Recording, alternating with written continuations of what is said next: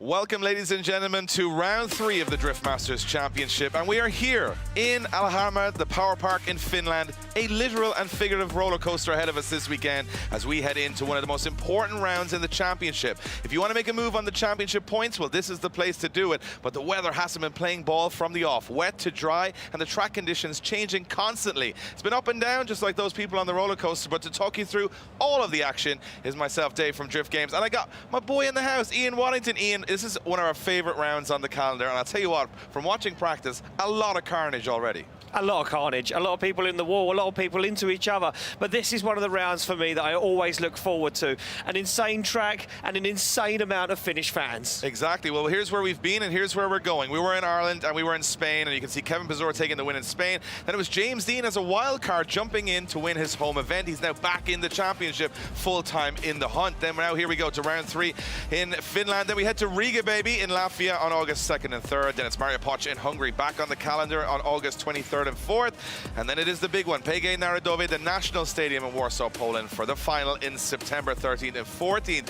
And if you want a little bit of a catch-up of where we are in the championship, this is how things went down in Ireland. The Irish tried to come very strong, and it was up and down for most of the favourites on the field. We had Peter Fiancek going off track against Jack Shannon, but then we had Connor Shannon going straight into the wall, hitting 8 Gs on D-cell as he hits the wall. Last year's champion and his brother going out of competition before they get to the finals. But it was James Dean who held his nerve against some big opposition to go all the way through. Or Nielsen looking pretty strong out there as well. James Dean, McKeever in the final, but unfortunately McKeever having gearbox issues, meaning he would have to settle for second place as the machine, James Dean, takes the win once again and is back with a first win in over a year and a half in Driftmaster. And it doesn't look like there's much stopping him right now after practice. This is how the championship stacks up, and it's always going to be a fun one when Laurie Heinen heads into Finland as the championship leader. He's chased down at the moment by Dwayne McKeever, Kevin Pazur, or Nielsen with a very strong performance in Ireland. And look at that, 1 round is all he's done out of 2, and James Dean with maximum points from Ireland jumping into 5th position. But everyone else in the championship is going to have to make a move here now, Ian, because if they don't, it's going to go a little bit away from them. If this is what's happening this weekend, we got obviously qualifying right now, 4 p.m. local time. Then we head to the Showdown. I love this part of the show, where we got the top 4 qualifiers going head-to-head for extra points at 7:30 local time. Then tomorrow, main event, top 32 at 12:45, and top 16 kicks off at 4:50 p.m. And that's where every one of these drivers will want to be after qualifying the Showdown and top 32. Crowd is pumped up for this one, but it's a very interesting track that these guys are going to have to take. This is the Mikko Salo go-kart circuit, so normally a go-kart circuit, but quite a big one. FIA standard, meaning it's perfect for drifting. As you can see on this circuit is a pretty quick initiation into some scary wall runs around everywhere, and I'm pretty sure every single car in practice has lost the rear tail lights, the boot lid, and the rear bumper. Ian, it's not easy. It's not easy, Dave, and those wall runs aren't forgiven. As you just said, they will take prisoners. We've seen it before, and we're guaranteed to see it again this weekend. But these walls now are bigger, they're heavier, and they won't move this year. The guys at the track saying they are stronger than ever, so expect to see some big impacts. But it's the same layout, that tight technical circuit, fast transitions, and then to top it off, Dave, that banked final corner where the guys have to get the rear bumper on a wall, on a bank, full throttle.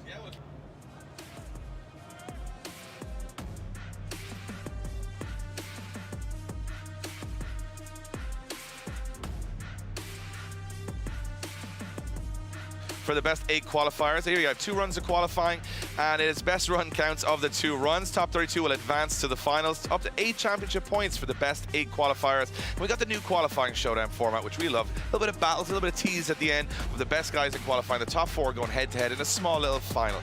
And this is the driver list we have for this weekend, and it is going to be an interesting one because we always start with our wild cards. And in Finland, we got plenty of guys out there that are pretty wild. Nico Matala, Tobias Pushan, we got Christina Alto, our only female driver on the grid, so she always goes really well here in Finland. Great driver.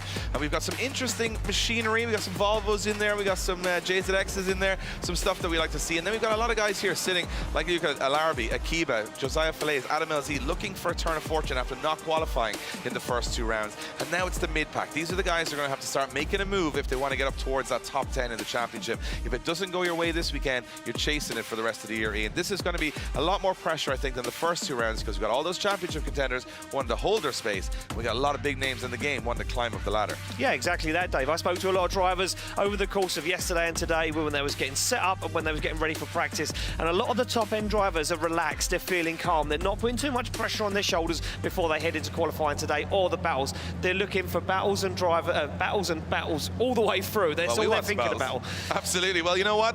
Time for talking's over. Time for walking is here. We are about to head to qualifying.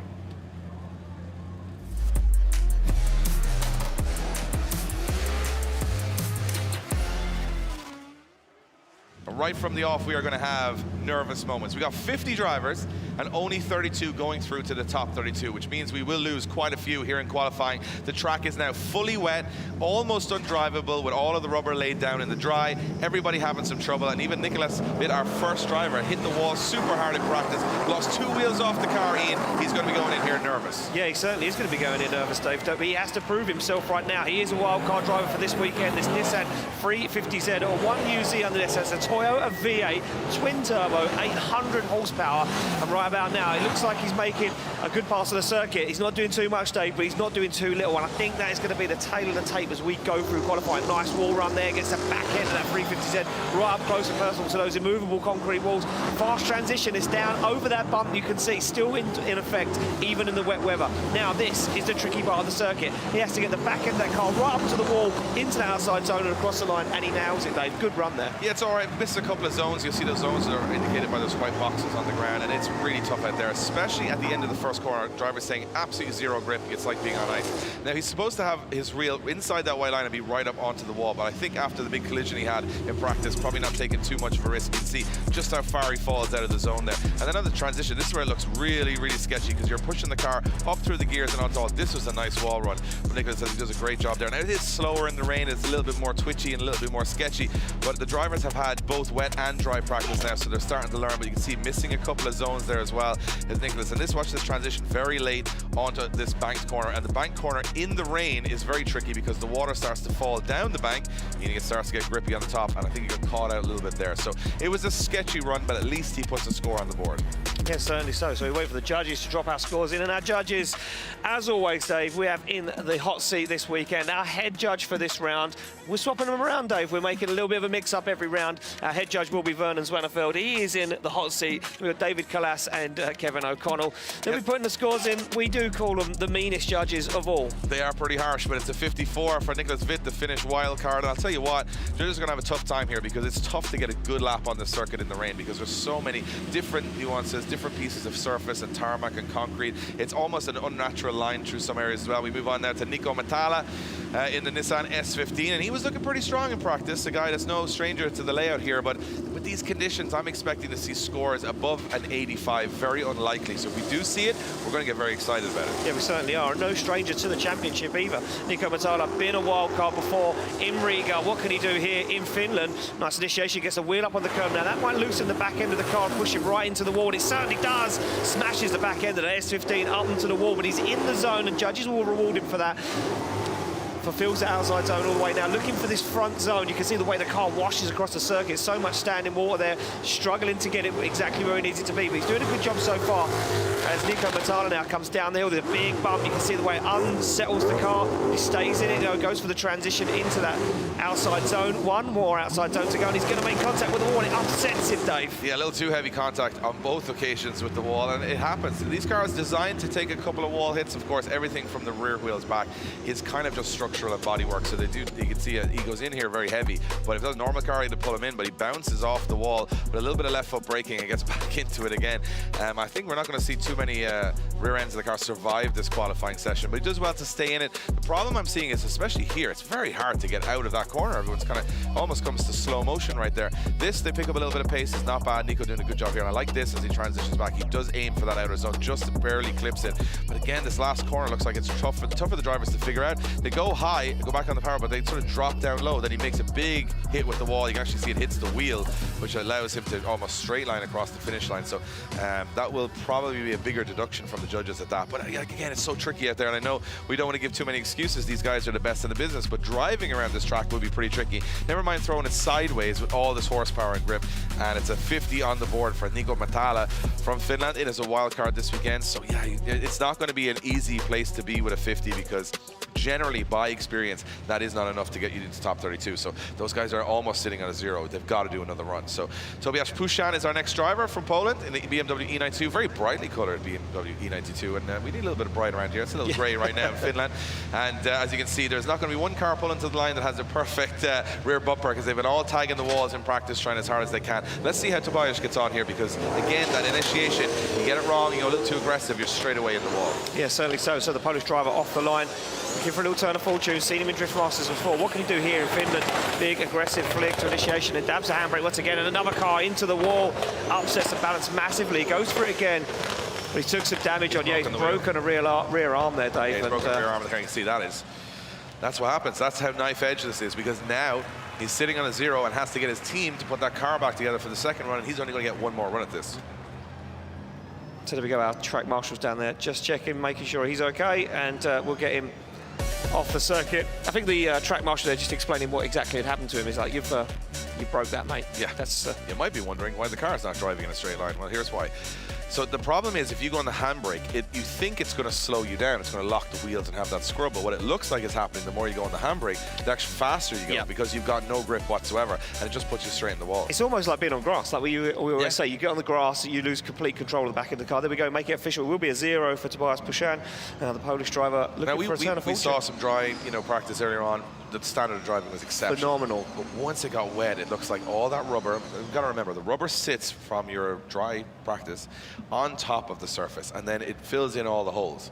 So you don't have any porous, the tarmac isn't porous anymore. I mean, the water is just sitting on top of it. So when you hit the rubber, it's almost like ice or glass, and then you're sliding along it. So straight away, we can see Puszczan trying to drive off the track, but unfortunately that wheel is now wedged on the inside. And I think we're going to have a war of attrition here in qualifying, because Ian, we saw it last year. It was an amazing set of battles, and I think tomorrow the weather promised a lot more, bright and sunny. But today, when we saw the rain coming in, we knew that it was going to be the clever driver that actually got through qualifying here, not the brave one, because the brave driver often ends up in the wall. I think there's going to be a few brave ones out there this afternoon, Dave. There's going to be a few that are going to take the risk and see if it can pay off. But for Tobias Puszczan, it didn't pay off, so we're going to have to get that car recovered off the circuit. And as Dave says, weather looking better tomorrow. It should be fully dry for the top 32 battles. Well, the problem, I'll tell you what, the man who's going to get the most amount of laps is the recovery truck, I think, by the end of this qualifying session. He's definitely got a full tank of diesel in there, ready to go. But you can see Tobias now is looking at that rear end going, I've got to get all that fixed. And most of these guys will carry spare suspension parts. I mean, it's part and parcel of the sport now. But he knows that his team have a lot of work to do now to fix it. You might have done an axle or a half shaft there, and you could have more damage than you want. It's a pretty heavy hit. I mean, I always say, if this was, on a street or around a town, this would be considered a major collision. You know what I mean? Yeah. Where here we're like, we'll fix it and go back out for the second run. But you can see he tries to carry on the run, but I think he's lost drive on that side of the car. So therefore, I think he's got more damage here than he probably suspects, and therefore it's going to be a real panic for the team to try and get that car back out. Now, one thing I will say, if we get a little bit of sunshine here, which we're seeing a little bit creep through the clouds, if we get a little bit of heat, this track dries in like 20 minutes. Very fast. We could see this go to wet, to dry, back to wet again. We do not know. And I think if you're a driver on the grid now, it's nervy, because you're thinking, I've done the wet, I've done the dry, but what I don't want is half and half, because then you don't know where the grip is. And as much as you can watch and they often do, watch the drivers that have gone before them, the guinea pigs, and to see what's happening out there, we saw it in Ireland. It's very tough. You can have a lot of guys spin, a lot of guys make mistakes. And especially if you're struggling with confidence in the championship at this point, you haven't performed at round 1 or 2 maybe like you wanted to, this is not where you want to be. You want to be on a full dry track, getting out there and putting your run down. So as you can see, we got more grandstands than ever before, Ian. We got grandstands on grandstands, and we got roller coasters in the background. It doesn't have to make any sense, because it doesn't. It's Finland. It's Finland. Well, we're in a theme park. The Finnish fans are so crazy, Dave. They sold out all of the grandstands within 2 days, so they said we're going to have to put another grandstand in because we've run out of seats. And this is the amazing thing. This event is sold out. You cannot even get in here if you want to. It's sold out. And Finnish fans always turning up. Now, obviously, today, it's tough work. You got to sit there in the rain a little bit, but they're in there. They're packing them in, and they're saying, hey, we're here for the drifting. And, very like the Irish, we get used to this weather. If you didn't go out when it rained, you'd probably be inside for the rest of your life. That's the way I say it. So you got to get out there, and you can see that look at these guys having some fun in the grandstands, enjoying themselves. You wouldn't know we were in Finland. You wouldn't know. You wouldn't know. What gave it away? These guys are crazy, by the way. The official Finnish drift fans, crazy. I tried to enter, but they said I could only be an unofficial finisher fan. You got to be. They wouldn't give you the card. They wouldn't give me the gold card, but no. I'll tell you what, I'm trying again because I think this is the most fun place to be. Finisher fans, and not only are they amazing here, but they follow their drivers around all of Europe. They're the loudest, craziest fans, and they are. Do you know what I love about them? They have so much respect for good driving from any country. So they're all about the sport, all about having a good time. And you know, at the moment now they're thinking, oh, we've just watched a recovery truck for the last 15 minutes, so we'll get them going again. It'll be all right. You see this guy's like, come on, guys, put the car on the truck. He's tired. He's had enough already, Dave. It's been a long day. It's been a long day. Well, they just go around the track and stop crashing into the wall. So you can see Tobias now getting the car recovered from the center of the circuit. Looks like no major leaks or damage on the track, so it'll be good to go for our next driver. But then if you are the next driver and you're Cristina Alto, you've been waiting a long time now. Two cars before you've hit the wall. You're now sitting on the start line. You're the only female driver on the grid, so you're representing for all the ladies here. And then you're going, what conditions are we in here? Because nobody knows. Nobody knows. And, a lot of these guys will talk to each other. They'll pass on information. The spotters will talk to other spotters, and they may pass on some information and say, look, especially the finish, because the finish want to be on that podium at the end of this weekend. Oh, for sure. You know what? They would love 3 Finnish drivers on that podium to say, hey, you came here, but we represented. Yeah, I think if Finland really want to win in Finland, because that's where you're going to see the place hot. I mean, this place will be that hat electric. Will be thrown onto the track that that guy's wearing very, very soon. So you can see Finnish fans waiting to see what happens here in qualifying. And of course, waiting, it's a bit of a game of chess. It's a nervous watch, I think, qualifying, as opposed to the battles. In the battles, it's like adrenaline-filled. Oh, look at that. Look at that suit. Peter Kozlowski, he is a character. He is dressed for success. He's dressed to impress. He's dressed for success. So he's waiting on watching, and I think all the drivers are going to watch on, because they actually, where they grid here, you can see on pit lane, they look out onto the track. And what they're seeing right now is a lot of sirens, a lot of lights, and a lot of recovery. So I think from that perspective, it's not going to be easy to sit there and go, oh, I don't want to do what that guy did. So I think what I would do if I was a driver... What would you do, Dave? I would try and play safe on the first one. I would probably initiate very early, make sure that first corner, I get to settle into the wall halfway through, not overcommit on the entry and then the whole run's over. That's how I would play it, but hey, I'm not as crazy as you're not out there, so yeah, there we go. So yeah, we got Cristina Alto on the start line. She looks pretty focused. She has plenty of time to think about this. And again, what way do you approach it? If you go too soft, you're going to lose points. You go too heavy, you go in the wall. So it's like a nervy initiation every time here. Yeah, certainly is. So Cristina Alto off the line in this BMW E36. And making her way around. She took it nice and gentle, but puts it into the wall. And that is how quickly. It looked like she had that dialed. You can see the disappointment. It just went wrong so quick. She just went, I know. Yeah, she knew. I think she thought, and I'm going to say, this is going to be from a casual viewer, from a fan, why are they all crashing in the wall? There is no grip there. No. So if you look around the edge of the circuit, you'll see all the marbles that have been left out from the rubber that's been laid on this track for, what, a day now? Like since this morning, it's like 8 a.m. So 6 hours, 7 hours of rubber laid down, and all of a sudden you go out there on that rubber, and again, you'll know this from, if you've got a doormat in your house and it gets a little wet, it's a little slippy, right? Slippy floor. So that's what's happening. I think the confidence in the first part of the corner is like, oh, just grip here, everything's all good. Then all of a sudden, just in an instant, it's gone, and you're straight in the wall. And now you got a damaged car and a damaged ego, and you got to go back out and try and do it again, hoping that the conditions change for the second run. Yeah, certainly. So let's have a look at this again. Look, I think she grabs the handbrake, Dave, if I'm brutally honest with you here. Oh, no, the car just washed. It just wanted to go towards the wall. I think, again, didn't want to handbrake the car so it would just slide into it, kept on the throttle. It looks perfect to me here. And then all of a sudden, just caught the back a little heavier. Yeah. And then you can see the steering wheel just fires the other way. So it's a pretty heavy hit, actually, when you look at it. That car is also going to need a recovery. So we got 2 recovery trucks, though. I mean, not that the guys here predicted this would happen, but we have plenty of trucks. Hey, I've got some facts for you. I love a fact. You love a fact? I do. Right, here's some facts. We'll talk to some of the guys, and we're going to make that one official. Cristina Alto scores a 0. Incomplete run there for her being in the wall. I was talking to some of the track staff earlier, and they said, hey, we've got loads of facts because we know that you and Dave are big facts guys. Love them. And we were like, love a fact.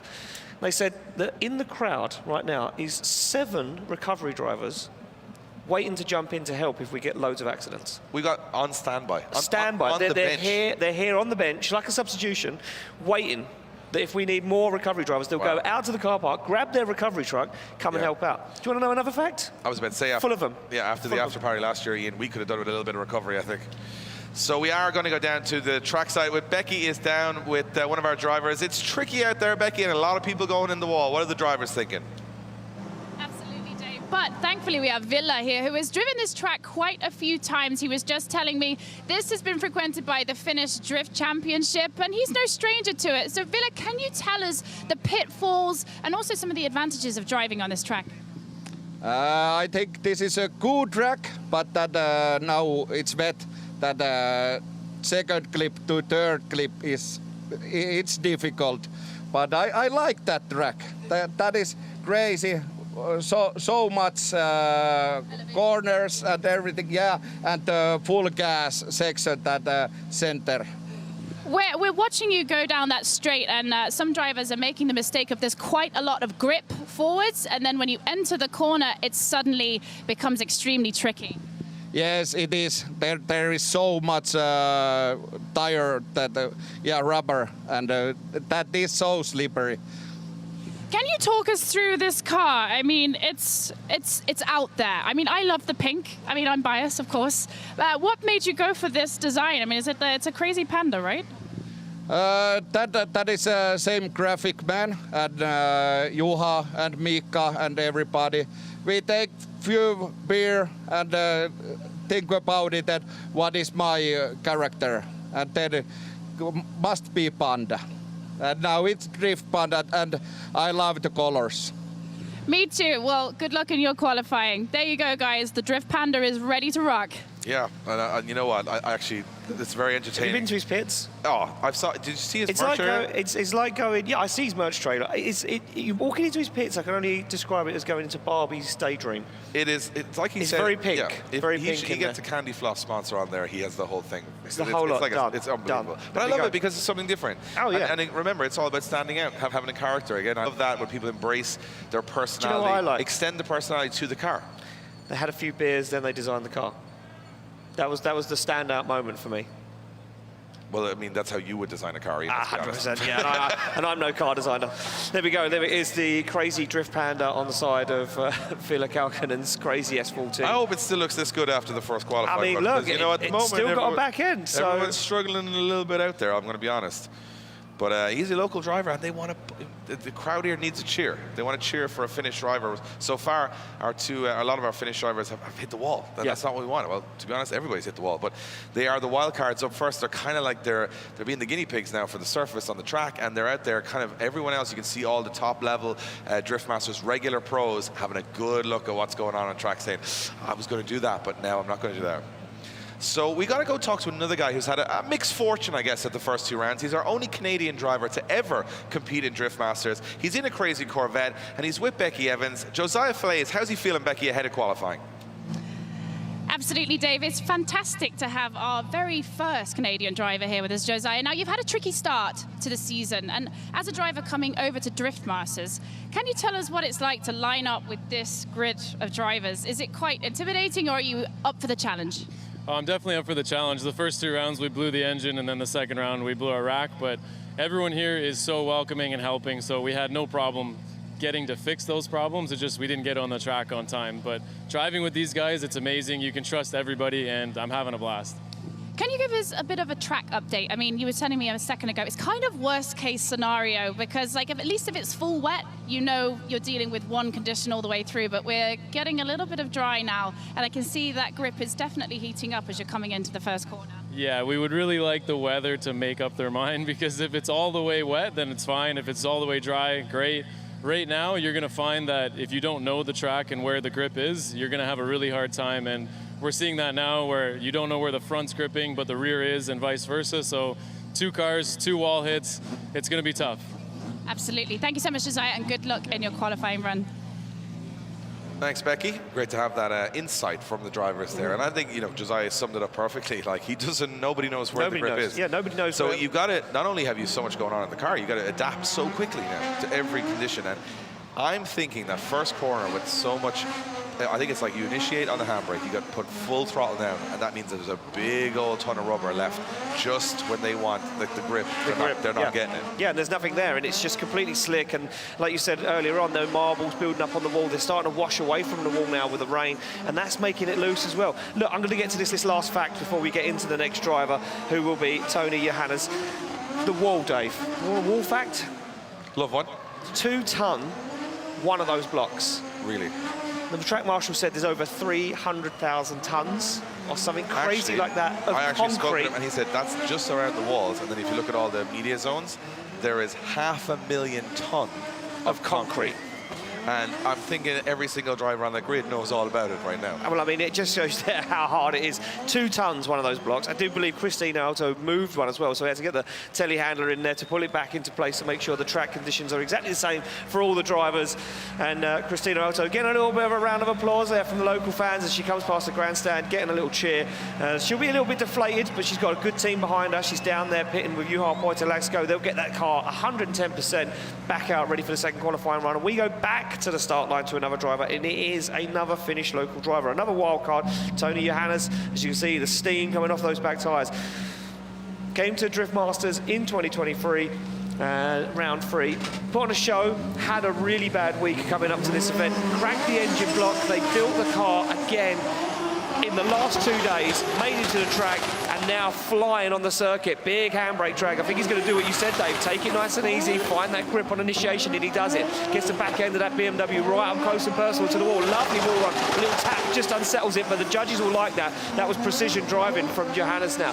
As he makes his way through that inner zone, transitions across the circuit very, very slow. You can see no grip whatsoever. Not close to the wall, nevertheless, getting the job done at the moment. Now down over the bump, the car unsettles. Can he keep it on the circuit? Just about. As he fires through the last outside zones coming up. This one now, a challenge. Can he keep it up there? Just scrubbing. You can see it's dry on that part of the bank. Yeah, it's almost like he hit an anchor. Just all of a sudden the car went, no. As he went up, because it just hit so much grip. And of course the water running down the bank, meaning the top of the bank where you need to be, is there dry, almost bone dry.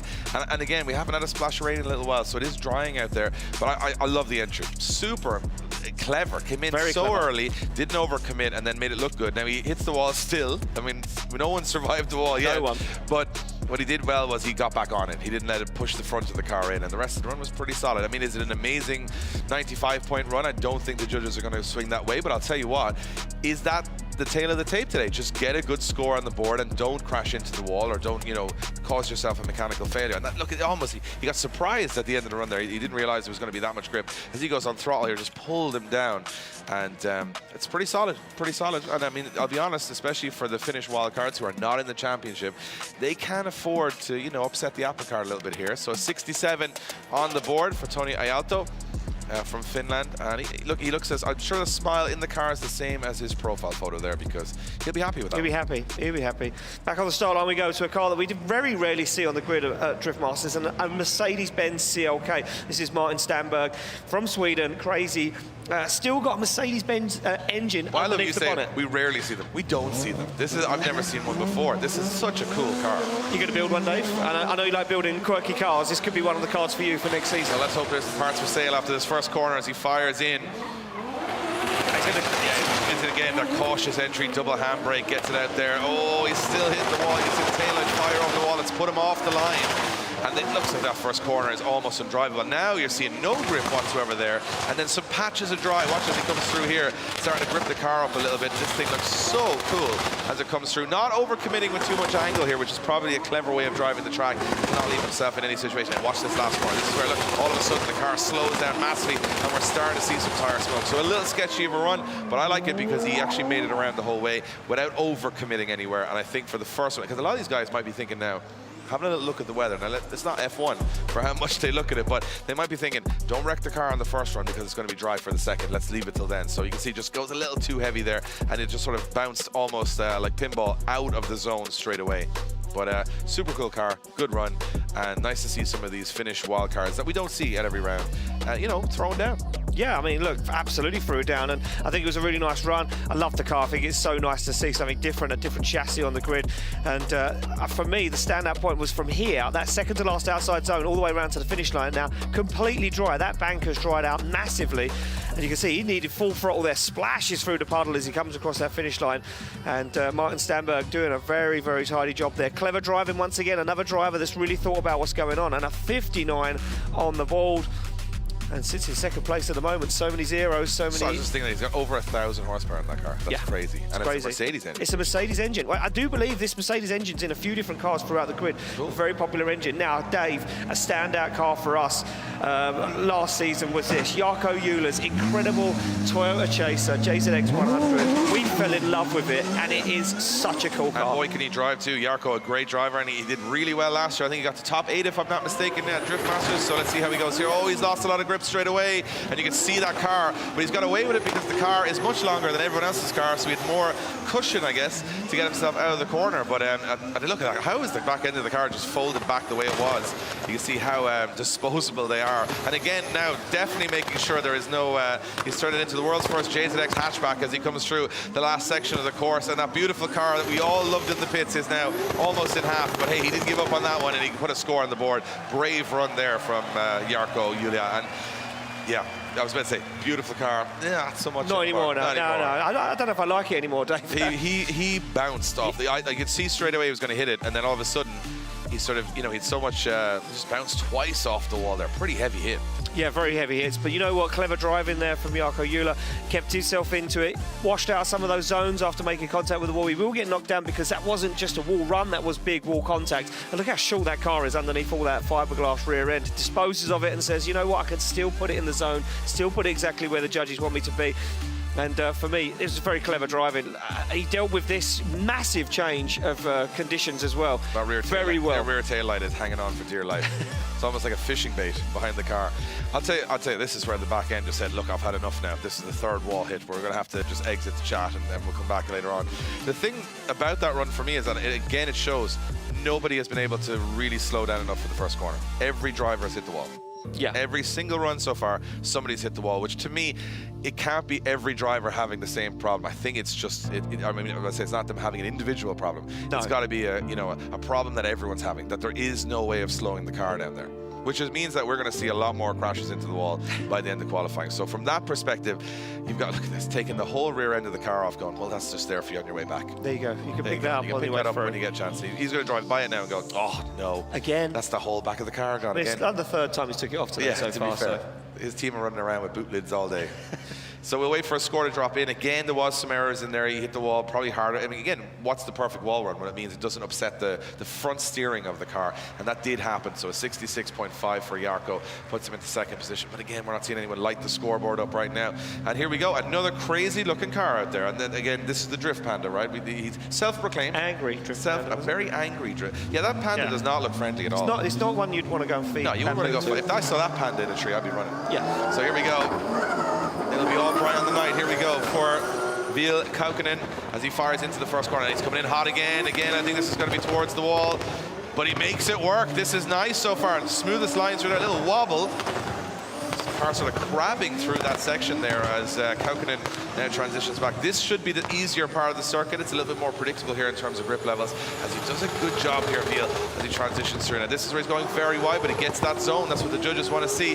And as he transitions back now, he has to hope that he just kicks the clutch and pushes this car up the track. It just doesn't happen. Gets caught out a little bit at the end. So it's like a track that has 4 different sections that are impossible to get all right at the same time. It certainly is, Dave. And you know what? That last outside zone is so dry now. But what I did notice was how dry it is coming from that first long outside zone across the circuit to that inside on that transition. Look at this, a little wall tap and it crabs, as you said, Dave. I think he just balanced it very, very well. Let's take a look on the onboard as he tags the wall. You can see, look, corrects it again, gets a little understeer and says, no, I'm still in it. I can still hold this one together. And Ville Kaukonen had done a very nice job there. Kept that rear wheel right on that white line. Here on out, not really any problems, but that last outside zone, Dave, was where he kind of fell offline. He did, and again, I think he'd almost got to the point where he was like, everything's going great. I'm sure it'll be wet when oh no, it's absolutely bone dry. And you could see the car just struggle because you have to kind of get on the clutch early, get your wheel speed up so that when you hit that dry patch, you're already spinning wheels. Otherwise, you slow down and fall down the bank. So, you know what? Swings and roundabouts, right? So he did a really good first corner. The last corner wasn't so great. A lot of people doing it the opposite way around. So, yeah, hard to know what way to approach it. Another driver on the start line, our only driver from Japan, it is Ryusei Akiba from Yokohama in Japan, and he has had a struggle. He had a mechanical failure at round 1 in Spain, struggled with the conditions at round 2, and he's definitely lost the back end once or twice in practice. Let's see how he gets on here as he aims for a good top qualifying score. Yeah, look at this. Back into the wall when he holds onto it. Didn't upset the car. A little wobble there. It has pushed him out of the outside zone. But Ryosuke Akiba keeps in it now. He's very deep on that inner clipping zone, as you can see now. Transitions across the track. Goes very shallow. That transition was in the wrong place. He's going to have to work now to get back on that qualifying line. As you can see, rear wheel not in that zone. He's going to transition through there. He's a little deep, but he's going to make it work now. Has to apply the pressure. Can't get to that final outside zone. Look, he made a run of the track, but there was a lot of mistakes in there, Dave. Yeah, very heavy hit with the wall, and that's what you can't afford to do. I mean, he got away with the first tap, but after that he hit it hard, pretty hard again. So you can see he got too deep, hits it, and then he's in big angle and he hits it again. And the second hit is what pushes him almost, because you're losing so much speed. You've got no momentum. So watch, he could get away with this, but this pushes you away. If you start pushing forward, you got a lot of grip in the car, puts you on the wrong line. And when you're on the wrong line there, it's very hard to get back on the right line again, which he suffered a little bit with a shallow line there. As he gets to the last corner, another driver struggling with the wet and dry. I think the track now almost 50-50. You can see tire smoke instantly on the last corner. A couple of sections on the transition down the hill as well. I foresee some big moments and sketchy runs coming up in the next, let's say, 20 minutes, because this is almost undrivable. No driver knows where the grip is right now. No, it's so unpredictable, and that's what Josiah was talking about. No one knows. They don't want that 50-50. And talking to 50s, it's a 52 dead on the board for Ryosuke Akiba, and he will go back to the pits. So we're going to go down to Becky. Becky, you are with Christina Alto. She had a big hit with the wall. How's she feeling? Yes, absolutely. I'm here with Chrissy Alto. And can you tell us right now, that was your first qualifying run. It's always quite tricky out there. Obviously, the conditions have changed again. Can you give us an update of how your car is looking to get yourself out for the second run there? I'm not sure, actually, but I hope for the best. Let's see. And obviously, you joined us last year, 2023 Drift Masters. Like, what is it? Is it fun to be back here? Is it still as stressful? Like, give us a rundown. Yeah, it's stressful, but maybe not that much as last year. And I was hoping for dry track, because on dry, I love to drive on this track, but on wet, it's really difficult. Absolutely. Well, we hope you get your car back together for your second run, and good luck for your second qualifier. Thank you. There you have it, big incident for Chrissy Alto into the wall. We get one more look at it again here, and it's the tail of the tape for most of the grid, not just Chrissy Alto. Everybody's been going in that wall. Now we move back to the start line. This is an interesting car because it's got more horsepower than anyone would ever need in these conditions. It is Nasser Al-Arbi, coming to you from the UAE. And I'll tell you what, this car running 1,300 horsepower, he's going to need about a quarter of that now to get around this circuit. He says he's really worked on the car from round 2 to 3, feeling more confident. And he's coming in hot as well. Another driver hitting that wall pretty hard. Yeah, certainly is hitting it hard, David. He took the edge off the wheel, and you can see that disposed on the edge of the circuit. Now, will that tyre hold on that bead? That is a big question. As he took the wheel, yeah, look at that. You can see the rear wheels. He's struggling now with grip. I think he's damaged some suspension as well. It's massively straight. He can't find that qualifying lineup. This could almost, Dave, be scored a 0 for the prolonged amount of straightening, but I'm no judge. I know when he shut it down right before the finish line. Yeah, something's not working right in that car, and they had some issues in Spain, some issues in Ireland with some steering, and you know, this is tough. You can see the back end of that wheel is watch the wheel. The wheel is not at all the right. You can see it bouncing up and down. When he hits it, you can see part of the wheel smash off, and it disappears down the circuit. Now watch on the screen as you see a piece of silver metal. Boom, see it? Bam! That long shard, that is the bead of the wheel, so that's the outside of the rim. That's completely gone. So he would have started losing tyre pressure, gaining more grip on one wheel than the other, makes it almost undrivable. He was almost having a very fast puncture throughout the whole run, probably. I like it. Yeah, fast puncture. We were used to slow punctures, but fast punctures, that means you've taken the whole wheel to pieces. But Nasser, originally El Salvador, now living in the UAE, not getting the look he wanted. And of course, not a whole lot of rain in the UAE either to practice these kind of things. I mean, I don't know, Dave. You said that last time. They have a day of it, but you have to be drifted that day. Had a couple of days of it. So we spoke to him earlier on, Josiah Flays, the only Canadian driver on the grid. This is an amazing car. It's the only Chevrolet C6 Corvette competing in Drift Masters, and it is a wild machine, naturally aspirated with all the nitrous. It's running about 900 horsepower. He's not going to need all of that, but that NA engine could work for him here. And he said this is going to be around. He wants to redeem himself. He's going very wild and very early, and he misses out of zone 1. Yeah, he come way early to outside zone 1. Now he's going to struggle for outside zone 2, but could that be a nice tactic, because look at the line he takes. He washes out of outside zone 2 now, dials on the angle, looks for that inner zone, and he washes across the circuit, wheel up on the curb. Can that help push him to that outside zone? Just about. As Josiah now makes his way down the hill, he's carrying a lot of speed. As he comes over that bump, he's going to go super wide, and he does once again manage to balance it. Now he needs all the power. Now he needs to squeeze the throttle and unleash that beast. That's not a bad. Do you know what? That's not a bad lap in these conditions. It's very tricky. He went a little bit. What he did was he went up the straight testing the grip. He got the timing a little bit wrong on the initiation. Came in at it a little bit too late. But it actually helped him get into the zone later and not into the wall. So you can see one of the few drivers not making a collision with the wall, but also not staying all the way in the zone. You see that white line on your screen, kind of comes out of it early. But you know what? Getting around smoothly, safely, without doing damage to the car seems to be the way to do it. We don't know what the conditions will be like on the second half of qualifying, but you don't want to wreck the car because then you're out of the competition completely. I'm just going to put it out there. There was tyre smoke coming from the back of that car in a few different areas. Look at that, as you can see on your screen. A little bit of tyre smoke coming off the rear of that Corvette as he went to the wall. I think now this track, I'm going to put it out there and say it's 50-50. Yeah. I think the initiation is starting to dry, which is what caught him out. I think so. The wall is second outside zone, that long wall run. I think that's fully wet. Glass. Then the transition is now starting to dry. The third outside wall, I think that's starting to dry. This is now getting to a point where nobody knows what the run is going to be like. It stopped raining. It's very cloudy, but the guy's saying that little breeze that we're getting here in Finland dries the track so quick. The temperature and it's still warm. We're in, pretty warm. we're in t-shirts. 62 on the ball, Dave, for Josiah. He'd be happy with that. If we don't get rain, but I can't guarantee it at all looking around. There's a lot of dark clouds around the place, but I'm just thinking every run now is a roll of the dice, and I think Josiah puts a 62 on the bar. I mean, I was saying you need to be in the 80s, right? I don't know today. Today could be anything. Anything could get you through today. So we go to the start line. You saw him in his beautiful suit earlier on, watching the action. Let's see if all that watching has paid off for Peter Kozlowski from Poland. Those two turbochargers sticking out through the bottom of the car, and he puts it in nice so far from Kozlowski. This is pretty good. Takes a big chunk of the back end of the S15 off, but he doesn't upset his line too much and does just about get to those zones. Late transition across the track, but he's made it work. It's not overly wide, but you can see, look at that, the car just gripping up massively as he comes through certain sections. No prediction at all from the drivers. And again here, absolutely dead stop on the brakes, almost dry there. So a good job from Peter Kozlowski, who struggled for form this year in the championship. But you know what? It seems like he's doing a pretty good job there. Yeah, he held on to that one well, Dave. You know, the initiation for me, very nice. Look at the way the front of the car dived down. He's on the brakes, got that car settled, then into this outside zone. Tagged the wall. I think that's probably an acceptable amount. It did push him out of the outside zone a little too early, and that kind of messed up his line on that inside zone. I always look at the front wheels of the car. Yeah. He didn't have any major corrections. No. I mean, the line wasn't perfect, you're right, but he didn't like have a big wobble where he had to re-steer the car in.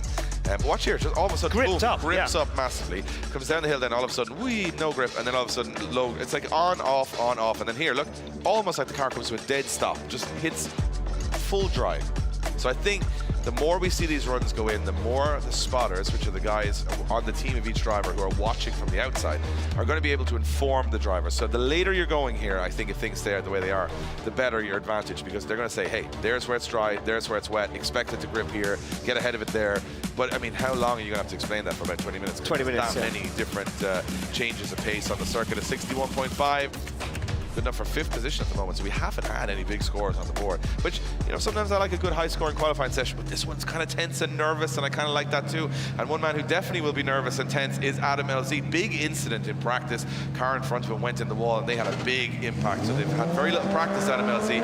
He's here all the way from the USA.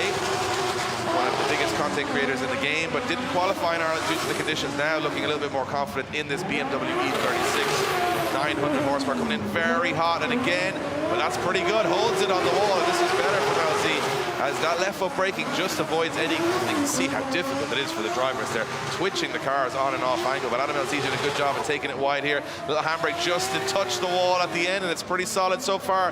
This is a very smooth run from Adam LZ in horrendous conditions as they transition back now. Has he got ahead of it? Yes, puts the foot to the floor and does get up into the zone. I think that might be our best run so far. Yeah, I mean, look, he's shaking his head to say no, Dave, but you know what? I think that was a very good run. He dealt with that second outside zone, that long wall run, so so well. Let's look back in the initiation. He comes off the handbrake. LZ looking focused.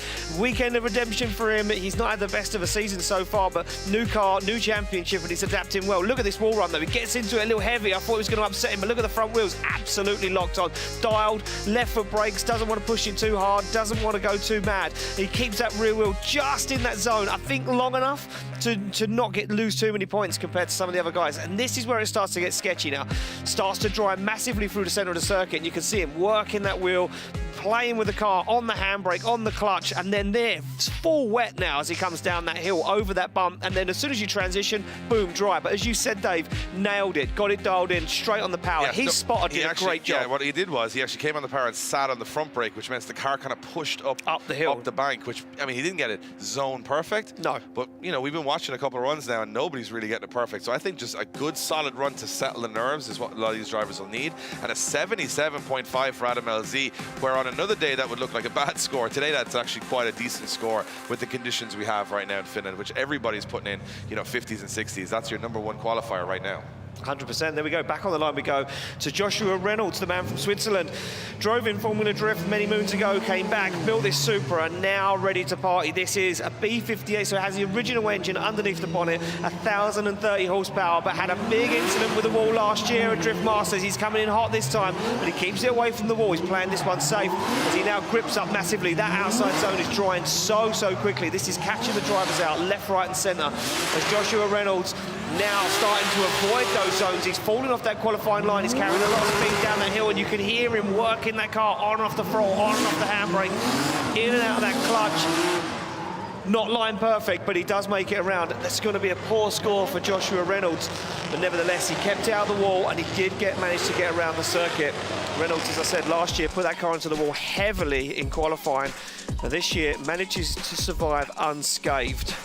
I think that's the word, though. Unscathed. Can you get around without hitting something? I think that's it. I think that's the name of the game. But half a million kilos of concrete out there, and try and stay away from 1 kilo of it. It's pretty hard. Look how much this track's drying now, Dave. This is getting really sketchy. Yeah, and I don't think, I mean, drifting is a difficult sport, especially when you're in these cars, because these cars are gripped up so much, they're so aggressive, so much power, they're the best of the best when it comes to European drifting.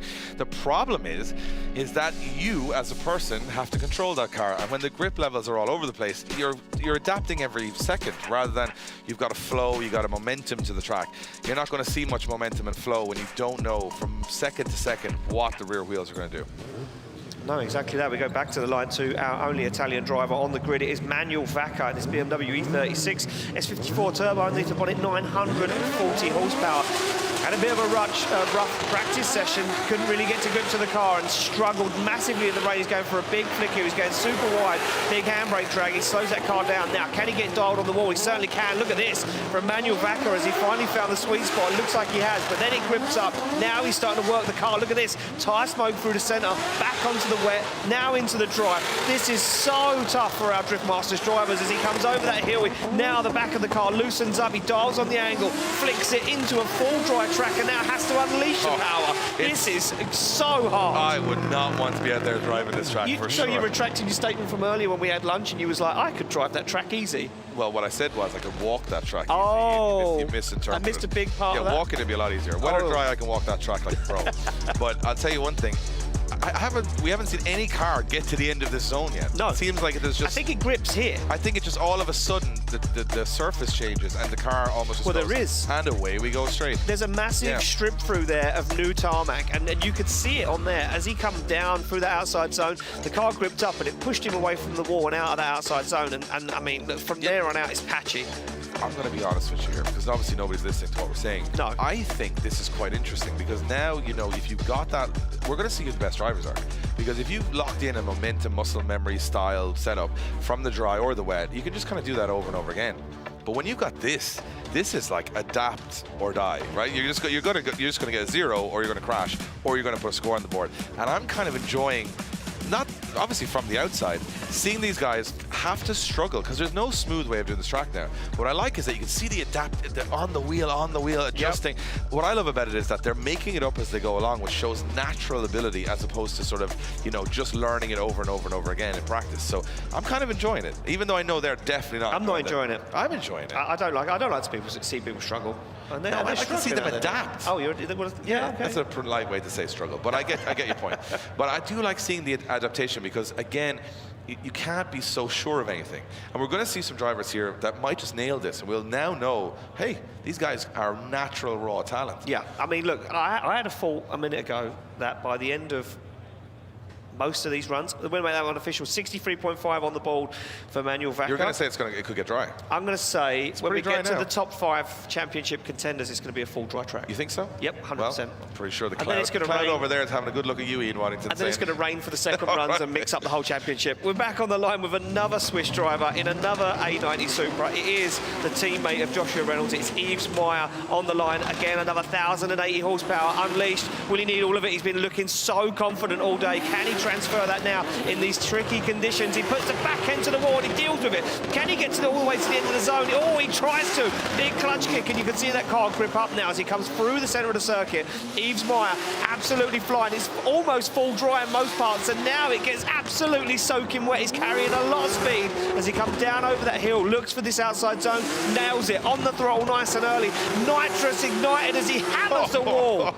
All four, smoke from all 4 wheels across the finish lines. He locks the front brakes, levels the throttle.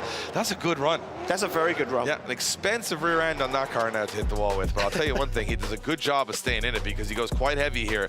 Not a big overhang on the Supra, so he kind of bounces off it. And then he gets back on it, and you can see, you're dead right. As he gets to just about here, watch the line on the track here. Bull, automatic grip. And it's very tough to carry it through. Hard, yeah. They're not carrying that momentum. No, you've got no speed in the wet to keep that momentum going to the dry. So I completely understand what they're missing now. It's like some of the wall runs are dry, but the bits in between are still soaking wet. So it's like, hey, you want to go fast, but then you're going to go really slow at the wall. Yeah, you've got a left foot brake. Watch this. He goes on. He has to slam the front brake straight away here because he's like, I just need to like get across the line. And does a good job. Does Very a really good job. Yeah, he adapted so well. And that's what I'm saying. Like every moment you can see, he goes, oh, too close. And he's lost a bumper, so he's then put the wheel on the wall. Yeah, cool car too. Yeah, very cool we've car. been fans of these cars for a while. Team. 70.5 into second position goes Yves Meyer from Switzerland. And you know what? Not a bad score, given the circumstances, in my opinion. Now, this man is no shortage of excitement when he comes off the start line. It is Edgars Krojeras from Latvia in the F22. Kebab fighter, he calls it. Yep. I've yet to see him fight a kebab, so I feel like he's more of a cooker than he is a fighter. Let's see what happens as Edgars comes down the track. Got that V8 in that F22. Very aggressive. It's probably too aggressive. Yeah, but he kind of bounces. Oh, wobbles through it. Yeah, same problem again, has to go on the handbrake. And he gets it a little bit overcooked there as he misses that inside zone. Didn't expect that wet patch at the end of the first long outer zone. And they transition back very fast, very fluid. Again, you can see just how much they're struggling to know what to do behind the wheel. So much steering wheel input from every, you can see it just through the window of the car. They're just wrenching either side on the wheel, hoping something happens, and it is tough. That was like trying to tame a beast for me. He came off that start line and that car looked like a handful to drive, and in these conditions it was super hard. Look at that, dab the handbrake again on the beginning of outside zone. Here's the thing, Ian, because I'm just thinking, you know, these guys have wet and dry setups, which that means basically all the grip in the world for the wet, because you've no grip, and then in the dry you can kind of, you wind it up a little bit because you don't want, you know, the car will barely spin the wheels with the grip these guys are running. So I'm thinking a lot of these guys going out in a wet setup, which makes when they hit those dry patches even more difficult to spin the wheels because you're going from full wet to full grip in the dry, and you've got to kick it like really hard on the clutch to get that car moving up the revs because you're at very low revs in the wet. You're just playing in the mid-range because you don't want to, if you put the, basically if you ever put full throttle down in the wet at any sort of angle, you're going to spin around. Yep. So they're playing with the throttle and all of a sudden they got to, you know, launch on the throttle. So very difficult. 55 on the board, not bad from Edgars Krojeras from Latvia. 10th position so far. And I'm looking forward to getting a kebab off him now in Latvia when we get there in a couple of weeks' time. Look at this. Local hero. Here's a guy. Here's a guy now that might just turn up on the day and say, this might be my situation. It's Teemu in the diesel Mercedes. And if you've got no idea it's diesel, well, you do now, because he's creating a lot of smoke as he comes. Teemu Peltola goes into the first corner, Finnish fan favorite. Good so far. Oh, when he's in heavy, in pretty heavy, he almost can't, the car's so long he can't actually get it back drifting again as he hit it pretty heavy coming through there. So mistake from Teemu, but can he rejuvenate this run as he comes through. You can see the black smoke from the front of the car, white smoke from the rear. It's getting pretty dry out there. But he's on big angle. He's going to lose this one, I think. He is going to lose this one. Just lost it as he came down the hill. And there's a bump there. It's not so easy to see on your screens, but if you're here in person, you'll see the bump. And Teemu has made his own track up now. He's going a different direction. And that is going to be one for the history books. He's going to have to try and redo that in the second run. But he gave it everything. He did. He gave it everything. He went for the big run. I tell you what, he had the Finnish fans behind him as well, because as soon as he pulled to the line, this place erupted with cheers. Everyone was cheering for Teemu. Look, he had that car gripped up. Watch the bump. Look. Boom. When it hits the bump, it just sends the back end flying. That rear suspension completely decompressed, and it went so loose that he had nothing left. He dialed on full lock, and there was nothing else he could do with it. No. Photographer took a step back. Yeah, I would as well. Wasn't entirely confident that was it. It was like, it's a good shot. Whoop, let's just go back a step. Still a very cool car, and still all the chances in the world in the second run of getting himself into the top 32. So it's not over till it's over for Teemu Peltola from Black Smoke Racing. And then we move on to the start line for Itay Seda. And Itay, a youngster in the championship, just 17 years of age. 17. So he can, I think, probably just getting legal towards having a driving license. And here he is behind the wheel of an 800 horsepower 2JZ powered E46 in the rain of Finland. As you do. As casual as you do. So now he's a couple of buttons being pressed. I'm sure there are wipers. So a little bit of, that's the thing, you never know. Do I put the wipers on? Do I not? It's distracting me. Is it wet? Is it not? He's decided he's not going to have the wipers on for this one. As he fires in, you can see the concentration in his face as Itay fires in. Very tentative entry. That's going to be tricky now to get it. It'll be late to the zone now. He has to stay late in the zone. Make this work, and he does. You can see the grip just firing into the car. And Itay just struggling a little bit to know how much. It's very late on the throttle there. Especially expecting the car to wash, and it didn't. We're getting I think we're probably 70% dry now at this point. 30% wet with this, so 30% wet. That's catching a lot of drivers. He gets a good strong finish to the run from Itay Seda, but I don't think he'll be overly impressed with maybe the first two corners there. You can tell in the car. A driver will know if I'm struggling, doing a lot of inputs. It didn't go that smoothly, and it's probably going to look like that from the outside too. Exactly that, Dave. Yeah, I think the initiation for me, he scrubbed too much speed, and it struggled to get to that wall, and then that outside zone now, I think nearly all of it is completely dry, and you can see, look at him working away in the car, big clutch kicks as he's absolutely hammering the clutch pedal to the floor to try and get that car to react, and you can see through the centre, it just didn't. The car wouldn't wash to the wall like it would in the rain. It comes over that bump and it upsets him once again. I think another driver on a very high grip wet setup that's now finding out that he can't spin not full wet, Tell you what though, still puts a score on the board. Yeah, tags the wall at the end as well. And there's plenty of drivers that have no score on the board. Look at that, look. Oh, that was wheel good. To the wall. Oh, that corner is so cool. He got sort of like a strange gingerbread house in the background from the theme park as well. Yeah, it's a strange place, but I love it all the same here in the PowerPark. 51.5 for Itay Seda. We move back to the start line. Another Finnish driver, Juha Poitalaxo. And the Finnish fans looking forward to seeing what Juha can do. Now, Juha bringing home a lot of trophies to Finland over the last 10 years or so in European competition. He'd really love to do it here too. He certainly would, Dave. Yeah, and OG is classed in terms of European drifting. This man been around for a long time. He's got the experience now. Can he transfer that experience right here, right now? And it doesn't look like he can, as now he washes away from the outside zone. Loads of water pouring from the back of that car as he transitions across the circuit, looks for the outside zone, now starts to find it as he comes flying down the hill. Dials on big angle. This is going to be super wide. Just about keeps it on the tarmac as he transitions into the last outside zone, foot flat to the floor, and it pushes him away. Oh, something strange happened there. He kind of fell out of the zone, fell down the bank. And I thought he was gone. Yeah. I definitely thought he'd overcooked it on the transition, but he did a good job, stayed on the edge of the track. Tentative entry, didn't overextend himself into the zone until very late. And at this point, you're expecting the driver to move to the end of this zone, but it does look like all of a sudden the grip levels start to rise and they just can't seem to make that work. There's not one driver that's made it to the end of the zone there at the end, which is really unusual. Yes, certainly is. It's very unusual, but these guys really trying to deal with these strange track conditions and parts of this circuit just not drying whatsoever, and other parts of it bone dry. So Juha Poitalaxo there, as you can see, look at this. Watch as he comes on the throttle, you can see the rear wheels, he lights the tyres up and it just pushes him straight out of that zone and away. You know what, this is actually really tough to judge too, because it's like ups and downs. Yeah. Right? You're kind of rewarding the bravery in area. 67.5 for Juha Poitalaxo, third position so far, but you're rewarding the areas where they're going close to the wall and doing the big angle, but then at the same time you're going, I'm not sure what he was doing in that position or where. It's hard to judge, you know, the mistakes versus the reward of the tough conditions. So a fair result there as Michael Reichardt, a man who will be, it could be snowing out there, and Michael Reichardt will still approach the run exactly the same. Full throttle, 110% in the BMW. As always, the Czech driver, 1,050 horsepower, big entry from Michael Reichardt. Absolutely sent it into the first corner. And will he get there late in the zone? He loses the bumper. But he doesn't, and again, you can see the jab of input on the throttle that all these drivers are doing because they're not sure where the grip is. Look at that, starting some tire smoke through the center sections. Reichardt fires it wide, does get that zone, and this is where everybody's struggling. Got to get on the power early here, really early, and push yourself up the bank. And Reichardt does a great job of doing that at the end. So strong finish from the Czech driver. He's Czech. Yeah, I see what you've done there. You like it? I've been waiting the whole time, yeah. Well, all dad weekend. jokes are your specialty. They are, yeah. Yeah, look at this. I think you're dead right, Dave. He went super wild on the initiation. It completely messed up his line into that second outside zone. Gets into the wall, he kind of grips up, pushes him out. Then he struggles really to get back onto that qualifying run. But then from here on out, he's like, I really need to make this happen. Fires the car down the hill. Look at this flick. No regard to the back end of that car. He says, right, now I'm going to work out where that qualifying line is again. Gets back into it. Very, very strong finish at the end, even though he is from the Czech Republic. Gets the back end of that BMW to the wall across the line.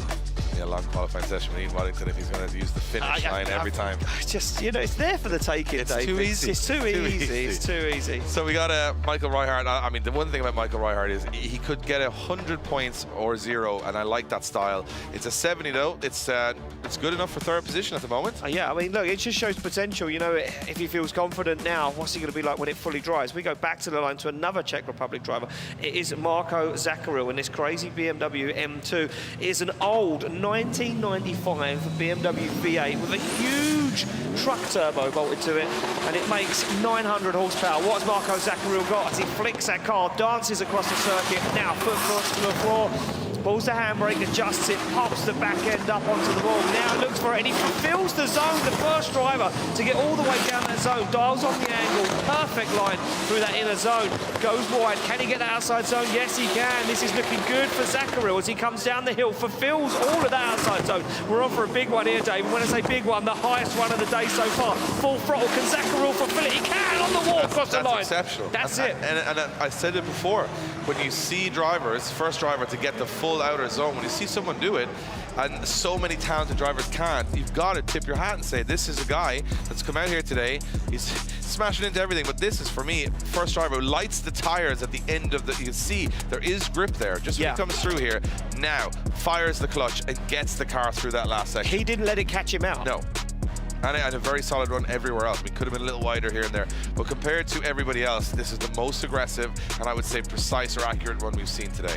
Yeah, look at that. Beautiful there on the outside zone. Look at the way he dialed, he dealt with that, as he come over that hill, dry, bam, look at this, on throttle. He knows, he's been watching, the spotters have been doing a great job in the spotters area, saying to him, look, this is where it's dry, this is where it's wet, you need to be careful here, be a bit tentative. On that last outside zone, you've got to go for it like it's full dry. I think this is a good run. I mean, we could always have a better run, especially when, there you go, look at that. In these conditions, Marko Zacharil puts an 89 on the board into first position. An 89 out of nowhere. Well, it shows it can be done. It certainly can. And that's what the rest of the drivers are going to have a look at. And next up, we have got our youngest driver on the grid, Conor Falvey, top 5 in qualifying in Ireland in his home track, but different proposition here as he takes this 2JZ S15 off the line. So he's feeling nervous this morning, but he's laser focused right now. Yeah, he certainly is, Dave. Look at this big flick across the circuit. Oh, and it's dry on initiation. It catches him out, but he deals with it. The young man, wealth of experience, smashes the back end of that car off the wall, but stays in the outside zone. Another one who's got it dialed. Now works, looks for it a bit deep on that inner zone, but he deals with it. That's going to lead him nice to the end of that wall, and he tags it as he comes down the hill. Oh, drops a wheel in the mud. Can he hold on to it? And he can't. Puts himself into a spin. Yeah, I think once he got the mud on the tires there, that was going to be the end. You can see he held it on angle, but there's no grip in the car, and I think we saw Timo do the same thing. Once you drop a wheel, get a little bit of mud on the tires, all of a sudden those very sticky tires become, well, very unsticky. I know exactly where it went wrong. He went way too late to this wall. Look, tags it with a spoiler. I mean, precision. transition, beautiful, but it leads him too wide on that outside zone because the transition was too snappy.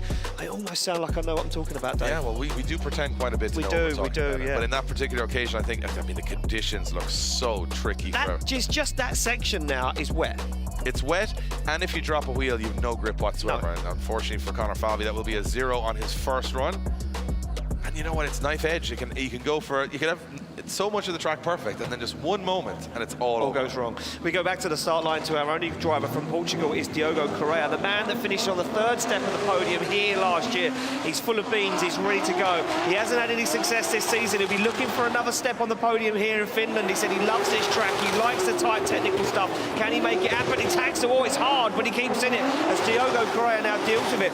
Reasserts himself, thinks about what he's doing as he transitions. A little too close to that curb, but makes it work as Correa smashes the wall once again. It's looking a little scrappy. He goes deep, holds onto it, and he's very shallow on that transition. Now fires to that final outside zone, tags the wall again. The poor BMW's no I'm rest. not sure what the back end of his car has done to him or said to him earlier today, but it kind of been, they're not friendly. They're not on friendly terms. No. He was like, I hit the bumper, then I got off the boot lid, and then the 2 rear quarter panels, all in the one lap. Like, this is a pretty heavy hit. Yeah, that's a big hit. He hit the wheel on the wall Yeah, there. and you can see the front of the car got massively adjusted, which means Yeah. that's a big deduction. That's a big mistake. And then here, I mean, the boot lid was just minding its own business, and it was like, oh, you know what, Diogo, I'm out of here. This is too dangerous for me. And then as he transitions back, the 2 rear quarter panels were like, oh, we've got away with this. He tagged the wall again with the other wheel. Yeah. And then he comes through the last section and he goes, oh, there's 2 quarter panels left. I mean, why go home with anything? With anything, yeah. So he just absolutely backs it in here. Watch this. I'm pretty sure this is another wheel in the wall. This is 90 degrees to the wall as well. Yeah, look at that. Looks great, though. From the outside. Phenomenal for us. The inside, terrifying. A 60 on the board from Diogo Correa from Portugal puts him in 12th position. As you can see that, look at that. The rear tire puts a tire mark on the wall, which is insane. Next up, we got Pontus Hartmann. And Pontus, you know, he's had a pretty okay season so far. I'll be honest and say he's been very consistent. I think he's kind of looking for a little bit of a jump up now, you know, out of the 32s and the 16s. Could this be his weekend? But it starts here for Pontus Hartmann from Sweden, 2JZ, 1,000 horsepower in the C46. Late initiation and very wet after it. And that's a big one. That's a big one. That's a big one in the wall. And I tell you what, you can see it straight away. Came in the dry, got confidence, went on the power, absolutely slick, no grip whatsoever. It's impossible to know. It is. You can even, like, there's 3 different ways of doing the first corner, and they're all wrong almost. Like, they'll always, somewhere you're going to get in trouble. Yeah. Yeah, I mean, look, I don't know what the right answer is. I don't know where the right line is to take, because I think if you go on that qualifying line now, wide on outside zone 1, like Pontus did, when you get to outside zone 2, you're almost washing on the wet part of the track because no one's really been there yet. Yeah. Of course, Ian and I will be starting up a new taillight business here in Finland. At the end of the weekend. At the end of the weekend, because we feel the demand is high. Yeah, there is a big demand for taillights. Yeah, we're and expanding into boot lids and bumpers. And we've got a collection. This is our new employee here on the screen. You can see him collecting them. So Pontus Hartmann gets a 0. I think if we just get that guy to bring all the bumpers and taillights to us, we'd have a pretty good collection. Yeah, we'd probably have every drift chassis. We'd make some sales. So the pile continues to grow. That's for sure. And I'm pretty sure if we get to the pits later tonight, there's not going to be one car that looks pretty clean on the back. I mean, to be honest with you, Dave, they've done a really good job behind the scenes of getting these cars back perfect again, because at the end of practice, there were a lot of cars that had no panels. No, just doors. We were outside the office and we were looking across, and we could only just see the cars coming back in before we prepared for the broadcast, and then all of a sudden we just saw no back end, no back end, no back end. I was like, what is happening out there? Well, now we're going to have our halftime show where we will see a giant tractor and a man in a scooter have an argument. You like a tractor? You're a big tractor guy. Yeah, I think this guy is an artist with this Hitachi. I think he does a good job of, well, he's also had plenty of practice because he's put in 500,000 ton of concrete. Or 500,000 kilos of concrete this weekend. So we're going to go down trackside while we get this this wall straightened up with Becky, and she is with 2023 champion Conor Shanahan, who must be looking out, Becky, and saying, what have I got to do to put a clean run in here? Definitely, Dave. I feel like this is a driver's worst nightmare because this track is unpredictable, it's sketchy, and the grip is starting to reveal itself in all of the strangest of places. So Conor, after watching a few runs there, I know the drivers sit and watch all of the other qualifying runs. Can you tell us what you're thinking ahead of your #1 run? Honestly, I really don't know. I think this is going to be one of the hardest qualifying runs what I'm going to have to do possibly in my career. The track is so difficult right now. I'm trying to take as much information as I can from my spotter, but you know, it's changing literally every second. So I just got to kind of be safe, but now the problem about being safe is that the track is drying, so you got to make sure that you have enough wheel speed that you don't straighten. So it's honestly a game of luck right now. Yeah, this is not the way I wanted the first run to go. I haven't had any laps in the rain either, so I don't know what the first corner is like, but you know, it is what it is, I guess. We're just a little bit probably unlucky that if I was 5-6 cars maybe later, we could be possibly to have like a dry track, but it is what it is. I got to deal with it. I got to give it my all, and hopefully we can get a run on the score and either wet or dry for the next run. I don't mind once it's one or the other, not the way it is right now. Can you tell us, for the viewers at home, like, this is really where a spotter's job shines? Like, how important is that information that you're gathering from your spotter right now? Yeah, my spotter is watching the runs closely, trying to tell me, you know, where a car is stalling up if it's dry. The problem as well is that we drive a GT86, which means that the rear wheel is super close to the wall, like we don't have any overhang. So these cars are almost deeper in all the zones than, you know, for example, like an S chassis or something along the lines of that. So it's very, very hard to tell if I really push to get maximum points and try to put the bumper on the wall, that it could be still wet in there. Even on the run before, we had tire smoke, but you're taking into account that we might be a foot deeper in the zone. So it's very, very difficult. My spotter's trying to do the best job he can, and I just got to get in the zone, just try get it grooving, I guess, and just hope for the best. Hopefully I don't crash and everything's good. Good luck, Connor. Back to you guys. Thanks, Becky. Yeah, look, I mean, when your 2023 champion is saying you it's hard, it's unpredictable, and the spotter's giving you the best information he can of where the grip is, where the wet parts of the circuit are, and that you are sitting on the line nervous, it's not a good sign. We carry on the show, though, as the tractor leaves the circuit, we get a car to the line. It is, of course, the one and only Norwegian sledgehammer, Tor Arne Kavir. Can he take down a wall with that hammer, or will he keep it all under control and put in a safe run? Kavir having a bit of a struggle this year, not really performing, not really putting on the show that he came back for 2024 to do. Can he do it this weekend? Trouble with the car already in practice, but he looks dialed right now. Kavir absolutely flying, takes the back end off the wall, nails it all the way through the outside zone, and Kavir's looking dialed. Dials on the angle, looks for that midline, that white line through the centre of that inside zone. Absolutely perfect. Now, shallow to the outside zone. Can he redeem himself? He back on throttle, disposing body panels left, right and centre as Kavir fires it into that second to last outside zone. Looks for the final one across the line. Kavir on an absolute flyer.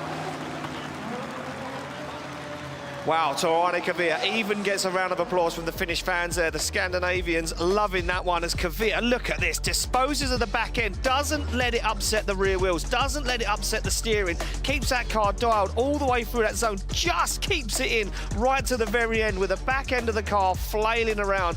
Kavir gets it one and done, but struggles to get to that third outside zone, but now starts to make it work. Look at this as he comes down that hill, wheel in that zone, bumps over the curb. Now it's looking like it's dry now after that bump. For me, Dave, this was spectacular from Kavir. It was, and it looks like it's very hard to get, you know, a wow moment on a couple of areas of the track, but he does. He only has one small wobble with the shallow through the center section, but other than that, that's a cracker from Tor Arne Kavir. 86 on the board, and he's in the game after a little bit of a lackluster first two rounds. It looks like Kavir's, he's got his aim is now to go to the podium this weekend, and you got to get through the worst conditions in qualifying. And if you can do that, that might be the hardest run you've done all weekend. 100%. Look at he sees his best friend get on the podium at Mondello Park, and he'll want to kind of, you know, one back for the team. We go back to the start line to a Swedish driver. Joachim Andersson now comes off the line in this S14.5 Mercedes-Benz engine underneath the bonnet, and now the drivers are starting to feel that grip, the initiation. They know where it is, and look at this from Joachim Andersson. Took the back end of that car to the wall in practice.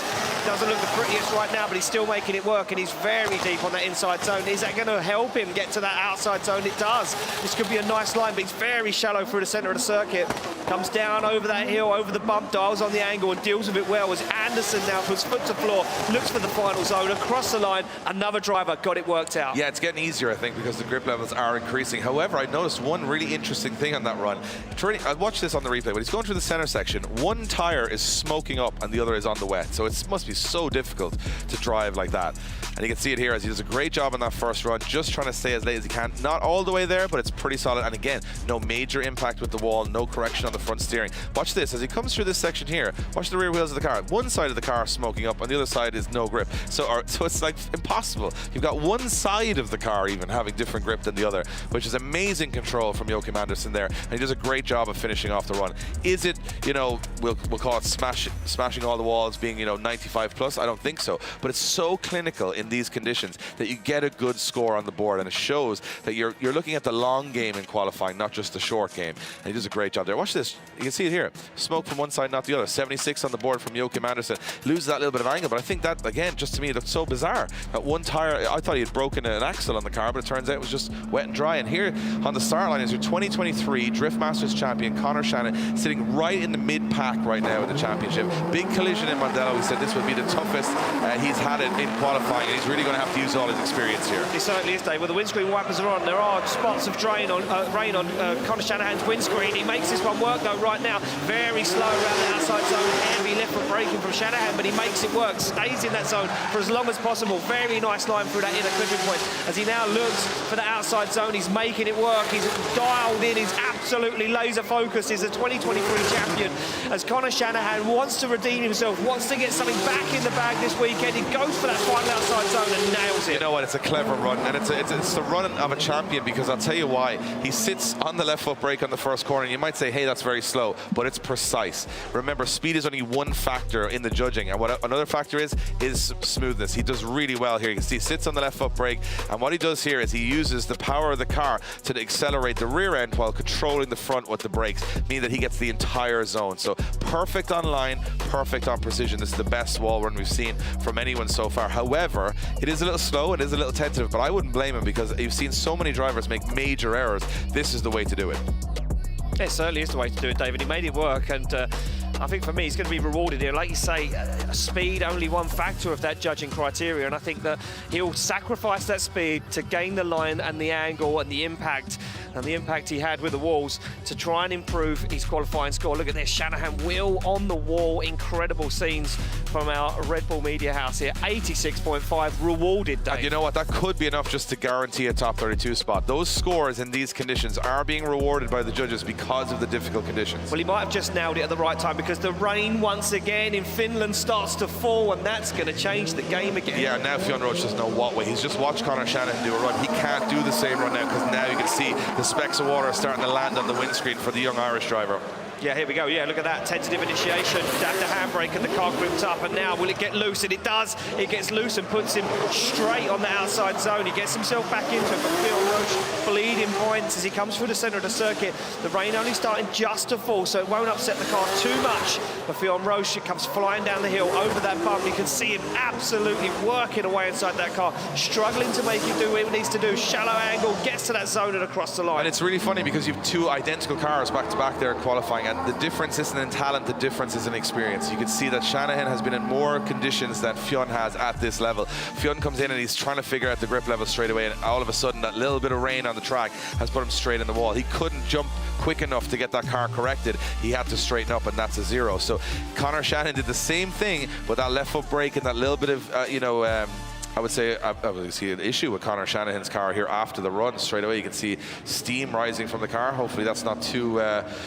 detrimental, but it doesn't look like a very confident Conor Shanahan looking down under the engine bay of that car. So it's going to be a tough weekend for all the teams behind the scenes, especially with so many collisions, so much carnage. You're on the tape and the cable ties and the blue tack putting these cars back together, and we go back to the start line. This is a beautiful car that we hope will stay beautiful at the end of this run.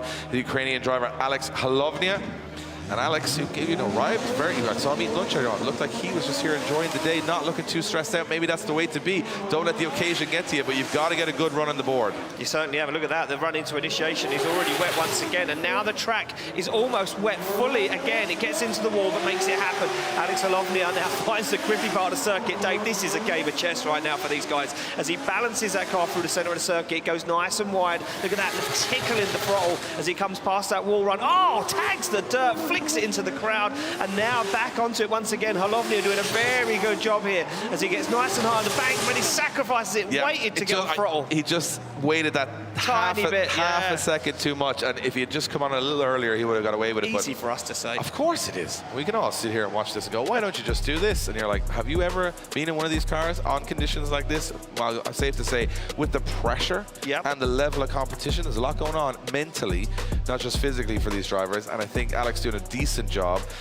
You know, we've witnessed some really good runs now, so we now know, but again, it rained, now it's not raining again. No, I think it's raining now. I think it's just a light shower. A little drizzle? A little drizzle. A little drizzle. Like weathermen. Yeah, we know nothing about it. We would be terrible weathermen. We'd be like, it's kind of raining, I think it's raining, maybe it's not raining. But I will say that, look, just there, he almost puts him in a spin at the end, but he just kind of, I suppose, launches across the finish line to put a score. It's almost like locking your score in at the end. I think he thought he was going to go in the wall. I think he thought it was too much angle at that point. Yeah. It's a 69.5. It's not too bad for Alex Lovely, and a 69.5 still is 8th position. So this first half of qualifying hasn't produced too many big scores, and a man looking for a big score and a bit of redemption is Peter Wiańczek. New build this year in the Supra, and he had some issues in practice, but when he was working, he was looking excellent, and Peter's got a lot of experience. He is 3-time European champion, and he's got to make every bit of that work now as he fires into that first corner. Really nice and wide. Wiańczek going for that wall. Look at that from Wiańczek. That's absolute perfection through that first corner. Doesn't bounce off the wall, but then he catches a huge amount of slippery concrete there, and he loses the back end of it. Oh, and he's in the wall heavy, and I think he's broken the wheel. The wheel is broken on the back of the car, and he's going to have to try and do this with one wheel not facing the correct. Look at that rear wheel is bent, and that arm is bent. How is he making this work? Wow. Wiańczek still puts in a run. Wow. That car, look at that back wheel. Absolutely, that arm just gave way. What are we even watching here? This is like, we're watching guys in 1,000 horsepower. This was phenomenal here. Unbelievable. Look at that. Perfect.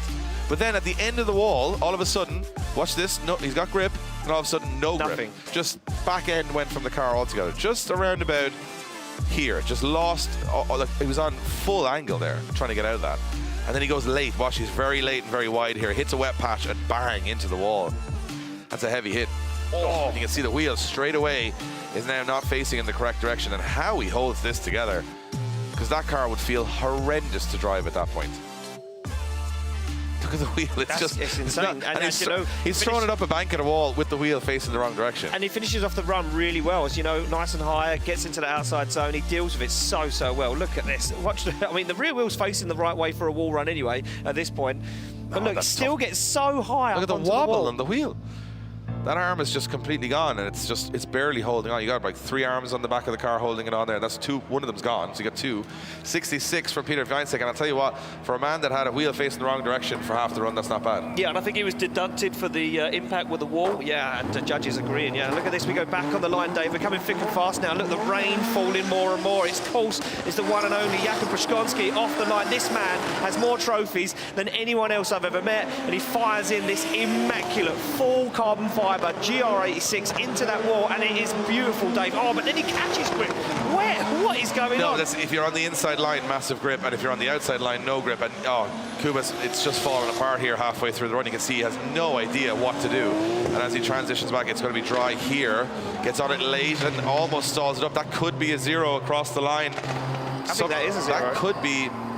I'm not sure if that's mechanical or conditions. I think they've gripped the car up massively. I think they panicked when the rain started to fall and they see people hitting the wall. They grip watch the car this. up. When he comes on power here, I'm just looking at the end of that first corner because we're trying to figure it out. So it's really wet here. Now he dives on the inside. Look, it comes off the wall, full dry there, and he just almost straightens up. Watch, if you stay wide where Wiańczek did, it's no grip. Here, look at the dry on the inside. So I think that's. All of a sudden, the car just stalled completely. Now he goes here and goes, he cannot get, you can see the left leg trying to kick the clutch to get the car moving, but it doesn't want to spin the wheels. Because he hasn't got enough momentum through there, I guess, is the problem. But, it's tough. It's really tough. And when you see someone of the experience of Kuba Przeszkolski or Peter Wiańczek or these guys really struggle, you know how difficult it is. This is just, yeah, I mean, there we go. It is a 0, you know. We had 1-0 in Ireland in qualifying, and now we've a lot. And now we've got a lot. Because, let's be honest, it is pretty treacherous.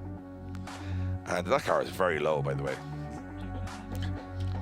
So we've got the Shanahans in the pit. Jack Shanahan. Becky, have we got a problem with another Shanahan car out there? Or what is going on in the pits? It seems like it's absolute pandemonium down there. We have a bit of a situation here, Dave. Jack was just pulling into the qualifying line, and as you can see, we have quite an oil spillage here. From what we can see, it seems like there is a line going to the oil cooler, which has either split or come loose, but it was just spitting oil all over the engine bay there, which obviously means if they can get it fixed, obviously they'll be able to get him out for his run, but he has lost quite a bit of oil there, which, as we all know, engines need their oil, otherwise you're going to have a big problem. So we're hopefully going to get an update in just a second, but for the moment, not ideal. No, we have got a lot of, let's say emotions. There's a lot of emotion. Emotional roller coaster here in Finland. And talking of emotional roller coasters, is a man that's always happy. So he's on one end of the complete spectrum. But I kind of fear for Max Heidrich here. He's not. His spotter's going to go, Max, just dial it back a bit. He's going, I can't hear you. I'm going through a tunnel. Turn the radio off. Yeah, I'm going through a tunnel, and he's just going to send it in. Sometimes it works, sometimes it doesn't. Hold your breath. Max Heidrich from Germany, one of the wildest drivers on the grid, is about to throw down here. Yeah, he certainly is. Look at that little bit of understeer as he come down for initiation. Still throws it in, big angle, but he's way shallow. Now he's going to handbrake to go for the wall, and I had to hold my breath because I thought he was going to bury the back end of that S13 into the wall. Look at this, completely slick there. Now he's going to find some grip. He's going to grip up going towards the wall. As he does, he tags it, takes the tail line out the back end of the car. He's carrying a lot of speed down that hill as Max Heidrich looks for these last two outside zones. Big angle once again from Max Heidrich as he tags the wall again and across the line. You just can't take your eyes off it. It's just so sketchy. I don't know where the right bit is. Every run is almost like we're watching a different track. It is really bizarre, because we usually sit here at this point and you know, sound very intellectual, say, hey, you got to do this, you got to do that. We're learning as we go, and now we're like, I have no idea. Sometimes they've got grip, sometimes there's no grip, sometimes they can't move, sometimes they got too much grip. Here, he just smashes the wall here, and then he keeps in it though. To be fair, he's buried in the wall, and then he transitions back. This is pretty good. Does handbrake into that outer zone, and then right here, this is a good finish to the run for Max Heidrich, to be fair. But as you said, kind of got the end of the first zone, but not the start of the first zone. Very weird. But and he got that first outside zone on initiation. He threw the car in, no regard to whether he was going to make it out alive or not. And then the car kind of... Oh, he's in the wheel in the wall there. Look at that. This is crazy. I don't know... You know, if you were a spotter, Dave, what would you be telling a driver? Because there is no right or wrong. I would tell them to put on a blindfold and say, use the force. 64 on the board for Max Heidrich, 14th position so far. I mean, if I was a spotter, I'd be going, your guess is as good as mine. You tell me when you come back in what's going on out there. So we move on to 9. This is a man that's looked really strong now so far this season. Mika Keskikorpi, new machine for him, this F22 Eurofighter, and he looked at home from the off. However, does anyone really look at home in these conditions? Can Keskikorpi keep the Finnish fans happy as the rain does fall? Yeah, he's taking it very, very gently. That was a very safe initiation. Oh, and he disposes of the back end of that car. Oh, and he DB'd a tyre as he absolutely clattered the back end of that car to the wall. That was a heavy hit. Something came off the car. You can see it was the bumper bar actually came, the rear crash bar on the car completely in half. That was a heavy hit again.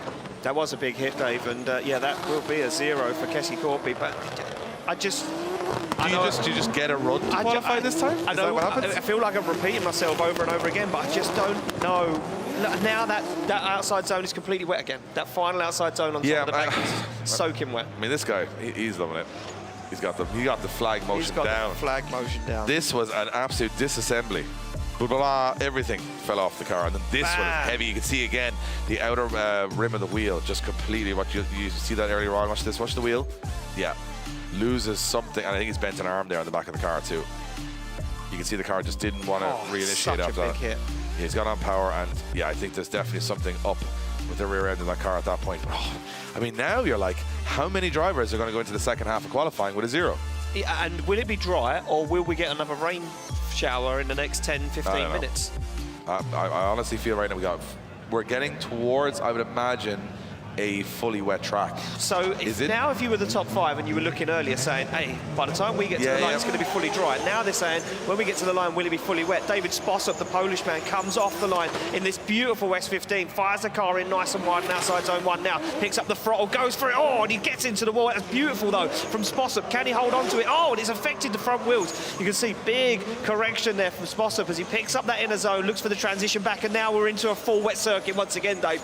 This one now is treacherous for all of the drivers. They come down the hill over the bump, and you look at the shallow angle he's carrying, trying to keep that car on circuit. Looks for this final outside zone. Nothing there, no grip whatsoever, but makes it work. Oh, it's just horrendous to drive, because he would have been watched so many runs going, I know where the grip is, and then he came in. I thought he was going really heavy in the wall here. He's very wide, very early, bounces off it now. Does take pieces of the taillight, take pieces of the car, but he has a wobble, a pretty significant one here. Watch as he hits it hard here. He has a bit of a wobble, and then he just kind of straightens up a little bit. I don't think it's enough for a 0 for sure, but the car's just bouncing around, and it's very hard to know. Does a good job though, and again, as a Drift Masters rookie, which David Stavitspasov is, he's had a pretty strong. I mean, I'm just going to put it out there. At this moment, we're in reverse championship order, as you know. That's how we run things in qualifying. So David Stavitspasov has got more championship points than Connor Shannon, Mika Keskikorpi, these guys who've been in the championship a very long time. So, you know, really has his eyes set on Rookie of the Year here, and does need a strong performance. That's not a bad one. I mean, he's gone out there and put a score on the board. It's a 63, might not be the best score, but it is mid-pack at the moment in 16th position. And if you're watching this at home, if you're watching this in attendance, you're wet. But if you're watching at home, you're starting to feel for these guys, because it is not perfection. I don't know if perfection is out there. Right, news in. Jack Shanahan won't make his first qualifying run. We're going to move forward to Pavel Korpelinski, so it will be a 0 for Shanahan on his first qualifying run.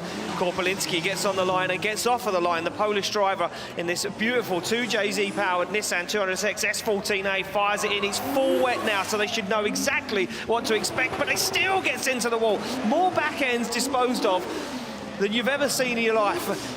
As Pavel Korpelinski keeps a hold of it now, starts to dial the car in. Look how slow it is. It's way more controlled now. Much better for the drivers rather than the patchy conditions. He comes down the hill, looks for that little bump, and again, another driver carrying that shallow angle, not trying to go too wide, off into that grass, flicks it across the circuit, second to last outside zone for field as he gets up close and personal to the wall and across the line. It's tentative, but I think that's the clever move. I think if you're looking for your Korpelinski's position, you're thinking, it's full wet, at least it's consistent, I can get a good line score here.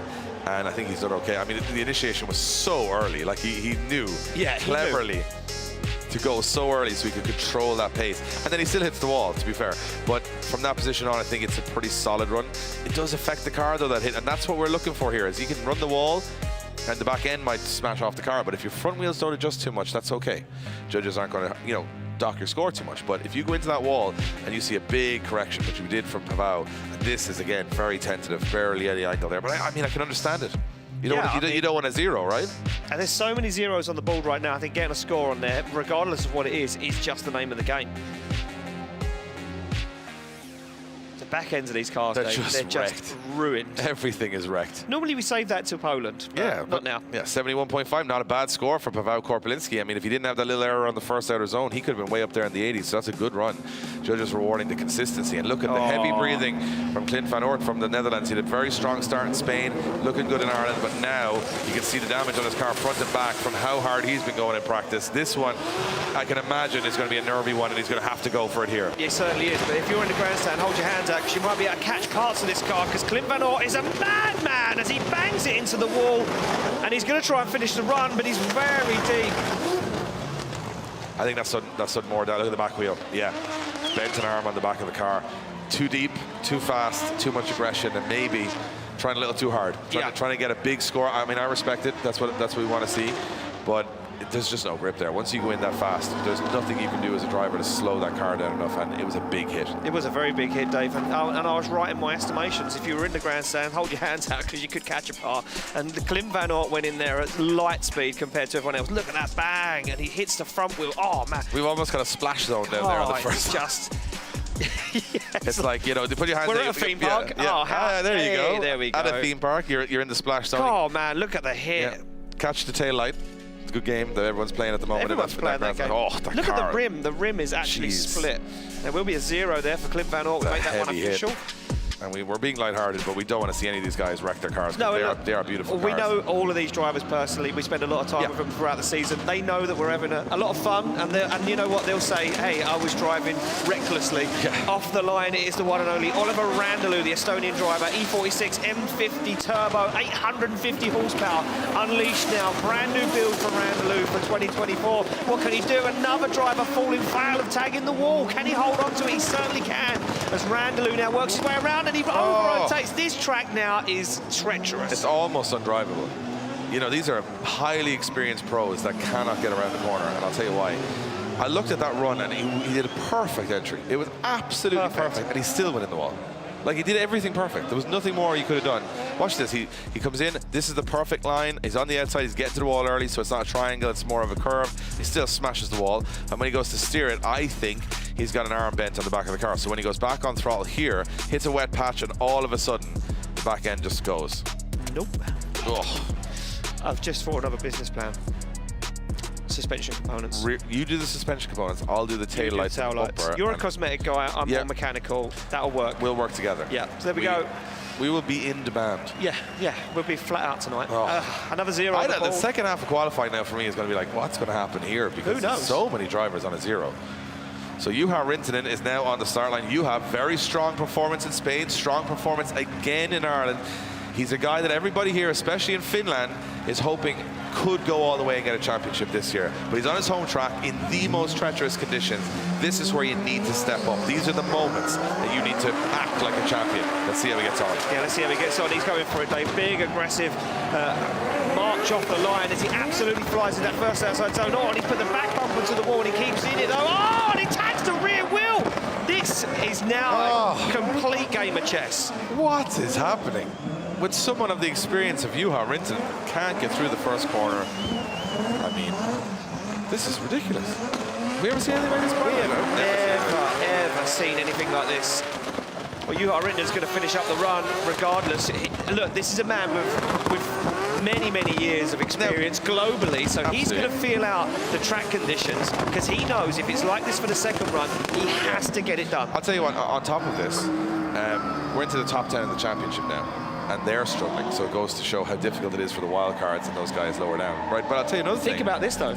Could the wild cards qualify and the top 10 not qualify? Oh, it's been one of those years, hasn't it? Hasn't it been one of those years where everything's kind of a little bit up to them? Could you have a Finnish wild card driver? Look at that. It tags the wheel and just fires it around. Look. And that's the problem with a GR86 or a GT86. No overhang. When you hit a wheel, you're hitting the car. There's nothing bends there. It just spins you around. Oh. Juha, you can see the shake of the head. He's like, what has happened there? Now, he gets away without major damage by the looks of it. No, I think the tyre picked up on the wall and gripped. So it kind of tried to drive I think he caught the wheel. I think if you look at this little mark on that back wheel where it's like, you know, a little chunk gone out. A little chunk? Yeah, a little chunk. A bit like me parking the rental earlier. Yeah. A 0 on the board for, I can't believe I'm saying this out loud, a 0 on the board for Juha Rintanen. Top 10 in the championship in first round of qualifying, and then we still have the second half of qualifying, which I think is just going to be so knife edge at that point of whether someone gets in or gets out of the top 32. We're going to see some big names drop out here. I can feel it already. And Kevin Piscotty, I mean, this is a man that's always smiling, but I think the smile might have dropped a little bit now when he looks around and says, "Excuse me, what's pumped, man. He's absolutely he is ready. Pumped. Look at this. Piscotty wants it. You don't want to be too pumped because then you're going in the wall. That's the problem. But do you play it safe? Do you put in a run that's half offline and get a score I on the don't ball? know. The Hungarian driver fires in this Eurofighter BMW supercharged V8, and it's not bad. It's like a crutch, the wall through the first corner. He leans on it, but he gets through it. A little bit of smoke at the end of the for some reason. We thought it was fully wet, but it's not fully wet anymore. Very slow out of there is Kevin Piscotty, but he's precise so far, and he's doing a good job of getting out to the wall run here, dragging plenty of debris behind him as he comes down the hill. Does collect the zone. This is solid stuff from Kevin Piscotty. Just has to get this run completed. It's a snappy transition in, and this is where everyone's struggling, and it just about crawls across the line and makes it work. And makes some tyre smoke. Oh, I don't know. How is anyone going to be an expert on this game? Because everything's upside down every round. You never know what's going to happen. No one knows. I just want to take a look at the front wheels. Did it correct the front wheels? Oh, very slightly. I think he might get away with that wall run. I think the judges won't penalise him too hard. But that was textbook stuff from Kevin Piscotty. He does stay just on that white line right till the very, very end of the zone. Like you said, it was very slow on that transition, but there is no grip from that outside zone across the circuit to the inner and then the outer again. Nice line down here on outside zone 5 as he comes in to the second to last outside zone. Gets it nice and high on the bank as well. I mean, when we get to top 32, qualifying is a distant memory. But an 84.5 in these conditions for Kevin Piscotty, that might be one of the greatest things he's done in Drift Masters, is go out there in these conditions and put that score on the board. Incredible. But there's more to go. There's a lot more to go. So you got Benediktas Čerba on the start line, the Lithuanian driver, 820 horsepower, E92 Eurofighter, 2JZ powered. And he's going for a late initiation here. Very nice little flick. Slow, tentative, clever so far from Čerba, but he's going in the wall heavy. And he's in in the wall, the bootless play, but he makes the whole zone work, but he's absolutely destroyed the back of the car, and now it's almost impossible to get out of this, but he's doing a good job. Oh my God, that BMW has sustained a very big hit on the back. He's still in it though, still scoring. You've got to believe that car is not 100% right now as he comes down over the hill, transitions back. Turbo doing a great job with a wounded car to get it up to the wall, and he does get across the line, but that was a heavy hit on the first corner. A very, very heavy hit, Dave. And you know what? For the tentative initiation, I didn't think he was going to be carrying that much speed. Watch this. Gerber plays it safe, goes nice and slow, goes wide, gets that line dialed. He knows he needs to follow that arc through that second outside zone, and then tags the wall. It's just like in the middle, it's like glass. It's like there's no way of avoiding it. The fact that not one driver seems to be able to avoid it means there is a sort of false representation of grip before there. Yeah. Where you feel like, no, everything's going fine. And then all of a sudden, oh no, bang, and you're in the wall, and you've got to adapt to that then. So Cherba does a good job. The window is even falling off the car. He took that big a hit. This is nuts. This carnage from the off here at round 3 of Drift Masters. And I'll tell you what, if you're a championship fan, if you watch this sport, right now you're sitting at home or you're sitting here in attendance going, I have absolutely no idea what's going on. No. And again, I tried to get into it before this run. Top 32 will be, you know, a mix now because nobody's going to be so comfortable. It's not a predictable outcome at the end of this, no matter what way it goes from here. I just looked across at our digital leaderboard, and first place at the moment is Marco Zaccaril. Second place, Conor Shanahan. Third place, Torani Kavir. And a 65 on the board for Benedictus Gerber. Kevin Piscalti in 4th and Adam Elzy in 5th position right now. We're into the top, what, 6 in the championship now? Yep. Top 7 in the championship with Adam Zalewski on the start line. New engine, new, I would say, revigored persona this year. Looking really strong, hit the podium in Spain. And a very technical and clever and experienced driver, ex-European champion, is Adam Zalewski. And this is a clever run so far as he sits on the left foot brake. Oh, but not clever when he hits the wall, and that's a big hit. That rear wheel or an arm is definitely, car out of commission. I shouldn't have said anything. I was like, oh, there he goes, experience, blah, blah, blah. Yeah. But again, I think these short wheelbase cars with the low overhang on the back, the GT86s, they're in trouble here. One error, and it's the back wheel getting it, not the bumper. Look at the BMWs. Look at Cherba's car. 2 feet smashed off the back of the car, but he can still make it work. Zalewski doesn't have 2 feet. He's got about, 10 inches. So all of a sudden, look at this, as he goes in here, once that wheel catches the edge of the wall, oh man, shut it down hard. It literally, it stalled the whole car. As soon as the wheel hit the wall, boom, look at that. As he actually comes on the brakes, he has to stop the front end going in. Yeah. So he can't get on the throttle, which means he's completely straightened up. And I think what Zalewski's done there has gone, well, that's a 0. Yeah. I think he's in the game long enough to know there's no point in doing any more here. I'm going to go back and try it again, second run. Oh, well, so there you go. Top 7 in the championship, top 10 in the championship, and 2 on zeros at the moment, just to put that in perspective. And we move on now to Jakob Krull, who's been having a great time in this new S15 this year. He's been looking strong. I saw him yesterday. He was strolling through the paddock in his flip-flops after having a shower, going, I'm looking forward to this weekend. I wonder if I ask him the same question now. Is he in the same mood? But Jakob Krull's going to have to do the same as everybody else and negotiate this very tough track. Yeah, he certainly is, Dave. Brand new build. Can he adapt to it? Can he get himself into that zone? The 2-time Polish champion now starts to dial a little angle. Look how slow he's going, but he's got it dialed. He's done exactly what Conor Shanahan did. He's playing with that left foot brake, getting that car dialed into the outside zone. Oh my God, you can't be serious. 3 zeros in the top 10. I'm just putting it out there. That is insane. I've never seen anything like that before in Drift Masters. This is nuts. And Kevin Piscalti in there with an 84.5. Just in the mix. It's either a feast or a famine at the moment. It's either, you go all the way to the top of the leaderboard or you go to the bottom. It doesn't seem like there's nobody in the middle. It's just top and bottom at the moment. This looks so good because I'll tell you what's happened here. Clever. I'll tell you what's happened here. He's gone so slow on the left foot brake. When he comes past the grippy bit, you can see the front wheel is completely locked, right? He lets off, and then all of a sudden the back end just flicks around because he's got no grip. It accordion. So he had like it all loaded up, and then the minute he came off the handbrake, there was no grip whatsoever, and the rear wheels just basically put him into a spin. Here we are. No, nothing again. And now we're moving on to the top 5. The top 5 in the championship. And this is a man who has been in many positions like this before. James Dean, the machine, the most winningest successful driver in the history of drifting. Back into the top 5 in Drift Masters. He didn't even do the first round. Fingers crossed he just said that. He's not. He also, another driver that will tell you right now, he's not comfortable here. Has had damage on the back of the car this weekend. James Dean comes off the line now. He has to be laser focused here and has to be careful as the window wipers are on. He fires it in late. James Dean, is he going to fall victim to the same issues? Goes very slow and onto the left foot brake, and again. Oh, James Dean has a big straighten in the first corner and spins out. My. James Dean spins out. He did exactly what Jakob Kroll did. Came off the left foot brake. It's like an uncoiled spring. As soon as you let off the foot brake. And you can see how uncomfortable everybody's looking on this track and how undrivable it is. Fascinating to watch, I have to say. But James Deane is spinning out on his first qualifying run. I don't know where we sit in this whole qualifying. He was playing this so careful. I'll tell you what, watch. He's on the front brakes and he's got the rear wheels spinning. Then he knows at one point now, look, he has to let go. When he lets go, the car hits the dry patch, pushes the car forward grip and spins it around. That is almost undrivable. We can see it as it happens. Watch this. Comes off the handbrake, gets understeer, and then you see Panic trying to get the car going again and puts it on big angle. Like, have you ever seen James Deane make a mistake like that? I mean, very rarely do we see a 0 from James Deane, but that is how tough it is out there. Oh, I mean, I'm a fan of the sport like you are, Ian, and sometimes you think it's predictable, we know what's going to happen. Well, I'll tell you what today, folks, if you're sitting in the comment section telling me you know what's going to happen today, you're a liar. I'm going to call you a liar. I made a bet last night, and I think that's just gone clear out the window. Here we go, off the line. It is the one and only Örjan Nilsson on the podium in Mondello Park. Can he make it work? The Norwegian driver.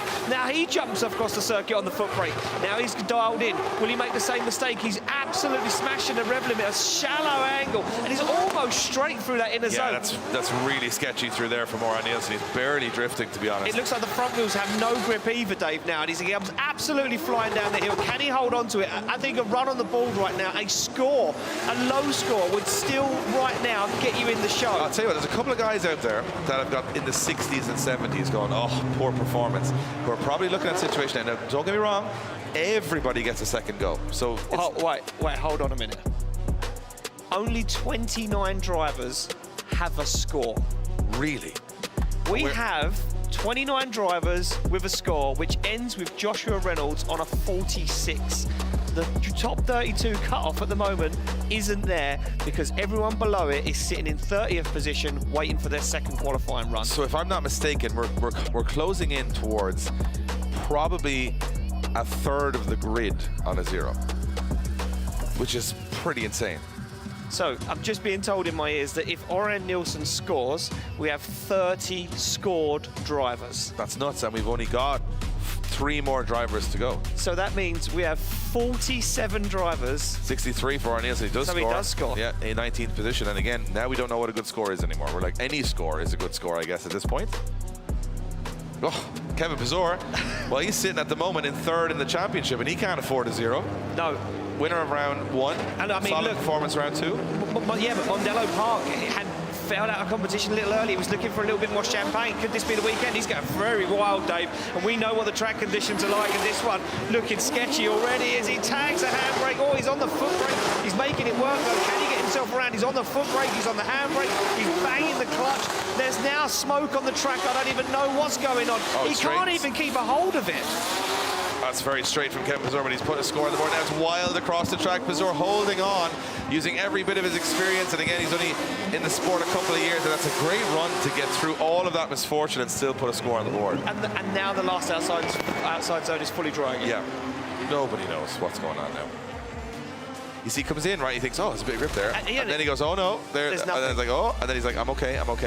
And he's on the handbrake, he's on the front brake, he's on the handbrake. There's a lot going on. There's a lot going on, and we can see it as it all happens. Well, we will see it all as it all happens as Dwayne McKeever warms up the tyres at the back end, that 180SX. Dave, I have never seen scenes like it. The track is so sketchy. It's like the front wheels don't want to react either because they're catching understeer. They've understeer at the front. They've loads of grip in the rear. No idea on and off grip on the rear. So I don't think there's any predictability here. I think you're just holding on, hoping. I think it's almost luck. And I think that the cross of the fingers from James Deane said it all. Yeah. I don't know what's going to happen. And I don't think any driver on the grid does. If you've, ex-champions in the wall. I would love to be a fly on the wall, down on the grid, hearing the discussions between the drivers saying, this is what, that's that. 65 on the board, 16th position for Kevin Pizor. He'll be happy to put a score on the board, Dave. He will. I mean, you got a lot of big names now sitting on a 0 at the first end of qualifying. One of them that doesn't want to be there is Dwayne McKeever. Mechanical issues seem to be his downfall. He looked like he had Ireland in the bag and it just fell apart with a gearbox failure. He's coming in very hot here. Is that the clever move from Dwayne McKeever? He goes in very late, very wild, and makes it work. Dwayne McKeever making it look easy compared to everybody else, but this is where everyone's been struggling, not Dwayne McKeever. Wow, this is unbelievable from Dwayne McKeever. Tags the wall. Dwayne McKeever is flying through the circuit here, and this is a very strange move, but he's going to spin it out. Would he keep it? Oh, just my God. about. He was on the edge of failure, at the edge of a zero there, and somehow he managed to get through that. But up until then, he got caught with the aggression then, towards the end. What's happening? I don't What's going know. on? Dwayne McKeever, this is He unbelievable. came off the line so fast. When you said it, I was like, there is no way he's going to hold it together. And he did. He managed to hold it together. Look, he's Lot of handbraking handbrake there, yeah. through the outside zone. That will be big penalisation from the judges. They don't want to see guys braking in that zone.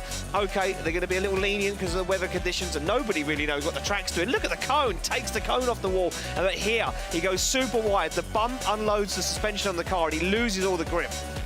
And once he hits that little bit of dirt just at the edge of the track, now he's a passenger. So he's hoping the car slows itself down, which it does. Look at this, 90 degrees down to track. And then he's like, everything's fine. I'll get back to the zone. But that is relatively unchaseable in the battle, which the judges will look at. He is holding on for dear life there, but he makes it work. He'll get a score on the board. It might not be the largest score, but you see, I'm not sure that was the nicest of words at the end. You could tell there was a reaction at the end of the run. He was close to a very good run. I think there's been a lot of reactions on circuit from a lot of our drivers so far this weekend. Tricky conditions, though. Oh, it's a zero. Zero from so Two wheels off. Ah, yes. So the grass is out of bounds. Yeah, so the grass is out of bounds. So if you see wheels on the grass, it's out of bounds. Two wheels on the grass. That white line basically denoting the edge of the circuit. Yeah, he does definitely get two wheels off the track. Well, here we go. Current championship leader, Laurie Heinen. The whole Finnish crowd are behind him, and they want to see him get through this very difficult qualifying session. And the fans are going crazy, but Laurie's got to keep his cool here because he's leading the championship, and a lot of big names have fallen at the first hurdle. They certainly have, Dave. Can he hold it together in front of his home crowd? He's going to do everything in his power to do it. And look at this so far from Heinen. Wow, this is a championship drive. This is unbelievable. He's going super wide. He holds on to it, though, as Heinen now transitions across the circuit. He's on an absolute flyer, as Heinen looks stronger than anyone else on the circuit right now. Can he keep it together? Big angle dialed on, but he gets it back. He's into the second to last outside zone. Up on the wall, across the line, and the stadium erupts. That is unbelievable. That is another level we've just watched that driver go to. That might be one of the best qualifying runs I've ever seen in any conditions. He made that look like it was a walk in the park, and we've watched the biggest names in the game fall dramatically in this qualifying session. This is scary to watch, but I'm loving every minute of it. Dave, that's a championship-winning drive. That is a man. When the chips are down, you go out there and do that. He has come to this event this weekend in front of his home crowd, leading the championship, saying, this is the year. This is the year I get it done. I am more focused. I am more controlled. The car is the best it's ever been, and I want it. Look at the wall run, Dave. It doesn't even make sense anymore. Phenomenal. And again, so much throttle. He's not using the handbrake as much as other drivers have been leaning on it. He's using it just where the judges want him to use it, not in between, not on the walls.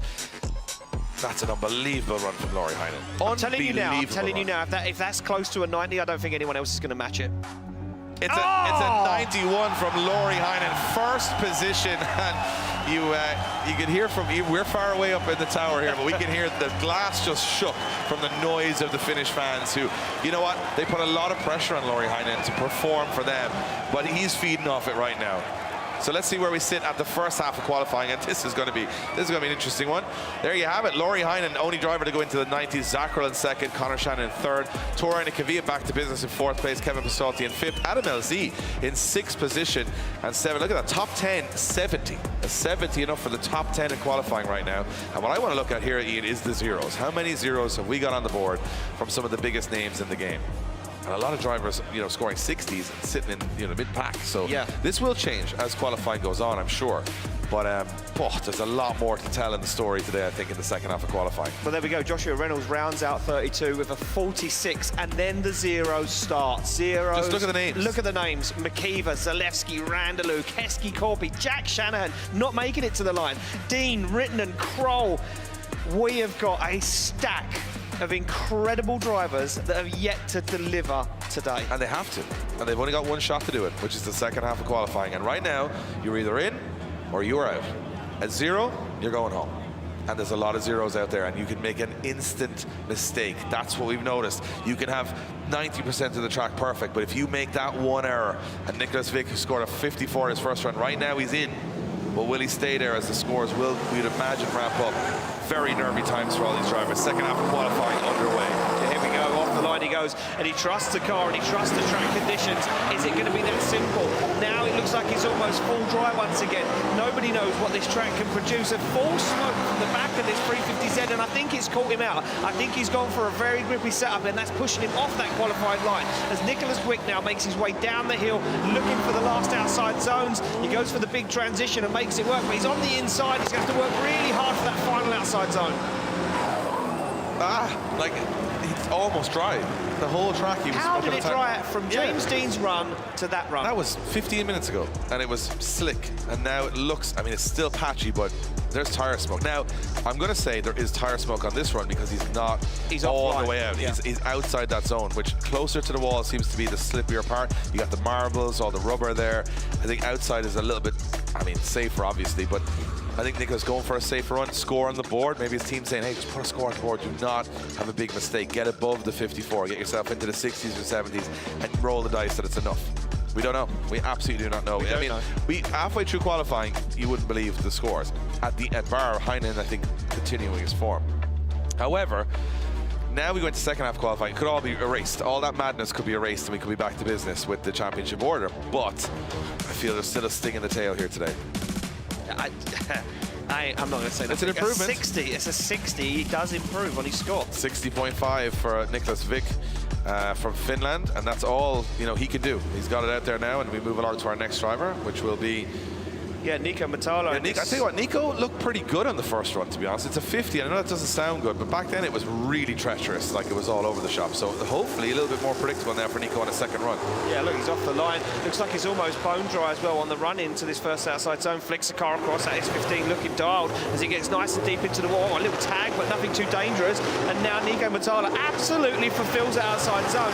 And now the track is delivering. Now the drivers can feel comfortable. Now they can push the limits of what these cars and themselves can do. As he comes down the hill, he touches the dirt. He keeps a hold of it though, backs off the throttle, absolutely soaking on the outside part of that circuit, gets himself back in it. An incredible run. Brilliant, unbelievable. I'll tell you what, now it's timing. With the way the weather's going, now it's timing. If you can get it. Did you just look? You looked. I had a look up and I went. Did you look on the map? No, I didn't look on the map. I never believed the map. I'll tell you one thing. If you can get a dry run here on either of your runs, that could be enough. So sitting high in the championship now could be a downfall. It could be, because you're waiting longer, because now it looks like now it looks to me, the wild cards are getting the best part of the circuit. Which now will improve their scores, meaning that if we get another drop rain later on, I don't know, it's all upside down. But I'll tell you one thing, Nico Matala went out there and went, hey, bit of grip, love that. I'll have some of that, and looked absolutely sensational with it. That's gonna way bump him up the order day. Yeah, I mean, that's what I'm saying. Like now the scores, a little wheel drop here and there, but other than that, it was pretty solid run. And look at the tyre pressures. The rim is almost on the floor. Yeah. He's running tyres almost a puncture at that stage, or it's almost flat. But I'll tell you what, they are running big grip setups now. Are they going to scramble and start putting a little air in those tires because they know it's going to get dry? I don't know. I just don't know. We're making some wild predictions up here this weekend. We're there on the couch with you guys. We're right there. What are they going to do? We're there with a cup of tea and a pack of biscuits, and we're enjoying it just like you. And a questionable amount of knowledge, I would say. But I'll tell you one thing, that's the game now. Are you going to go out and qualifying at the right time? 77.5, he's in 7th position with that so far. But is this the moment? You've got, how long have we got? I don't know. I'm going to say, it's an hour. Yeah, an hour maybe, or more. But you've got the length of time in qualifying. Maybe it stays dry the whole way through and we get huge scores. Maybe it starts to rain again and it goes a mess. So who knows? So we asked Pushan, well, he's going to know that he's just got a spotter on the radio, said, hey, it looks like there's grip out there. Trust it, go for it. He was in the wall with bent wheel on the first run. Let's hope he can do better this time around. 0 on the first run, if I'm not mistaken. Yep. Now he's got to go for it here. One chance saloon. Yeah, and he is going for it. Look at this. And he knows the grip's out there. And he hasn't adapted to it, Dave. But now he struggles massively into that first outside zone. He's carrying a lot of speed. And he's going to have to deal with it now as he comes through the centre of the circuit. Tobias Pushan, he's off that qualifying line. And he's going to have to work really hard to make this one work, to get a good score, to get himself into the show tomorrow. The big top 32. What can he do? He's across the line. Yeah, it's not bad, but I'll tell you what, it's the initiation. It's kind of like he can't decide what to do. Yeah. And if you watch this, he comes in a little early, and then he kind of doesn't go on the power, and he thinks it's going to wash, and it doesn't. And then all of a sudden, it's kind of straightened him through that first section, and he's out of the zone. kind of, you know, wibbling and wobbling there in the inside. So that's going to be a big deduction, especially when the conditions are dry. Judges are going to be a little bit harsher and say, well, you just saw Nico Matala do that, so you should be able to do it. Yeah. So that's where you're going to see Tobias nearly over center on the steering wheel there, wobble from the front wheel, holding on a little bit there. Good run though, still makes it work and gets a point score on the board, but it looked a little unsteady. But now the way the things are sitting, Dave, this now could really mix up the order, and it could completely mix up where top 32 sits and what the score is you need to get to top 32. Yeah, I think everyone, I mean, if it stays like this and there's grip out there, the score is going to go way up, way up. And everyone's going to, you know, we're going to be up in the 80s and 90s before we know it. However, if and often when the rain comes, does that, you're looking at people like Peter Wiańczek, Jack Shanahan, Mika Keski-Korpi, those guys, 56 on the board, 29th position so far. But again, those scores will come in higher and higher, which means something like 56 would probably not be enough. So we don't know. But what we do know is if you're sitting on 0 from the first run, you've got to be jumping up the order, and that's what Cristialto is going to have to do here as well. Crash on the first run into the wall, and again, everyone crashed into the wall, so they've all got a little bit more confidence now as they get off the line. Can Cristialto put the score? She said she was enjoying the dry conditions. They're a little bit drier now. Big entry here, Ian. Yeah, big entry, but he caught her out. That left side of the circuit was completely wet, Dave, and that loosened the car up, and now she's struggling. As Cristialto makes her way around, I don't think she's been adjusted to this. I think she's still a little bit shaken from that accident earlier on in qualifying. She now starts to find her feet, starts to get that car working where it needs to be, and she puts it into that second to last outside zone. Cristialto goes for the wall, just can't find it. Yeah, just not on the line really anywhere on the track. And again, I think expecting the conditions to maybe be a little bit worse than they were. Initiation timed it a little bit too early. Yeah, she went across the circuit, the left-hand side. It was wet. You could see there was a little bit of spray off the wheel. And when she came to that first outside zone, the car gripped up. It didn't allow it to wash over, which I think she thought it was going to do.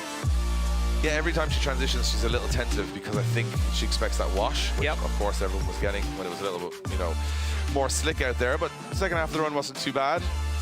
Just not, it's going to come down. The inside curve here on the last corner is not going to help. No. And again, coming back out from a big accident, I got to say, bravery on the team's part and her part to come back out. I thought that car would be toast for the rest of the runs, but they got it working. But we don't know if it's 100% either, to be honest. No, exactly. It was a big hit. Oh, this is just a roller coaster. Drama Masters in effect again. And we, there's people up on the roller coaster up there not having as much madness as we are here watching this. So 50 on the board, 33rd position. That is the end of the weekend for Cristialto, unfortunately, and I think the conditions on both sides catch it out.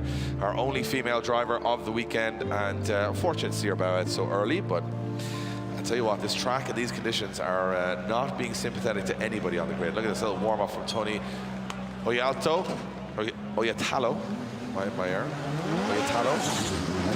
Let's see how he gets on. He is in this E92 M3, 850 horsepower, big entry coming up here. Yeah, he's gone for a really wild flick there, Dave. Can he make it pay off? And he can't now. Look, the track completely gripped up.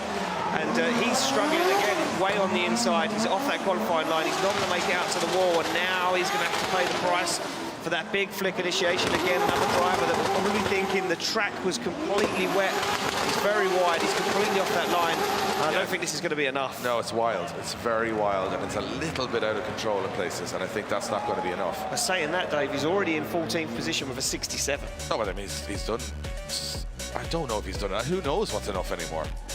Is 67 enough, do you think? Depends if it rains again in the next 20 minutes. But now we're seeing the opposite. Everybody's in the wall when it's wet, and everybody's on the inside when it's dry, so both are bad for scores. Yeah. So, I don't know. I have no idea. I'm almost sitting here fascinated going, what is going to happen next? Who's going to pull a run? That's a 0 on the board for Tony for straightening up and going. So he went straight. Straighten. A little bit of a straighten there from, the judge is saying he went completely straight at one point. Okay. So you can't be doing that. It's Drift Masters, not Drive Masters. Outside zone 2, I think the car gripped up massively and pushed him on. Martin Steinberg in the Mercedes. Love this car. Love it. Crashed a little bit on the first run, but he did get a score. He got a 59, he's in 28th position. Will want to improve, needs to improve, probably. But he's got some more confidence now. His father and his team will say, look, go for it. It's a little drier, going early. Maybe too early, no, not making it work so far is Martin Steinberg. Nice, staying in the outside zone, just falling out and the car breaks down or something happens. Misses the gear, something went wrong there, and that's flirting with a 0. Completely shut down with Martin Steinberg, and it's just not going right for all these drivers today, is it? No, these guys are really struggling now. If it's not the weather conditions now, it starts to become the driver, the mental game, or does it become the equipment? Something now, there could be any chink in the armour for any of these drivers. If the track's not hard enough to drive as it is, now you have to mentally get yourself back into the game of it is full dry, I can trust the circuit. And I think a lot of these guys have been damaged mentally by the conditions earlier on today. Yeah, watch this as he comes through here. All of a sudden it grips up, and I'm not sure what happened there. It's like he went to go up a gear maybe, I'm not sure. I think he went for another gear. He was left foot braking, car shut down. Yeah, so 0 on the board, but he's still in the game at the moment, but it might be temporarily if we see the scores creep up, but then they haven't been creeping up, so I don't know. Why are we even here? Why are we even trying to make sense of this? We go back now to Jarkko Ylä.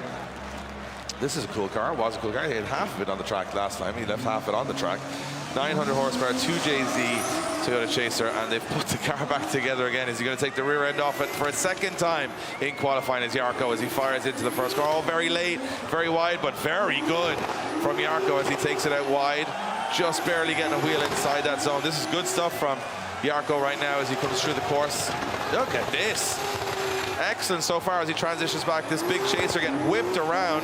And this is good, nice snappy transition into the last corner. And there you have it, confident run from Jarkko, and the crowd love it. I love it. Judges are probably going to love it too. Yeah, it's a very, very good run there. I think he could have been a little bit deeper on some of those zones. There was a few mistakes that crept into it, but nevertheless, it was absolutely beautiful from Jarkko, and this will definitely be an improvement. Look at this on the outside zone, so nicely done. Left foot brakes, pushed it back of the car into that zone, keeps it there, but he does fall away. Watch this as the car grips up. You can see him just lift off the throttle ever so slightly, and the car washes out of the outside zone, but the rest of the run was absolutely beautiful. He stayed on this wall run for so long, I thought he was going to take the back end off of it once again. Well, he hit every wall on the first run. He hit no walls on the second run.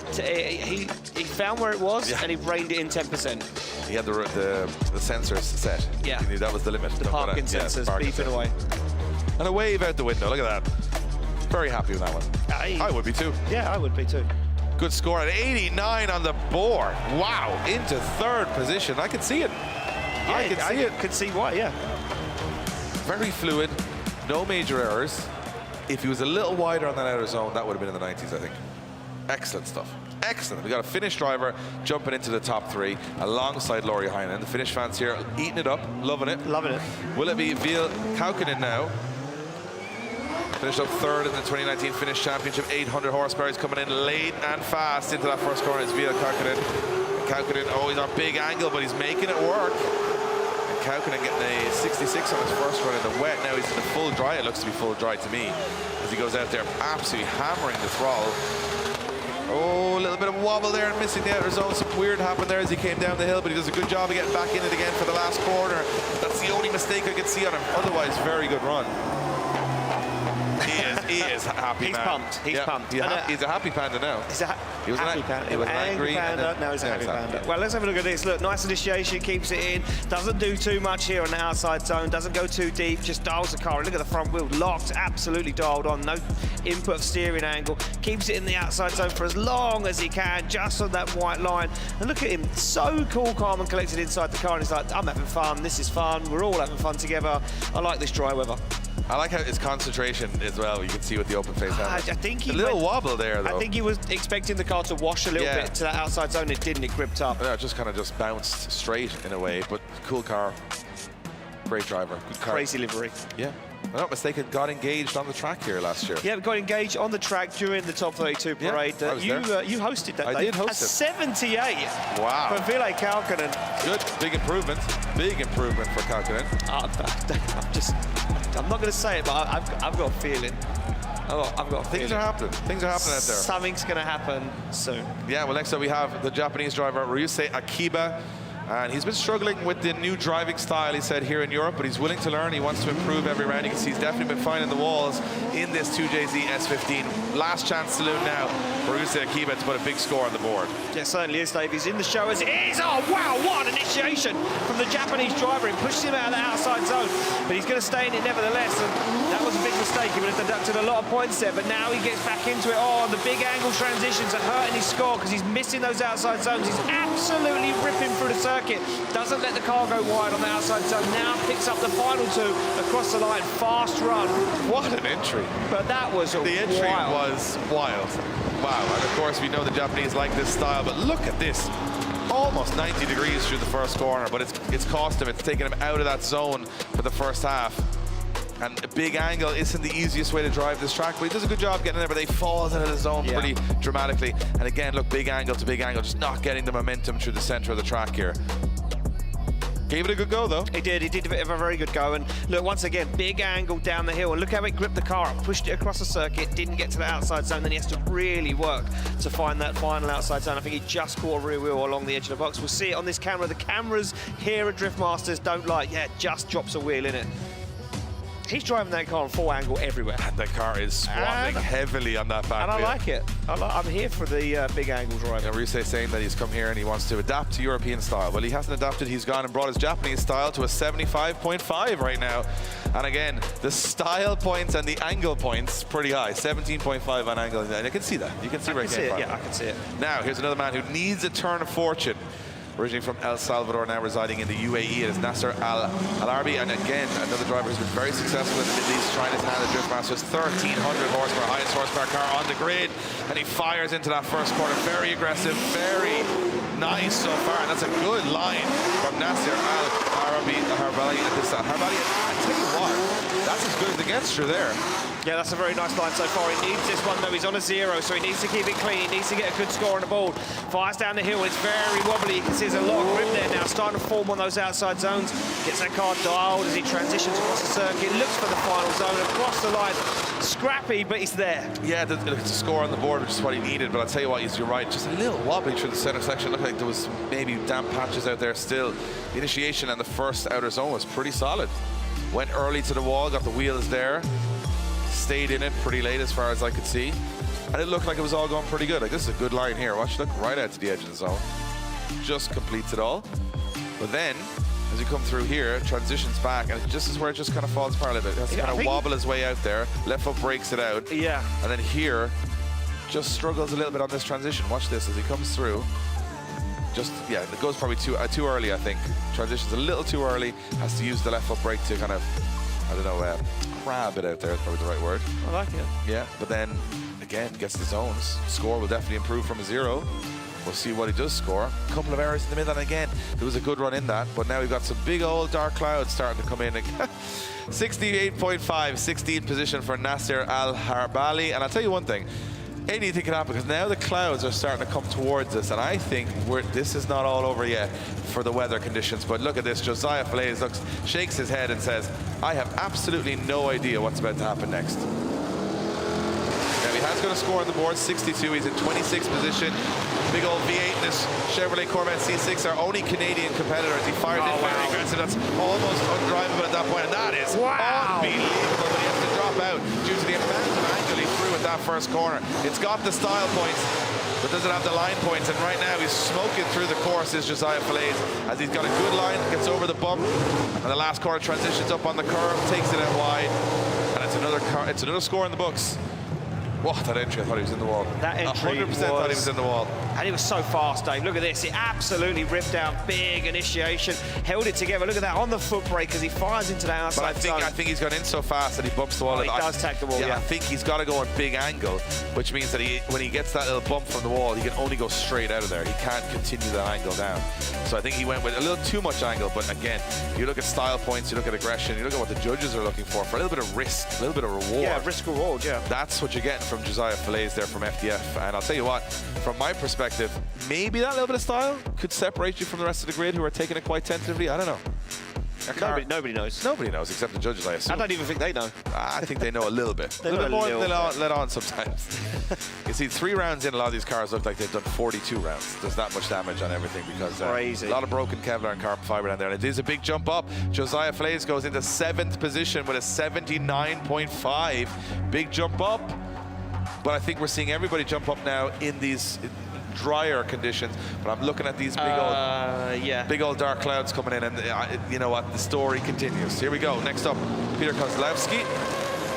And Kozlowski in 27th at the moment with a 61.5, going for that big flick in. Yeah, going for a big one, Dave, as he throws that car in twin-turbo V8, singing underneath the bonnet of that S15. I think he didn't realise how much grip was out there. Look at that, it wanders and wavers along that white line on the edge of the outside zone. Now gets it dialed, pops the wheel over the curb, and he's shallow to the outside zone as he now comes flying down the hill. Again, struggles to get to these zones. He's going to get this one. It's easy on the transition, but it's a late transition. He gets to the wall, across the line, and judges won't like that one.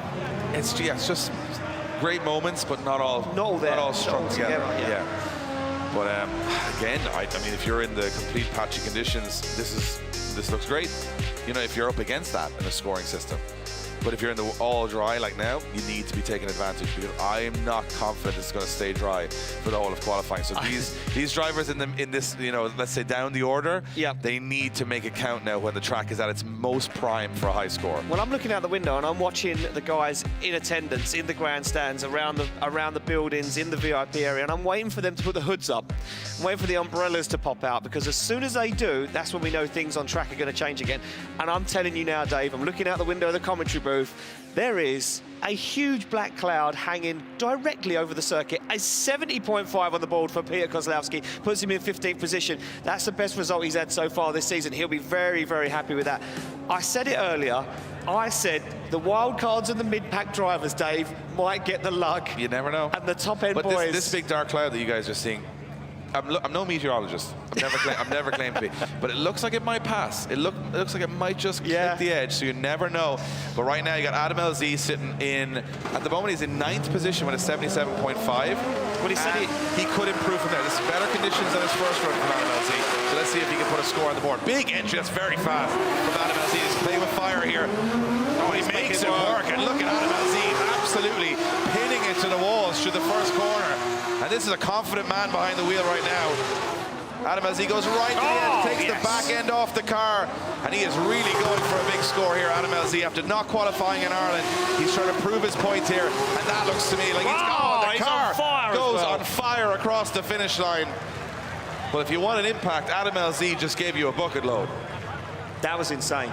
That was thumbs up. Are you on fire? You're not on fire. Okay, you're good to go. You know what he said earlier on? He said, I love driving this track in the dry, and it absolutely showed it. Look at this. Well, I didn't think he was going to make this first corner. He carried so much speed into this second outside zone, but he did. Look at that front wheel, absolutely locked, dialed on, and he was full throttle. He did wander away from the edge of the circuit, though. Look, he just comes out right at the end perfectly, but then there was a few things that happened. Watch this. Comes through there. Does he get to that zone a little late? Oh, I think he does. I think he gets to that outside zone a little late, but look at the flick across the track.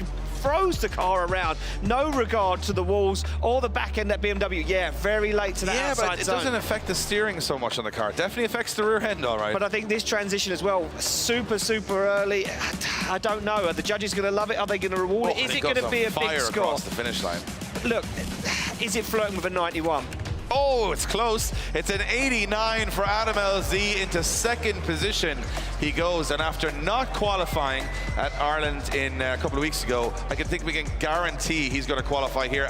Pressure off now, Becky, as you're with Adam LZ. Finally, he has the run he's been waiting for the last 2 rounds. Absolutely, Dave. I think we have a little bit of a tyre fire situation right now.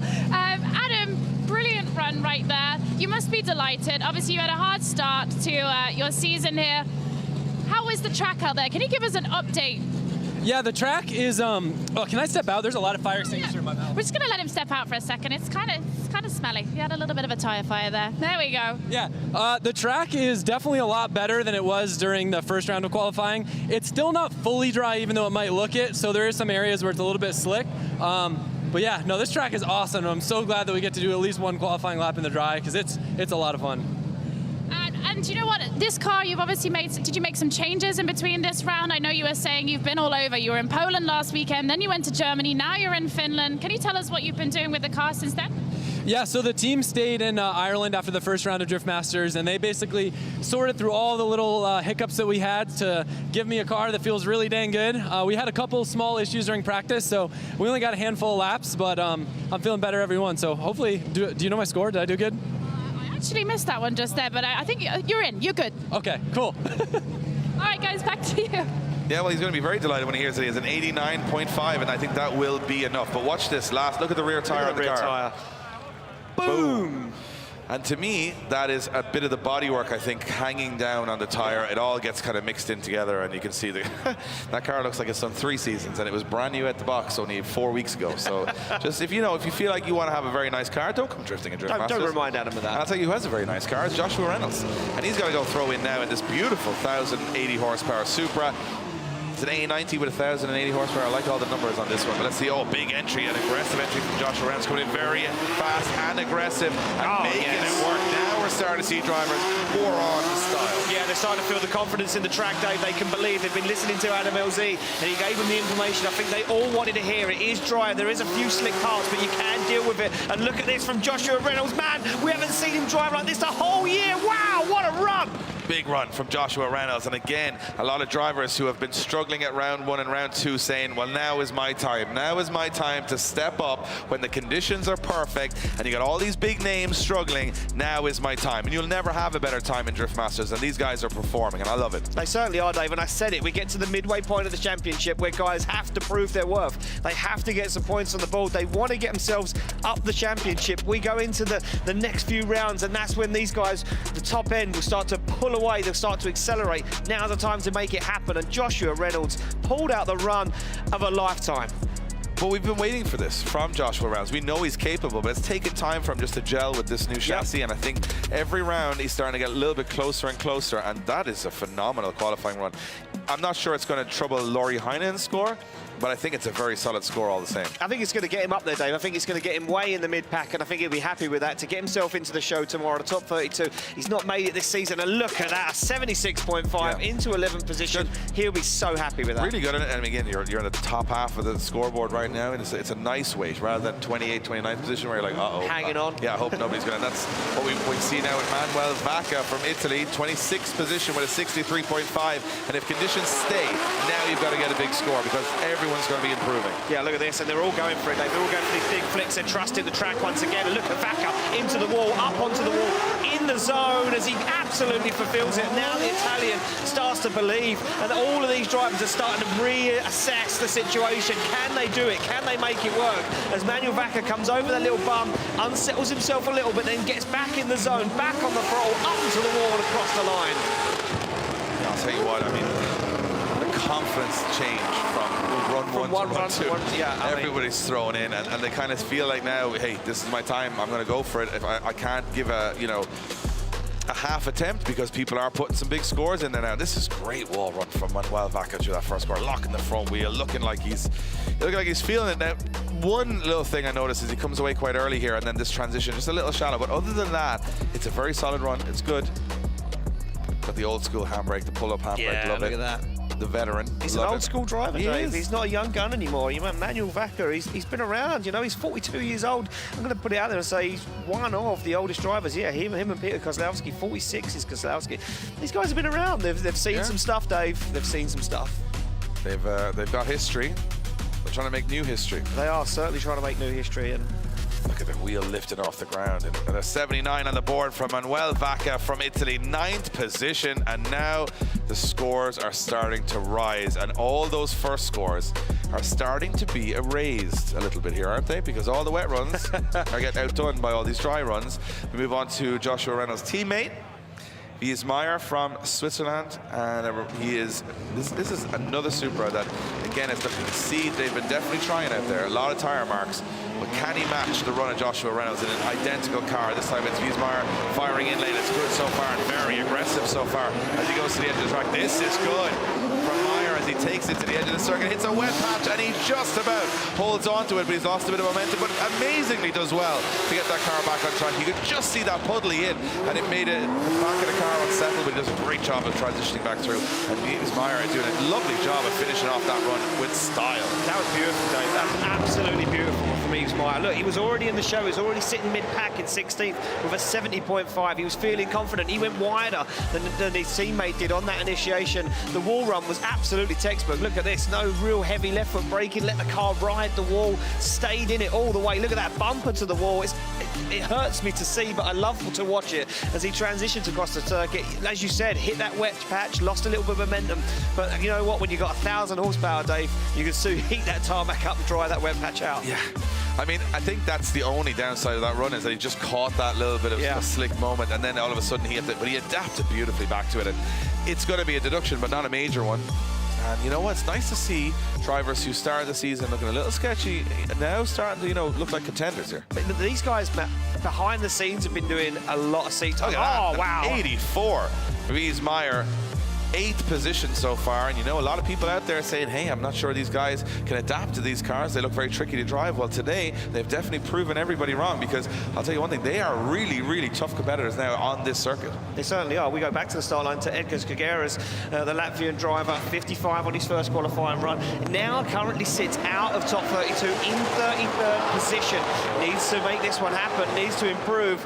Loved driving that car, but he made a little mistake there. Had to dab the foot brake on that Manji on the way in to initiation. Holds it together though, gets on the wet stuff and goes very wide on that inside zone. That's going to mess his lineup. Can he get himself back into the zone? And I don't think he can at that point in the circuit. Now finds the outside line. Oh, and he goes wide once again.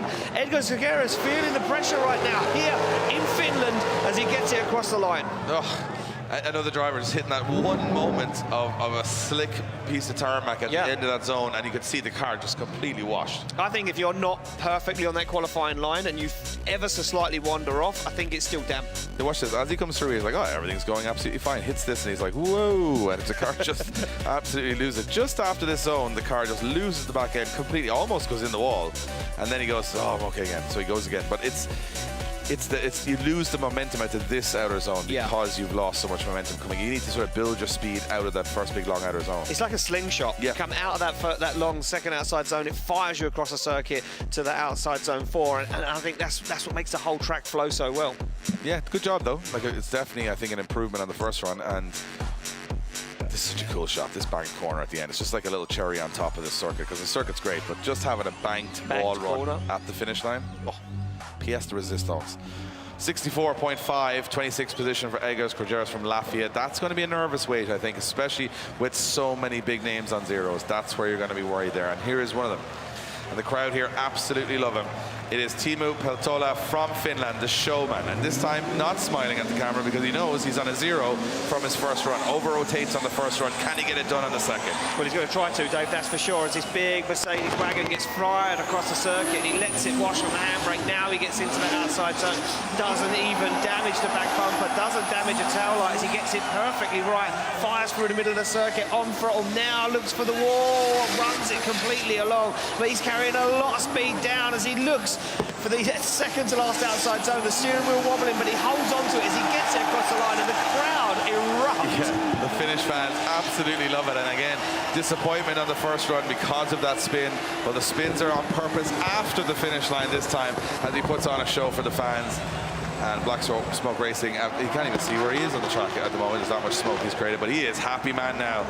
Puts a score on the board. Some moments, again, the initiation, you could see a little wobble here and there, and there was some moments that could have been a little perfect. Yeah. But all in all, a very solid run. A very solid run. I like this. He drives zone. so on the edge. The transitions on full angle, there's no need, but it's just, I like that he does it. There's no need for it, but he does it because, like, oh, it's cool.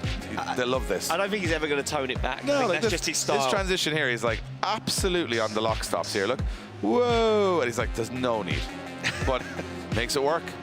Got to give him the style points for it. Great stuff from Teemu.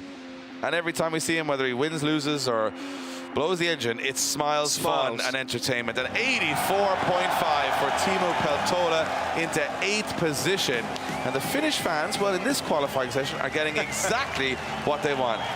So we got to go down quickly now to Becky. Becky, you are with Jack Shannon, who has yet to put a score on the board, had some issue on the first run. What went wrong? Yes, absolutely. I managed to grab Jack here as we came down to the paddock. Now, Jack, we saw a lot of oil coming from your car, and as we all know, oil can be quite fatal, but I think right now it's looking positive. It wasn't anything to do with a crack anywhere. It was simply an oil line. Can you tell us more about that? Yeah, so it actually leaked from the minute I started the car and drove out. So, like, there's oil from here all the way to the like, queuing up area.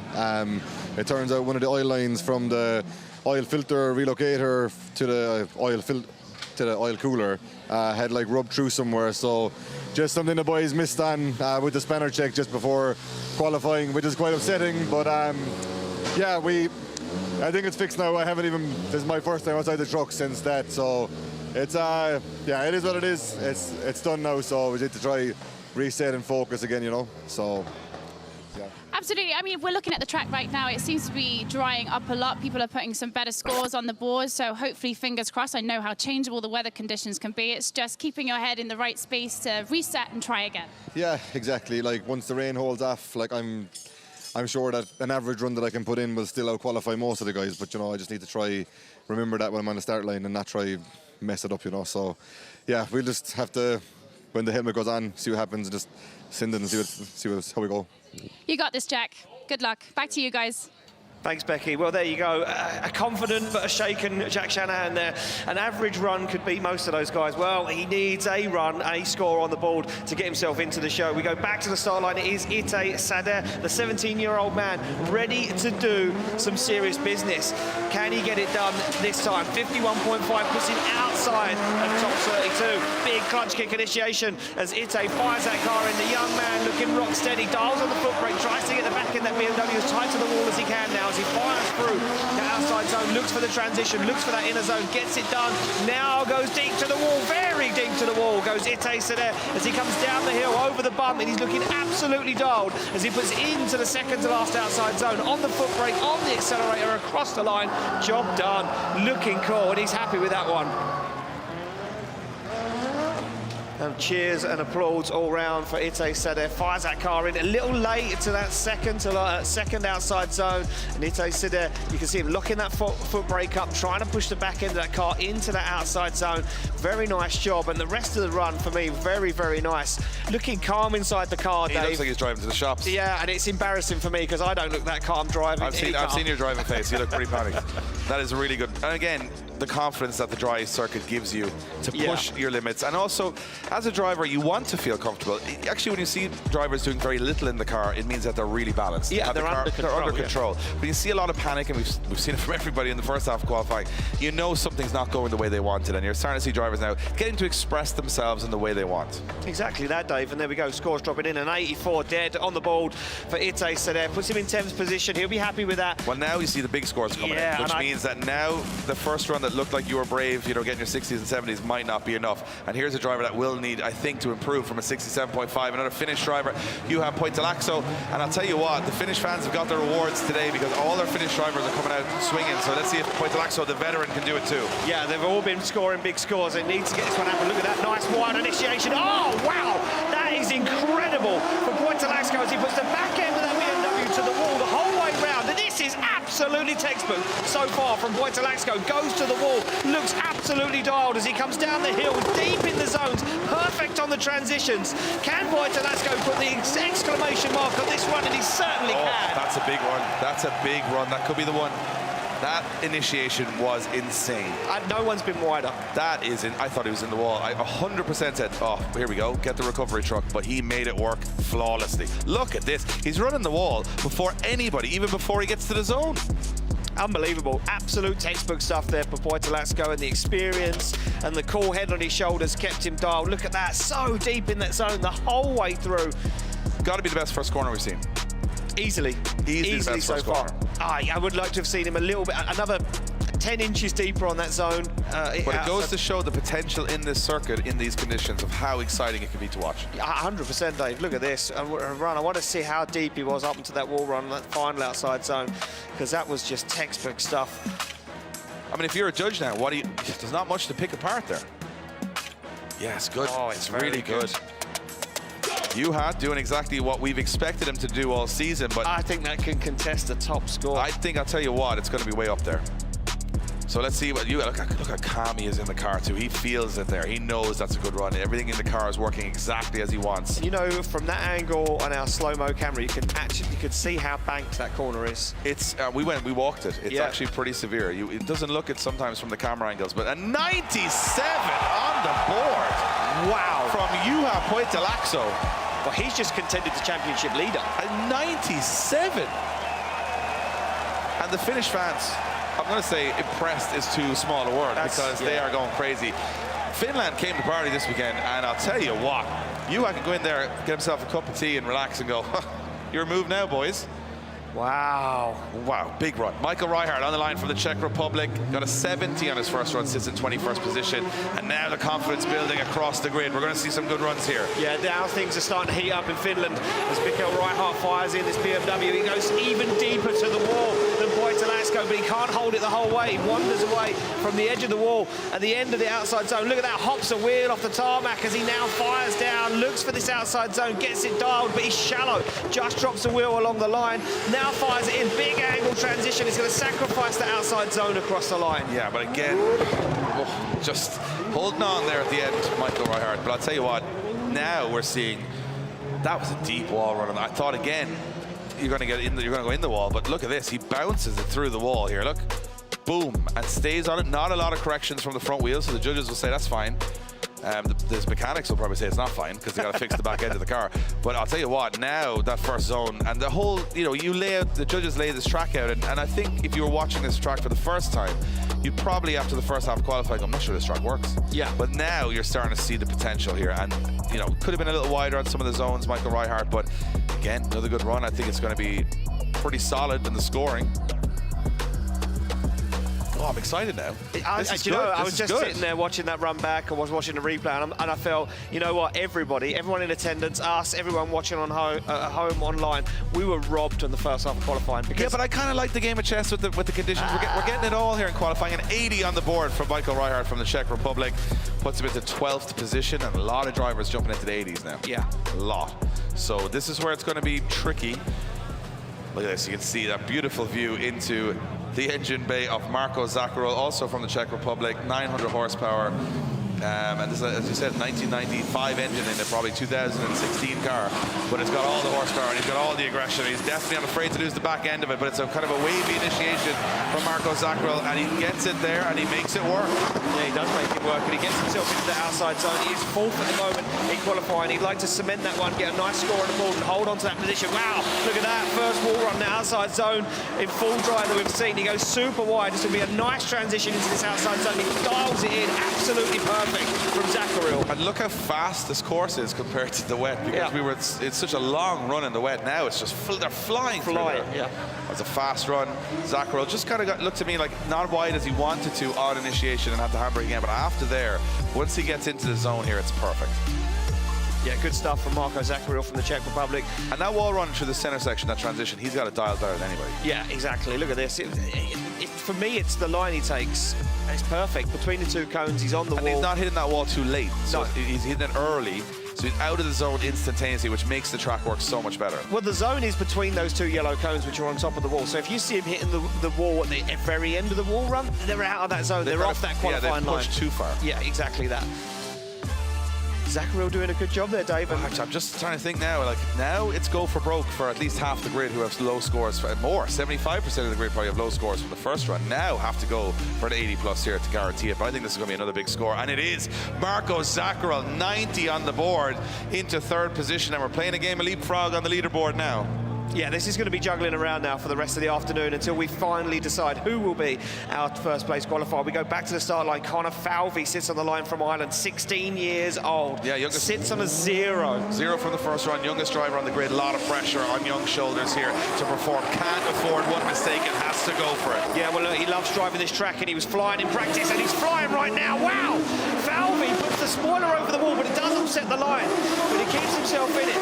Now balances that car, looks for that inside zone transitions. Can he get nice and deep on this zone? He certainly can as he comes down through over the bump in the circuit. He's very wide. He looks like he's got this one on and in the zone as he looks for the final outside zone across the line. Falvey getting the job done. Yeah, just one error, big bang into the wall on the first corner, but he made it work. He got back on it pretty quickly. It was a little heavier a hit than he wanted, but you know what? You can see the team there wondering what will be the deduction. You can see, I think he broke a wheel here as he hit the wall. He comes in very hot and heavy. Just a little correction from the front of the car. Had to correct it to stay on it, but it was a pretty heavy hit here. Oh. And you can see, just look at that wheel. Yeah, he did, yeah. He took the edge of the rim off. Bam, look at him. Oh, understeer. Goes for the handbrake, misses it and says, I don't need it anyway. I'm just going to kick the clutch. Went for the handbrake. Where is it? Doesn't matter. Doesn't matter. Don't need it. Forget it. Forget that.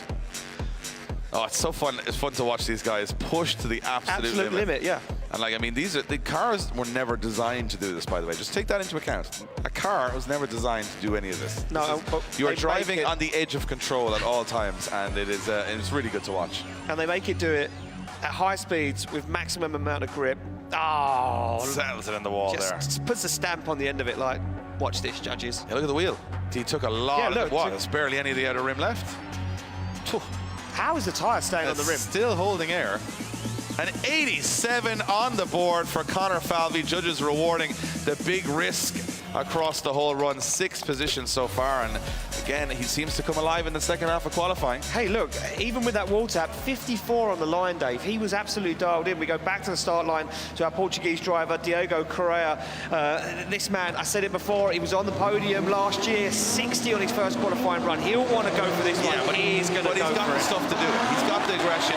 He's got a podium here last year. He loves this track. Look at the entry from Correa. He's really close to the wall and really close to getting in it, and he is in it. But he keeps on. They're all just bouncing off that first wall.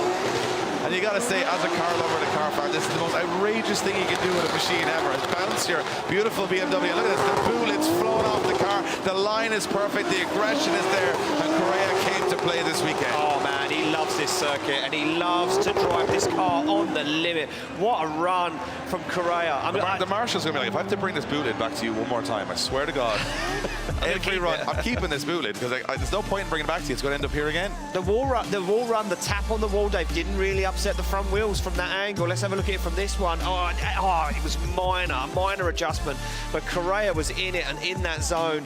He's absolutely flying too. And look at the wall run here, Dave. I think you missed this one. You were so excited. He run the wall again. No regard to the back end of that BMW. And then the bootlet goes, and I'm just out of here. I can't be dealing with this Not guy. again. This guy is just, I don't want to even be involved. So just leaves the chat, and then look at this, up onto the wall he goes, and it's just a cool track to watch when you've got drivers of this caliber attacking. You think this is cool?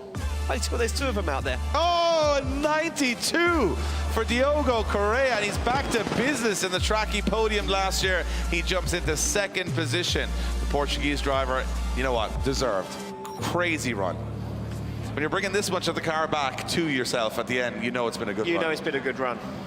We go back to the line. Pontus Hartman, he's already taken the back bumper off, going, it's all going to end up in the bin anyway, so it doesn't matter. Pontus Hartman from Sweden, and again, he's had some consistent runs, but it wasn't on his first run. He got a 0, and now he's got to score. The pressure building up on the Swedish driver. Now everybody's got to up the game. Everybody's got to go for it. Yeah, everyone has to. They all have to push 110%. Big handbrake drag on initiation, slowed that car down massively. Gets into that outside zone, a little shallow on the angle. What makes it work does Pontus Hartman, the Swedish driver, as he comes through the center of the circuit. Now looks for a wall run again. He's a little shallow. He's playing this one safe. I think he just knows he needs a score on the board, but you can't be too safe right now with everyone putting in some serious runs and some big scores on the wall across the line. Oh, Pontus Hartman. My Hartman was in my mouth on that first corner. Like that. So I'll tell you what, he was so deep in that wall that I thought there's no way he's getting out of this, but it was really good here. Look at this. Flexing the boot lid on the wall. And again, it's only minor. And again, I think this transition to that second wall, I'm just looking at scores coming in. Judges seem to weigh heavily here. When you get out early here and you go to this wall and run this is a more dangerous wall, obviously, because it's much faster. He's a little shallow there, but it's not bad. No. But I think that if you looked at the Correa run, you looked at the Falvey run, out on the wall there seems to be where the reward is coming from. Maybe not as much as the first corner, but a really good run again from Pontus Hartman. His scores flying up. Flying up. No idea. And you wouldn't have said that an hour ago. No. I would have been like, geez, if someone gets 50, we're doing well here. And now I want to see more 97s, more 98s. My expectation levels have risen. An 81.5 for Pontus Hartman from Sweden, 14th position so far. Good score, solid score. Should see him sit in the middle of the pack. And we've got Kvyat up next. And, well, Kvyat got an 86 in the worst possible conditions. What's he going to do in the best possible conditions? Well, I mean, he knows he's qualified now. He's inside the top 10 with an 86. That could change as things come in. And we're getting a lot of 90s, a lot of high scores. Can he do more? Can he do more? The Norwegian sledgehammer fires that car and he goes very wide. He's into the wall. Oh, and look at the wall run from Kvyat. Flexes a spoiler up on the edge of the wall. And this is the Kvyat we've been missing in 2024. The man, the myth, the legend. Is he back? back. Oh, he's shallow on the wall run, but now he carries a lot of speed down the hill. Look at the car, he can barely hang on as he fires through that second to last outside zone. On the throttle again, up to the wall, across the line. Kvyat's back in business. I think, you know, from my perspective, it looked to me like he didn't have enough wheel speed to get out to that center section. It looked like he was on full throttle, he was on the right line, but just the car didn't have to go. So, but everywhere else he was pretty flawless. That wall run here is just, look at this. He's on big angle, he's flexing, but he's not making any errors, no mistakes. Oh, look at this. This is, you're a drift fan, wheeling the wall the whole way around. Oh, it's good to watch, right? He took the spoiler apart. Look, it's in two pieces. He split the spoiler. He didn't even crash. He split it in half. The spoiler. Just here, could have been a little wider. It's the only piece of the track I could take away. Just didn't have the go, I think, to get out there, but everywhere else he was absolutely flawed. Look at the jump. And that's a tricky part of the track. You're jumping the car at full throttle, but he makes it look so easy. Oh, good stuff.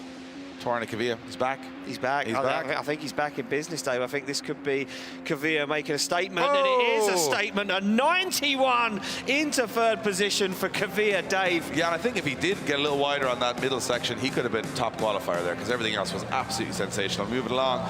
Well, now our expectation levels are rising quite dramatically for what we want to see here. And Joachim Andersen with a 76 on his first run. He's 21st right now. To be secure, to be happy, he will have to improve. But you know what? He's going to feel it. He's going to be having fun on this one.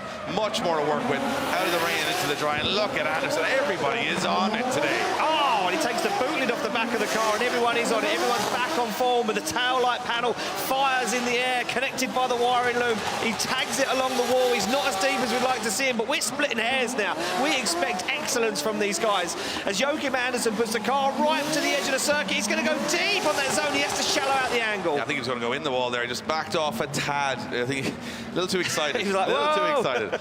God, everyone's on it now. That first corner, everybody looks like they're going to crash, which means they're excellent. Because you almost need that moment where you go, whoa, and that's the perfect line. Could we see a 100-point run? You know what? I'll tell you what. You could look at your James Deans, because that's what I'm thinking. Your Vineseks, your Shanahans, your Jack Shanahans. They could your Juha Rittinen. They're all sitting on a 0. Lauri Heinonen, that guy. Lauri Heinonen now could be a contender. I'll tell you why. He has nothing to lose. Nothing to lose. He's in the game, so he could go for the big run. That's what I'm saying. Because if you're in a 0, James Dean won't want anyone to know. But then he can't afford any mistakes because he's got a 0. Yeah, but it's James Dean, Dave. I don't know, Ian. Vinsek as well. He's in there. He's not had a good year so far. He won a little bit of redemption. I think if you look at Poitalaxo with a 97, his first corner will take a lot to beat. 82.5 for Joachim Andersen. Into 14th position he goes. As was mentioned, I think Poitalaxo's first corner is as good as you can do it. But you think there is room for improvement, and a man that might see it is the 2023 champion Conor Shannon. He's got an 86.5. He's in 9th position. He's probably safe enough. He's now in dry conditions. He's now feeling confident, and he wants top spot. He needs those championship points badly, and that's why he's going to have to go big. And that's a huge entry from Conor Shannon. Oh, and he gets it dialed, and he's into the wall. And he's better than Poitalaxo because he's at the whole way round. This is unbelievable from Shanahan. He fires it across the circuit. Can he go deep on the wall? And he runs the wall. This is the one. He comes flying through the centre of the circuit. He's right to the edge. He's on the white line. As Shanahan transitions back, one last wall run left to go. He gets there and he's on the wall. Oh, I don't know if there's much more out there. And you got to remember the risk he's taking in a very short wheelbase car with very little overhang to tag walls. You're tagging the rear wheel. This entry was bananas. He almost ran the bumper on the tyres, and the tyres are a good 1.5 foot away from the edge of the circuit, so he is flirting with danger there. Look at the wall run. Look at this. The rear wheel is in the wall almost the whole way around. Well, you got to remember, in this car, both rear wheels are in the outer zone, not just one. Not just one. I'm not sure there's much in that you. Where are you going to pick it up? Look at this. Look at this. Oh my God, that's textbook. He's 90 degrees to the wall. The whole back bumper was along the wall. Look at that. He's deep in that zone. This transition. He could have been a little wider on the outside edge of the circuit, but I mean, we're splitting hairs. We're talking millimetres here. I'm not sure there's much more. Does he run this? How close to the wall does he get here? He tags it. Oh, he does tag it. He tags it. Yeah, I mean. Oh! It's a 97 from Conor Shannon into first position, and that's because the first run of Juha Poitalaxo not as good as Conor Shannon's first run. So you could see it from that perspective that the average over the, obviously the overall score just bumping him because he had a better first run. He had a better first but run. a 97 for Conor Shannon, and I tell you what, now things have heated up. Now things are getting interesting, and now we got a lot of egos on that grid coming out here saying, oh, this is mine now, this is mine. Now, will it be our next driver? In an identical car to Conor Shannon, but he had a big problem on his first run, was Fionn Roche, got a 0. So anything's got to improve from there. But he has to get the job done. He has to get the job done. He's now's the time. Rookie driver from Ireland, first year in Drift Masters, has to swallow the pressure here and go for it. Yeah, he certainly does. He's going for it. Oh, look at this. He's mirrored Shanahan's initiation. He's mirrored Shanahan's wall run. He's doing exactly what Shanahan's done. Can he replicate the whole run? Oh, he stalls up a little bit there, checks himself out on that inside zone, and it's upset his line to the wall run, and now he starts to bleed some points. He fires down the hill. Back on the throttle he goes as Fionn Roche, as he dials on the angle, looks for that final outside zone. Job done across the line. Yeah, it looked like there was kind of 2 major hesitations there, and it just cost him his line. I'm not sure if that's driver or mechanical, but you can see when he comes on throttle, the car doesn't react the way he wants to. As he comes out, this is a great first corner from Fionn Roche. I mean, he's right on the edge of the circuit doing exactly what he needs, but just as he comes out of here, it's almost like the car just died off for a second and he just lost a bit of momentum. Just here, almost stalls, and then watch this, as he transitions to go back on throttle, just has to handbrake here, which is not what the judges want to see. So something weird happened there. Yeah. And again, this would be phenomenal in the first half of qualifying, but now we're being so, I suppose, judgmental and critical about everything because we're seeing 97s go in. And I mean, look, we've got perfect track conditions now. The track is completely bone dry, every inch of the circuit.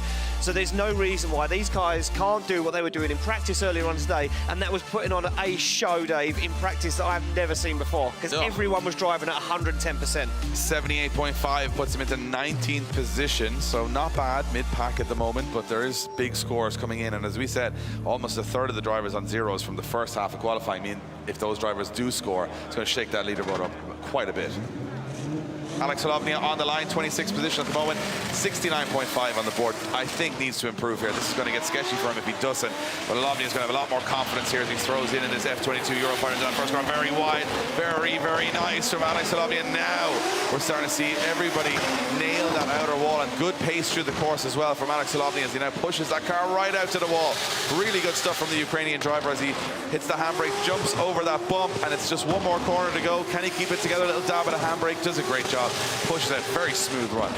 Didn't risk too much, but he needed to get a solid score and a bump up. I think that's what he's done. Yeah, very, very smooth run. Very nice run there from Alex Halovnia, as you can see him pushing that car right to the limit. Look at that, very wide on that outside zone. This is the one. Get right wide to the outside zone 1, get into outside zone 2 nice and early, and ride that wall the whole way up. Textbook job there for Halovnia. I'm almost breathless with how good the last few runs have been. Because we were waiting. First half of qualifying was kind of just a game of chess, a bit sketchy. No one knew what they were doing.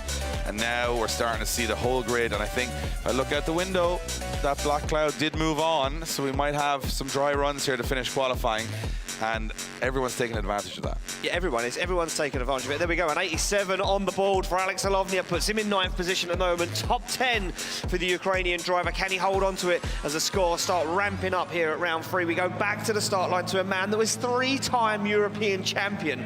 He sits on the line with a 66. He's way down the order. He's in 29th place. Big crash with the wall in the first run from Peter Viancek, pushing that a little too hard in. But to be fair, the conditions were horrendous. Now the conditions are perfect, and you're going to see what Viancek's bringing to the table as he fires in. Very late initiation and very wide to the wall, and he's in there, in that outer zone. He's buried in that outer zone, and he's very fast too. Little left foot braking. Viancek firing through the course at incredible pace here as he goes back out to the wall. A little more tentative this time, but I won't blame him after what happened the last time. And this is big angle and big speed from Peter Viancek as he looks dialed, cool, controlled, and back in business. Oh! And a big something shut off in the car through the last corner. You can see the hands up, and he is not happy at all. He was on for a big score there, Ian. I was ready to hear a 90-plus score, and I want to see how the judges deem that. I mean, Matt, he was meters, like 2-3 meters. 100% the fastest run through the course all day. He had so much speed through everywhere. But that last corner, when he transitioned through, something seemed to dial a little bit of angle off on that wall where he made the collision the first time, but he was still very close and in the zone. Then he comes through here, I'm thinking, right, he's up there, he's going to get towards the high 80s, 90s, and then as he transitions back here, goes back on the throttle, all of a sudden he's on throttle. He's clutch kicking it and the car's not reacting. Something just broke down and the car suddenly just cut off. You can see the reaction, he's like, what has happened? not a happy boy. Especially when you're 10 feet, 20 feet from the finish line. It was like 5 meters from the finish line. Oh, and it's good. I mean, he's gonna. Does he get a score? Does he zero? And the judges gonna have to have a look at this. This is why I think they're looking at the replay now. Does he zero this out? Because he stops. Oh, he's at the zone. He drives across the line. It's a momentary error. I mean, I'm just going to throw this out there. If he scores a 0, he's in 29th position. There's still a lot of guys sitting outside the top 32. Could Vincent get knocked out with a mechanical failure? No, it could happen. You can see the rivals. I think what Conor Shannon is showing you there is like he's actually disappointed because he goes, how does that happen? Where you get that close to the end of the run and you can't. I mean, as a driver to a driver, regardless of a rival, you're going, that is so harsh. Heartbreaking. Well, now we're going to see he did a lot right. He did a lot right. One bit was wrong. Let's see where that score lands in for Peter Viancek. I don't know. He's flirting with a 0, but if it's not a 0, the score will be okay. So they're having to think about it. It was a momentary strain. Yeah, but listen, it's a straight. But it was a straight. It's a straight, and I know you're trying to soften the blow here a little bit for the Polish fans. But Dave, I hate to be the bearer of bad news. A straight's a straight, and whether it's mechanical or driver. But is he straight long enough? He's kind of back on the handbrake very quickly. That zone's not small. That zone. I mean, I'm looking out the window now. Let's have a look at it again. So he comes through. The car shuts off.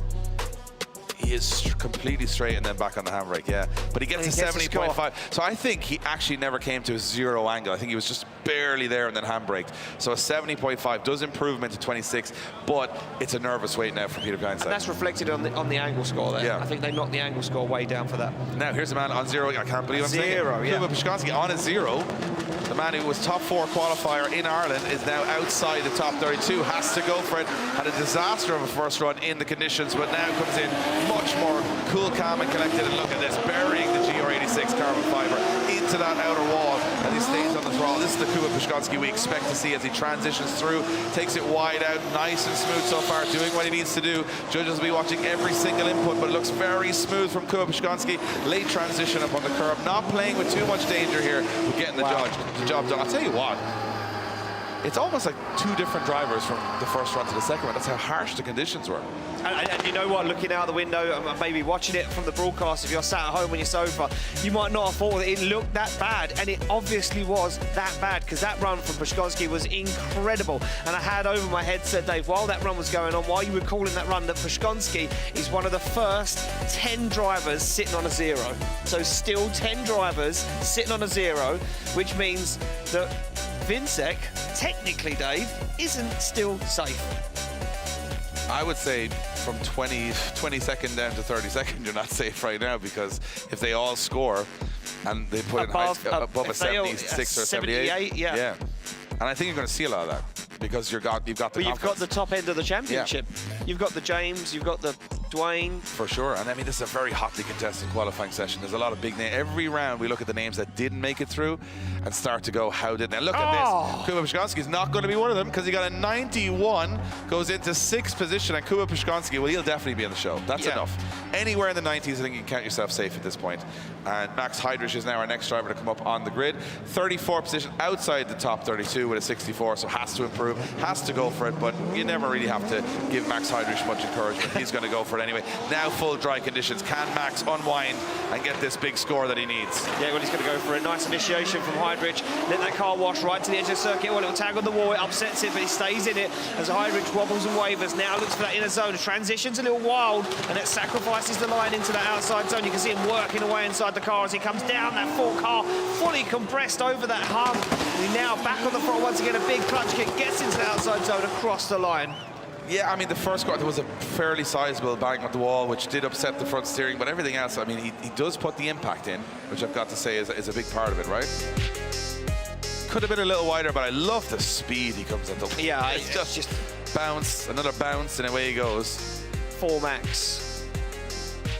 That's not bad, you know. When I look at it from that angle, not major correction. He doesn't lose much momentum either. I think he's going to get deducted here, Dave. I think the transition was a little shallow. sloppy. Yeah, a little shallow and not a lot. Again, you've no angle here if you don't go wide there, because it's too short a transition. So he will lose some score for that. Look at the angle. Oh, he's on the lock stop there. He is full Max Heidrich. Max lock, max aggression. But maybe the score might not be max as a result. No. It's good, though. I think it will improve him. I think he's going to get rewarded. I think he's going to move himself way up the order. And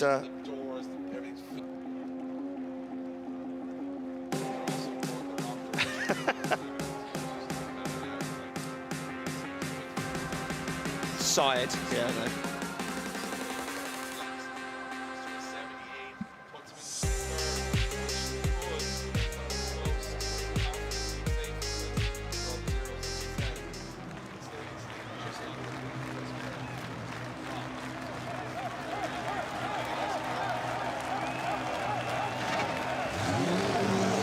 So here we go, back on the line we go. Mika Keski-Korpi off the line, scored a 0 in that first qualifying run. Now dives into it. Look at this, now feeling more confident now. This is the Mika Keski-Korpi in this new 2 Series BMW that he's getting confident in driving. Can he hold on to it? He can. Dials on the angle, looks for that in the zone. The Finnish fans go wild. He goes very wide to the wall and holds on to it now. Down the hill he comes, on 4 angle. Looks for that outside zone, gets it dialed. Full throttle as Keski-Korpi gets it to the wall, across the line. He's looking good, Dave, and that is what he needed. Yeah, and I think I mean, we have a lot of big names get zeros on the first run, and I think almost all the big names that have got a 0 have come back out swinging on the second. So that shows mentality, and it shows that these guys are like, nah, don't worry about that, I'll do it again. So they're confident they can do it every time. Because, I mean, obviously, if you're in a battle, you got to do it in your lead one, and that's it, you get one chance, right? So they're looking at it like that. Yeah. And I think from my perspective, all of these guys are going to worry anybody sitting from 22nd down in the qualifying now if they had a 0 on the first run, because very rarely are they making mistakes now. And I mean, that's more than a 65 in my eyes. I would 100% agree. And we're not judges. We are fans. Yeah, we're fans. We're just watching it, like kind of figuring it out as we go. To be fair, earlier on we was watching it going, I don't even know. No idea what's going to happen next. But right now I can tell you that is a pretty solid score. He's done nothing wrong. He's good fluidity, good speed, got everywhere he needed to be. It's an 89 on the board, which now is only enough for 10th position. So the scores have ramped up rapidly Massively. here. But the Finnish fans will enjoy that one. He'll enjoy that one and his beer as he waits for another couple of Finnish drivers to head out. But first off, we've got a Polish driver, David Sposop. I'm thinking putting a good attempt at Rookie of the Year here at David Sposop. Definitely not looking like he's a fish out of water. Every run very solid. He got a 63 on the first run, which was pretty good at the time. Not good now. Needs to improve. Yeah, he certainly does need to improve, Dave. Big flick across the circuit. Look at this. Goes nice and wide. Dabs the handbrake. Gets it back in the S15 into the wall. Very clever. Tagged the foot brake there just to make sure the back end didn't smash into the wall. Now starts to think about it. Flicks the car an angle, and that's going to sacrifice that outside line, that wall run that the judges are looking for. Down the hill he comes. You can see the front of that car bouncing around over the tarmac. The Sposop gets back on the roll. Looks for that final zone. Job done. Yeah, job done, but as you said, a little shallow in that center section, and that's the only way we can now separate these scores is by saying, where's the big reward coming from? And it looks like I think you're right. I think that wall seems to be, it weighs heavily. Because we spoke about it earlier, it's the slingshot effect. You're firing the car across the circuit, full throttle into a wall that doesn't move, and I think the judges are rewarding heavily there because that line then gives you a really nice line for the rest of the circuit. Like because you're not, like you see, he goes on angle to angle, now he can't get out there, and that's a good 10 to 12 feet off the wall, so that's quite considerable. Like if you were 10 to 12 feet off the wall in the first corner, that would look not great at all. So you know, because it happens so fast, we might, and the angles on the cameras, we might not see it the same way, but I think the judges are definitely weighing heavily on that and the banked last corner because they're quite tricky. Exactly that. Still a solid run. I think it's still going to be a solid score. But now you're trying to see what's enough, what's over an 80. Enough? You know what I mean? That's where we're at in the business end of qualifying now. Is what is enough to get you into the show? What's enough to get into the top 32? Oh man, and the scores already that have dropped in. This for Sposop, a 76.5 puts him in 26th position, drops Vinsec into 30th position, Dave. Yeah, and it looks like Nasser Al-Harbali is also now sitting on the drop zone in 32nd position, and this is a man very nervous, and you can see it right now, is Jack Shannon. No run at all on the first run because his car put oil all over the ground. But earlier on, the interview with Becky, he said, an average run from me could beat most of these guys. Well, you need to be more than average right now, Jack Shanahan. You need to fire it in, you need to get it done, and look at this from Shanahan onto the wall. He's replicated his brother's run once again. Can he get himself up there into the 90s? Full throttle from Shanahan through that inner zone as he looks for the wall run. Can he get nice and deep? Of course he can. It's Jack Shanahan. He looks for the outside zone once again, right to the edge of the circuit, and he's nice and wide. Flicks that car through. Second to last outside zone for Phil. Onto the wall, 90 degrees across the line. That's a good run. That's a great run. And you can hear it And from you the can hear car. it, go, He knew it. "Woo!" And again, he drives with confidence, and it works because he goes out there and believes he's going to put the top run on. And again, I don't understand why he wouldn't go, just do a safe run now and get in the show. He went out there, a lot of risk, a lot of speed, and at any moment it could have gone very wrong, especially, look, his wheel is buried in the wall. I mean, the interview earlier with Becky, he looked a little shaken, but he said, look, an average run from me can beat most of the guys. I just need to be careful. When I get in the car and the helmet goes on, I don't go too mad. I think all of what he said went out of the window when he shut the door because he went mad. He kept his cool, but he didn't put in an average run. That is an exceptional run. And you don't need to be a genius or a judge to look at that and go, that's great. So now we want to know how great it is. Yeah. Is it up there? It's going to be up there. It'll be up towards... Where are we? I'm thinking What up... are you hinting at, Dave? I'm thinking top 5, I would say. You say? I think so. From a speed, precision, and getting every zone the way they want it, I'm thinking it's up there. And this is just for me saying I don't know where you're gonna lose the points. He didn't miss any zones. No. Good speed. There you have it. 3rd position for Jack Shannon with a 95. And that was me. I mean, I'm just looking at it from a judging perspective going, where do you take the points away? And there isn't really anything there. Well, there was one for style, one for angle. Yeah. Very minimal. But Very minimal. I mean, I just think if you get and I think another driver like Korpelinski here could do that. Could go out there 100%. and give them what they want. They're not trying to deduct anything. They want to give you those big scores. So here we go. How about Korpelinski? Well, he's got no rear end on the S14 left, so he can flirt with that and get rid of the rest of it.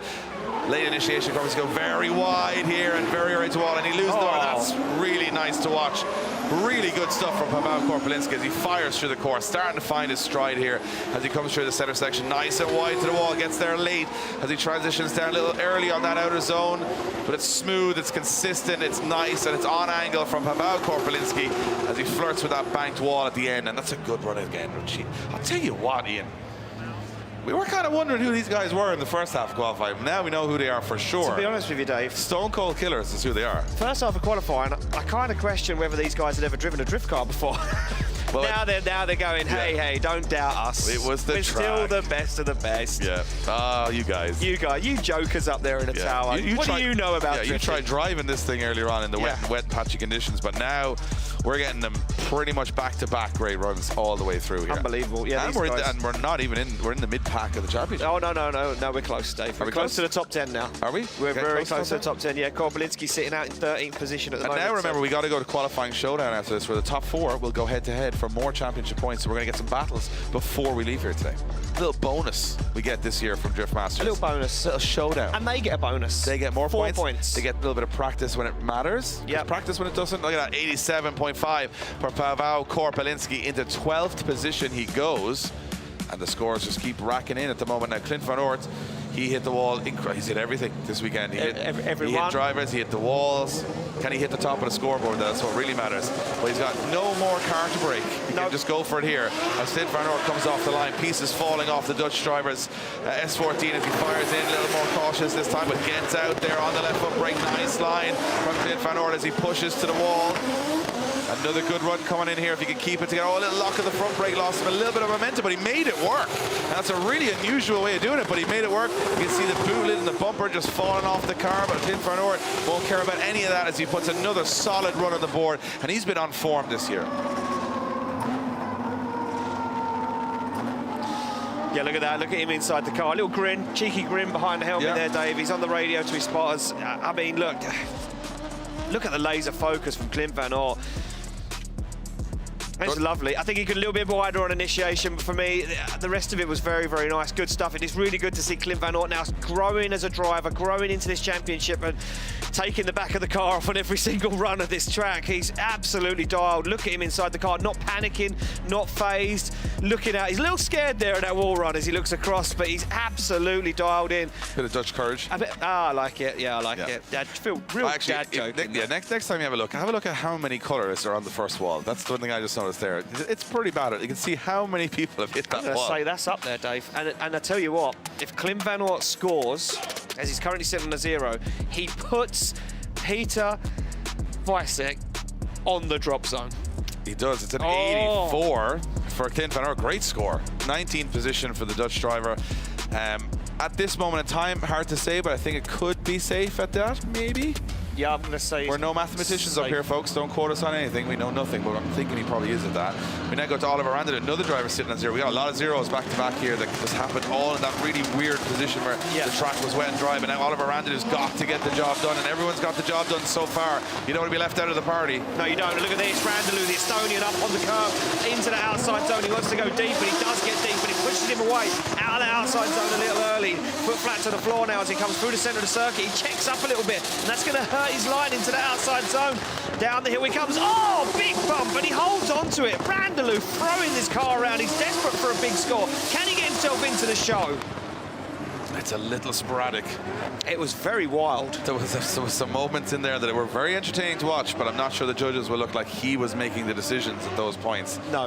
And this was nice. Up on the curb, comes into the first corner, on throttle early. Really enjoyed this as he went out to the zone. And he's dialed here, but he bounces kind of off the wall, I think. Yeah, he kind of tags the wall and comes away from the zone. And then he does a good job here, but on the transition, watch this. Doesn't go as wide early. Stays a little shallow, and then he's on low angle here as he comes through, and then catches the bump, big angle. Like, that's the whole steering rack on that car. Look at this. Whoa. Oh, he dropped a wheel on the edge of the circuit. And he kind of went, just get me to the last corner, please. And he did. Makes it work. But it's, I mean, this is excellent, but we're now splitting hairs again because we want to go, well, where does it land? You know, because we've seen it 97 How twice. crazy that an hour, 2 hours ago, we're splitting hairs over a 50-point run.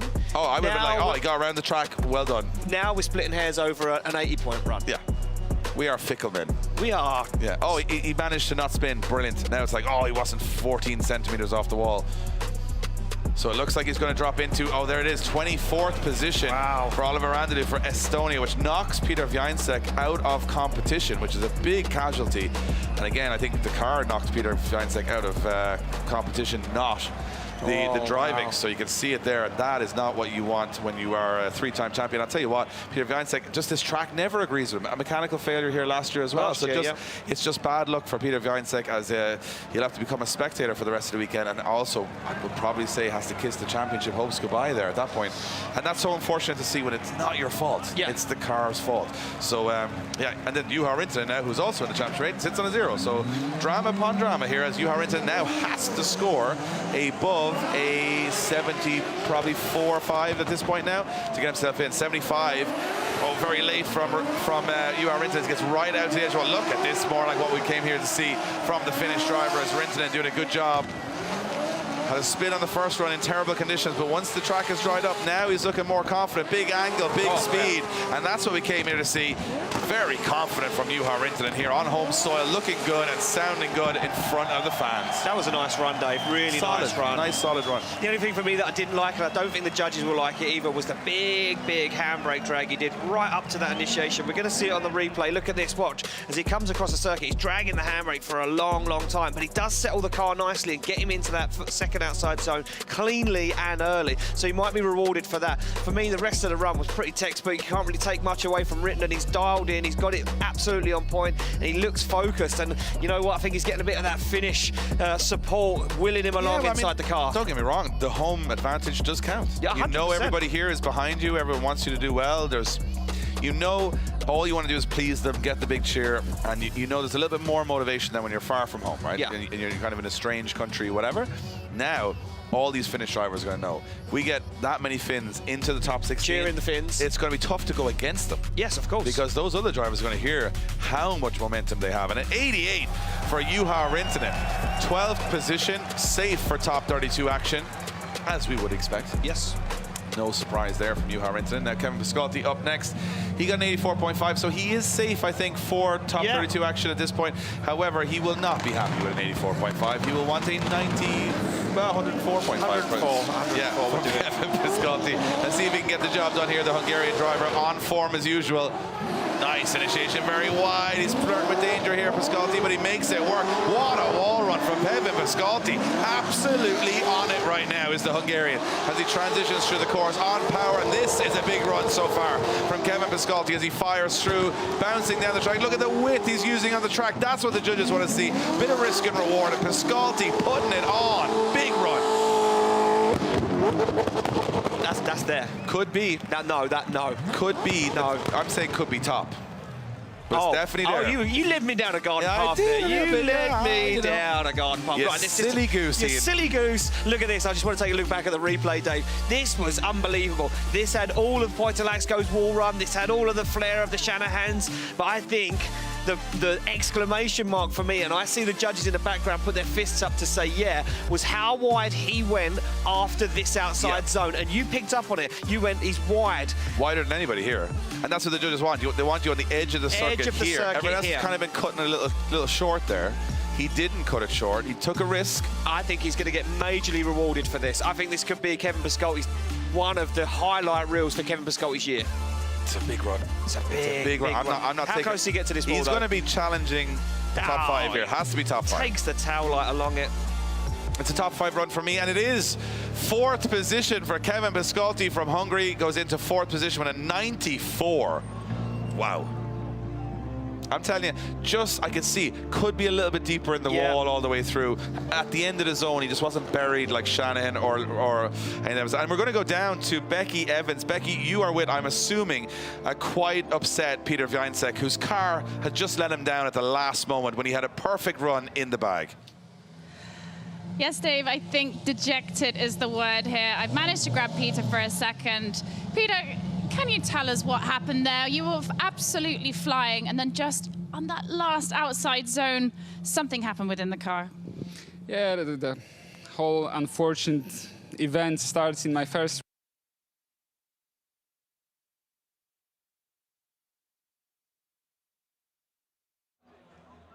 Oh, so there we go. So unfortunately, we lost Becky there down in the paddock. And we can see an onboard there. We can see the frustration, Dave, with Peter inside the car. I was just thinking there that Peter Wiańczek is even having mechanical failure with the camera interviewing him at the end of the run. Stop it. He's at that kind of weekend. Hey, come on, give the man a break. He said it started from the first run. He can't even get an interview this weekend. There's something breaking. Give him a break, man. I'm giving him a break. I'm saying that it's just not his weekend. Technology is not with him. Right, back on the start line we go with the Lithuanian driver, Benediktas Čerba. Čerba, 65, he needs more. He's out of the show. The Lithuanian wants to be in it, and he's a danger on this circuit in the chase position. What can he do right now? Well, he puts the back end to the wall, but he wanders and wavers in the outside zone. He's way on the inside, and judges won't like that. He almost tagged the front bumper on the wall, and that will be points deducted as he comes absolutely hammering down. Looks for that transition back now as Čerba puts the wheels through the zone. Up into the wall he goes, a little wobble once again. Job done for Čerba, though. Yeah. These guys don't care who it is. No, they don't care. It could be an Anyone. Empty, it could be an empty track. It could be you, it could be me, it could be anyone. It could be the recovery truck. Those boys are happy. Čerba, you're right. He gets into the outer zone, but he doesn't stay smoothly in it. He kind of gets in there, perfect here, just drops a little bit now. Goes too early, you're right. Goes on the inside, that cone there, signifying you shouldn't be in there, does knock it over. However, even like regardless of all that, it's a very solid run. But we're kind of going. Oh, yeah, we're being like super critical. Yeah, we're like 90 or nothing, man. Yeah. Like we're on that level there. Oh, are you not scoring 100? Yeah. Why even bother? But I'm like, now we got to look at it and say it's now a fight for survival to get into the. I mean, Čerba's outside top 32 here. Yeah. So he needs to get in there, to keep his championship hopes alive. And this could be a big casualty here. I think he's done enough. I'm going to. I think the inside clip, sure. But everything else was pretty solid from Čerba. I'm looking at the scoreboard, Dave, and you know what? Top 32's big scores. Yeah, an 83, only gets 21st position. Yeah, but how the tables have turned. He won't care because he's in the show. And that's all that matters to Benediktas Čerba, because he can still win from there. He can still win the whole event. Yeah, he could, and we've seen that happen before. We go back to the start line to a man who's sitting on a zero. He is a former Drift Masters European champion, Adam Zalewski, the Polish driver, off of the line, 24 years of age. He's done it before. Can he do it again?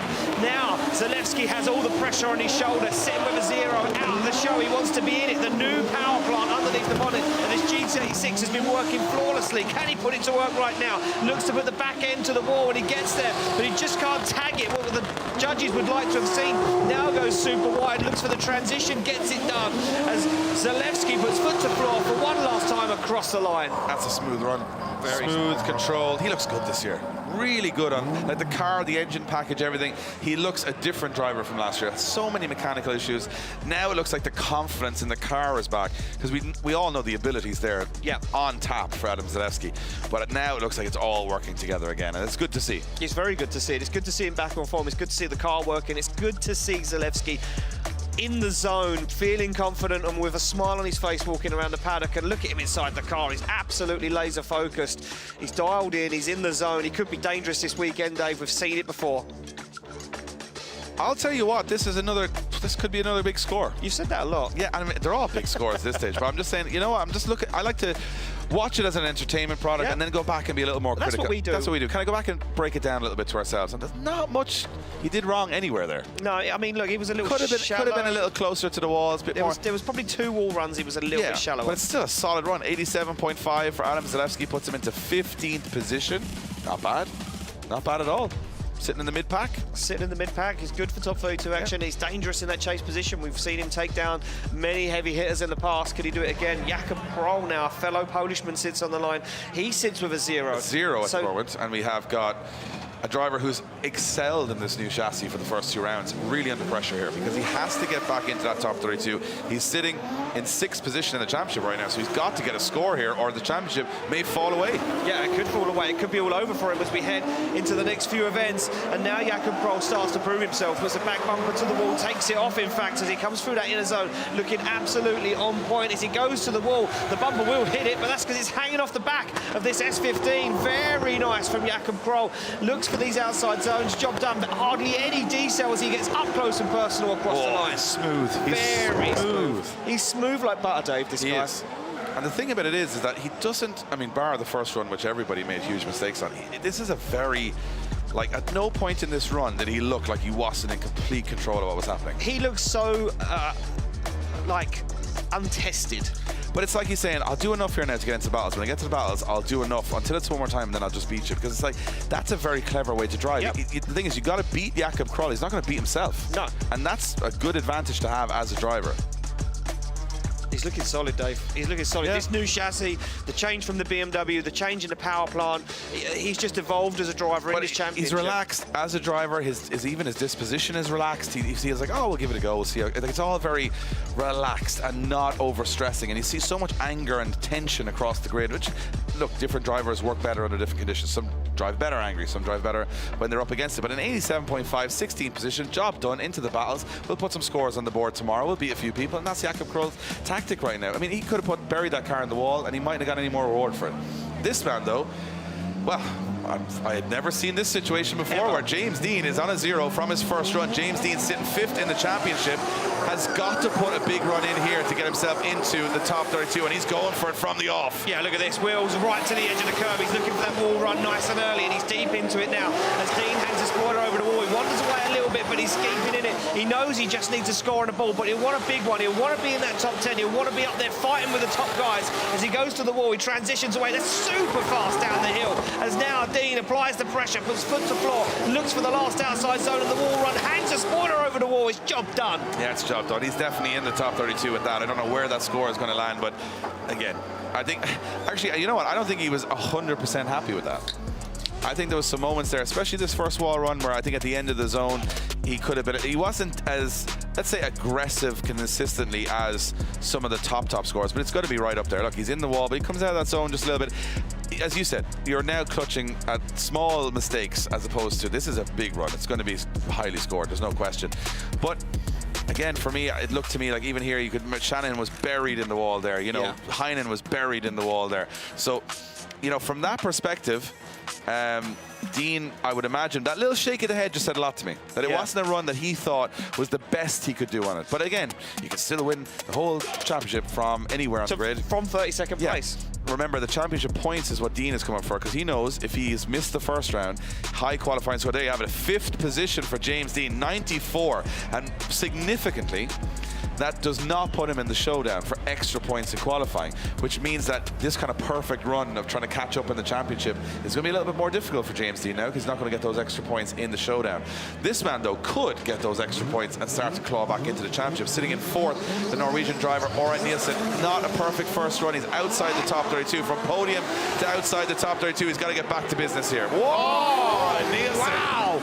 What was that? Oh my God, he's buried into the wall. That was absolutely beautiful from Oran Nielsen, the Norwegian. Is absolutely coming for it this weekend. He's had a taste of that champagne. I know I keep saying it, but he wants more. He's on every single wall. The car is on the rev limiter the whole way. He's wide on the transitions. He's dialed into the zones. He's onto the wall again. Nielsen is on fire. Wow, that has to be the entry of the day. That's not even his own what he hit. He just hit a defenseless tire over here, minding its own business. Oh, he's in the zone so early. Dave, that's it. There is no more risk. Why did he even take the risk? He's outside the top 32. He should have taken a handy run. No handy runs. That is it. That's a massive run from Oran That's Nielsen. it. That is it. And this again, look. Boop. No problem. Between the cones. Yeah, but not at the end of the wall, as you said. Right where they need him to be. Transitions here, look, edge of the circuit, and then goes wide, which we knew the judges were saying, don't be shallow onto the curb transitioning there. For the twin battles tomorrow, top 32. Yes, it's going to be a big. This is another big score. Oh, he was really good there as well. Right to the edge of the circuit. And this again, look, perfect. I could be very wrong, but I think and not a lot of left foot braking. Like, he's full throttle there for a lot of that. Oh, it's good. How does a rear end on the car surprise me? Look, it's twisting the bumper with the pace he's coming through the center section. The flames erupting under the car. What a sport. So good to watch. The back end is just like hanging together with hopes and dreams. And 96 for Oran Nielsen. Into third position he goes, and that is well deserved. I want to know where those extra couple of points could have come from. They're out there somewhere. I thought that was it. You know what? Honestly, I can be honest and say it's a 96 is it. Let's be honest. I thought it was the one. I thought it was number one. Oh, here we go. Kevin Pazur now off the line. He goes. Championship very much on the line here as he sits in third place in the championship, and he's going big for it here as well. Kevin Pazur, the winner of Round 1 Spain, clatters the wall on the first corner and somehow makes it work, gets back out of it again, comes wide to it here. The judges rewarding that aggression to that outside zone. He's very fast through the course here, Kevin Pazur, right now, as he transitions back. Not perfect on everything, but it's a very solid showing. And he's in 43rd position at the moment, so he needed this one. Yeah, he was out at the show, Dave. He scored And you can, if you don't qualify, and nobody's ever won a championship by not qualifying in any round, and I know things can change, but it's very tough to do it. You've got to be perfect for all the rest of the rounds. And the championship for him, he's sitting in third place. He needs to keep a hold of it. He needs to keep it within distance, because before we know it, we'll be at the final in Poland, and it could be all over for Kevin Pazur as quick as it started. Absolutely. Well, Kevin Pazur now transitions across the circuit, and you can see here very, very clearly there's a little bit more hesitation on the handbrake. There's a little bit more. I think he was a little bit nervous. Yeah, a little safety net there on a couple of runs, just to not mess it up. Because again, championship on the line. Yeah, it could. We've seen it before, Dave. It could all be over as quick as it started. And I think Kevin Pazur said, "I'll go out there and give it 85%, and it's enough." And it could be enough. And it is. Yeah, it is enough. And 89 for Kevin Pazur from Estonia puts him into 14th position, and that's safe. Safe as houses for top 32 action. Dwayne McKeever currently on a zero, the last zero. Driver. So the last driver that can mix up the whole scoreboard is Dwayne McKeever, as Laurie Hyden sits with 91. So here we go. Dwayne McKeever has got to get it done here. Cannot afford any mistake. No, he can't. And he goes right to the edge of the circuit. He's on the handbrake. He's got the spoiler over the wall. He's got the back bumper on the wall. He's got the wheel almost into the wall. And now he comes away and he looks for that inside zone. He's got it absolutely dialed. And McKeever hesitates a little bit there, but now he opens the throttle, gets to the wall, down the hill, over the compression. No wheels off circuit this time for Dwayne McKeever as he fulfills the outside zone, puts back bumper to the wall once again. That's enough. It's definitely enough. That's enough for battle action. 100%. There's no way he's not going to make qualifying with that run. That's going to be way up the order in the top 10, I would imagine. But goes to show, you know, you talk about championships, you talk about trying to be a champion. It's the big moments, the high pressure moments like this for Dwayne McKeever, sitting on a zero, has to get the job done, that make or break your season. And he actually went for that really, really well. I mean, I thought he was going to fall out of the zone, and he went back in it again. Back in it, yeah. Yeah, so he did a really good job. This is really good as well in between the two cones. Not smashing into the wall, but doing exactly what you need to do, getting around. I thought he was going to hesitate there and miss that outside zone a little bit because he came through and it was kind of a little bit of a stall up, but he managed to make it work, and I think it was calculated because he knew he was going to go too far. Very good angle in there too. Unbelievable. It's a great run. Great run from Dwayne McKeever. It's going to score very highly, I would imagine. He's definitely not going to be outside the top 32. And his championship is still very much alive. But where will he sit in the scoreboard? It's going to be a 7th position with a 93.5. 93.5 for Dwayne McKeever. That leaves us with one driver remaining in qualifying, and it is your current championship leader. And he just so happens to be from a place called Finland, where we are right now. And Lauri Heinonen currently sits in 9th position. So all Lauri can do right now is hope he gets into the top 4 to extend his championship lead by going into the showdown. Gotta throw down here. Yeah, he's going to throw it down as well. Oh, he's 90 degrees on initiation. He's buried into the wall. And no way can Lauri Heinonen top the qualifying score, but he's going to go for it. He wants it. He's hungry as the Finnish driver goes deep onto the wall, looks for the transition. This is so fast from Heinonen. He's super wide. And look at this transition as he goes for the final outside zone on the wall. It's unbelievable. That initiation was ridiculous. Ridiculous. He has no right to be still in a car that's in one piece after that. I thought he was going through the wall. Oh, I'll tell you what. He put it on the line there. I want to see that. Look at this initiation. Oh, my goodness. He's on 90 degrees in the wall. Well, you talk about risk and you talk about reward. He went for the reward there because he went big with the risk. Oh, man, look at the onboard. He's just like, I'm crashing into the wall. And he's buried in it. Buried in the wall. Is it the one? Is it top 4? Because if it's top 4, the Finnish fans are going to get excited because we will go to the showdown to see Lauri Heinonen take on the other top 3. If it's not top 4, then he's qualified pretty good. There's no question he'll be in battle action tomorrow. But this is the only important thing now for Lauri Heinonen is this a top 4 qualifying run? Because for his championship, he needs to be in the showdown. He needs to be getting those championship points. Because it's all very tight at the top at the moment. And all his fellow competitors have all qualified. So this is where you can edge your lead. So Heinonen has got to go top 4 to get into it, and he does! 3rd position for Lauri Heinonen with a 96.5, and we will see Lauri Heinonen in the showdown where he can score more championship points, and they're not disappointed in attendance, Ian, because Lauri Heinonen has delivered again and again. Every time, Dave, every time that man comes on track, he delivers. And wow, what a qualifying session, Dave. I've never seen nothing like that in my life. And now we get battles. We have battles. We have battles at the end of qualifying because it's the top 4 showdown. We get to see the top 4 drivers go head-to-head. We'll have 1st against 4th, 2nd against 3rd, and then the final of the 2. And that will also, I'm just going to let you know, that whoever that is, so we're going to go down to Becky Evans from a Becky, you are with Lauri Heinonen. He's got it, he's done it, he's in the top 4, he's in the showdown. The championship very much still alive. Yes, absolutely, Dave. I can hear the Finnish fans going mental all around the stadium here. Like, the support is huge.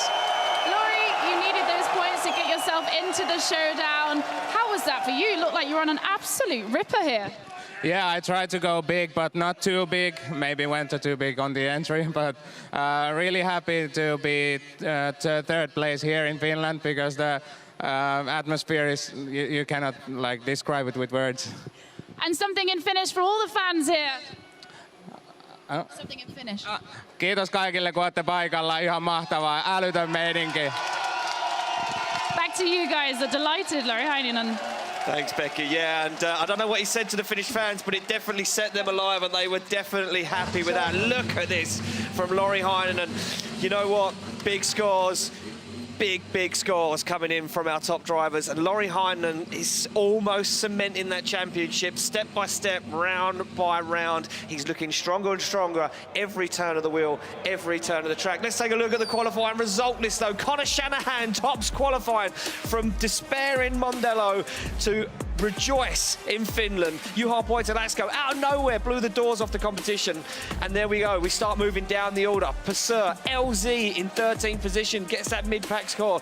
Keski Korpi out of nowhere. Zalewski into the show. Halovnia, Connor Falvey, the youngest driver on the grid, into the show in 22nd position. And rounding out the top 32, Oliver Randalou, Cherber in there, Joachim Andersen, Pontus Hartmann, and Clint Van Oor. And these are the guys that didn't make it through into qualifying. We lost them. Ville Kaukonen, all of these big names dropping out. The biggest one of them all, though, Peter Vinsek, the three-time European champion, out of competition in qualifying.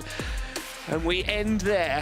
For a moment, we take a breath before we head into our qualifying showdown. And as Dave explained earlier on, it will be first place qualifier to take on fourth place qualifier, second to take on third, and those guys will battle it out, and then the two guys that win will go head to head for maximum points, and those points will be broken down fourth, 3, 2, 1. But let's take a look at tomorrow's top 32 battle tree. Unbelievable. Shanahan will take off against Oliver Randalou for the first battle. And I'm going to point out to you some of the ones that look for me like interesting battles. Adam LZ versus Jakob Kroll. That is a standout battle. Correa versus Meyer. Meyer's on a flyer this weekend. James Dean versus Clint Van Ort. Well, those two, let me tell you, they had some heated battles in practice. That one could get heated again. Adam Zalewski takes on Jarko Euler, the local man out of nowhere. The wild card will take on the former champion, and Jakub Bruskonski will take on the youngest man on the grid, Connor Falvey. Top 32 tomorrow is going to be stacked.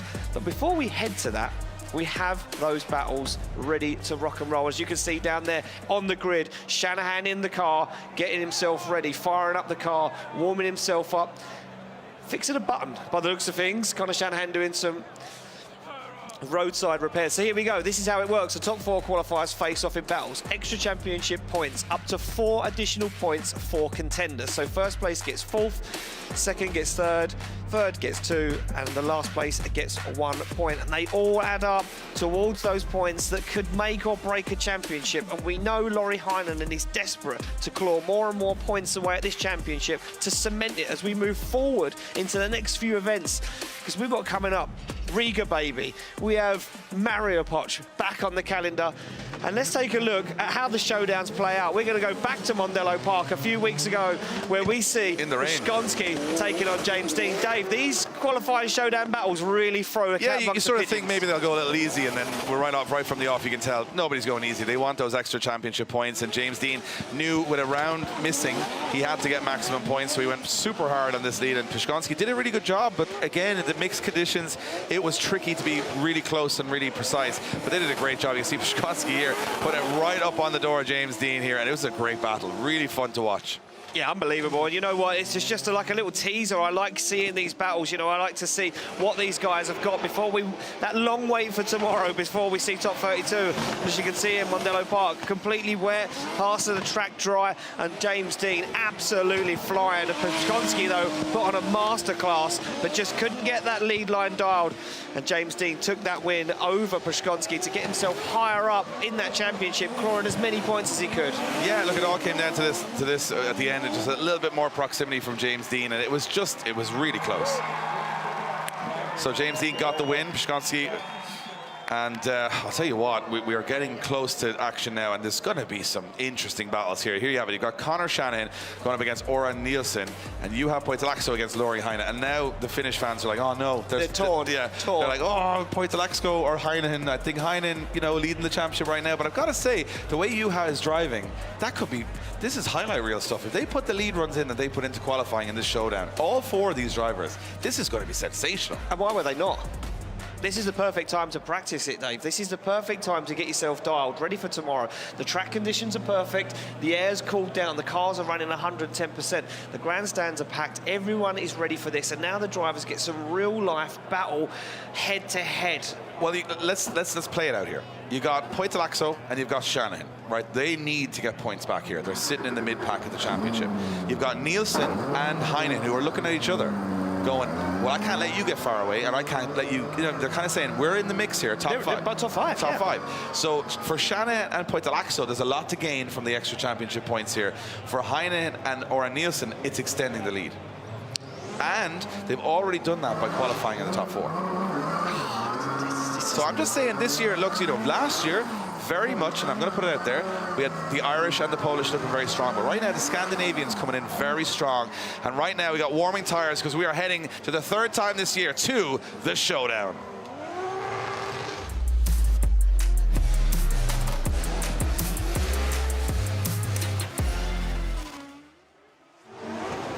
Well, warming tires right now, we have 2023 champion Conor Shannon. He had a mechanical failure, knocked him out of qualifying in Spain. He crashed into the wall in Ireland, but here he is back to business in the top 4 in Finland, and he has to have a big result this weekend. There's no championship hopes alive if he doesn't get it done. And you've got to look across at Oren Nielsen and say, Oren Nielsen has never been this close to the top of the championship. Can he hold it? And if he was to beat the 2023 champion in this showdown, what a statement that would be for Oren Nielsen.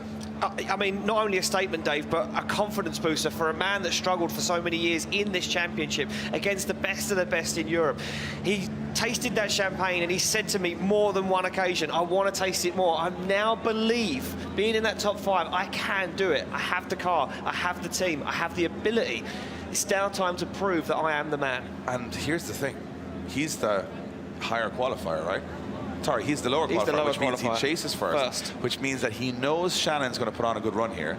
Conditions are pretty much spot on, which to me means that Oren Nielsen can trust on that initiation to go as close as humanly possible to Conor Shannon's GT86, which means all we've got to do is sit back and enjoy. I love doing that. I like enjoying. Yeah, I like these guys when they're pretty close and ready to go. So here we are, doors closed. Cars in gear, first run of the showdown. Look at Nielsen jumping off the line here, making sure that he's in the mix, and he's going to go for this one.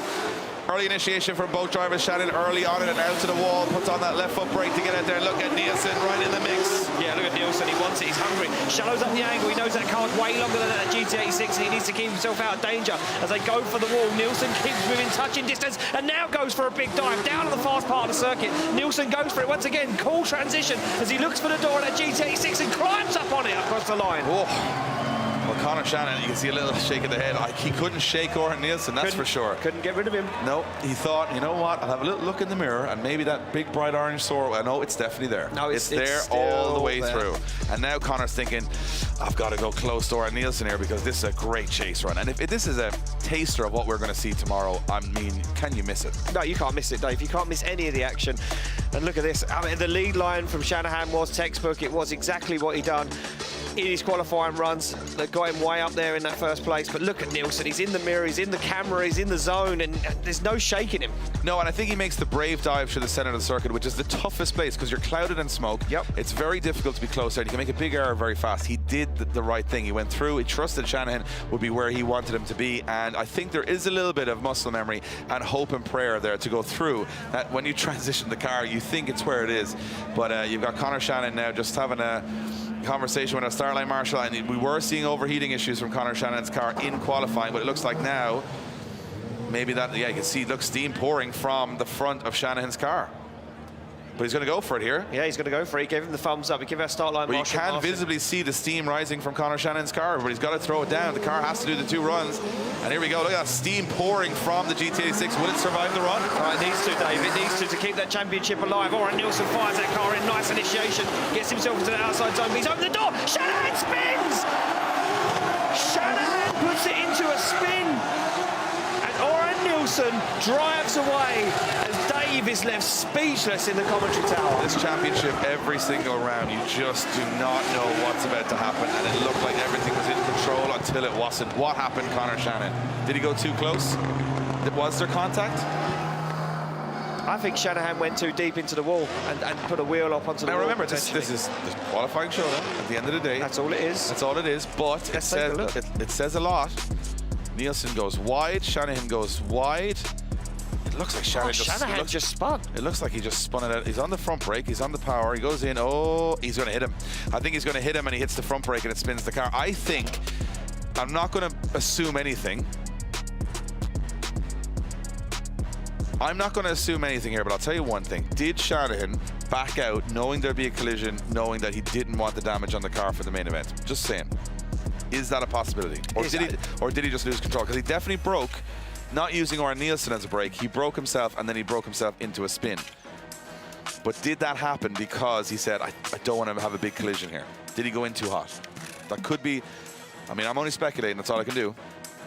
I'm not in the mindset of these guys, but to me, Oren Nielsen will come away, in my opinion, unless the judges spotted something else, a decel that we didn't see from Oren Nielsen, but it looked to me like that was an unforced error. Now, that's my initial opinion.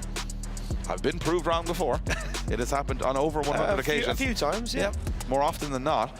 So we're going to get a decision from the judges, and it looks to me like Conor Shannon's given the signal of I spun it. So this could be an obvious one for the judges. And it is going to be Oran Nielsen getting more championship points and going through to the final of the showdown. And he will be up against the Finnish driver, I can guarantee you that. One of them. One of them. And who's it going to... Oh, this is what I'm waiting for. Man. Here we go. Sit yourselves up on the edge of your seat. That's all you're going to need for the next 2 minutes, because these two...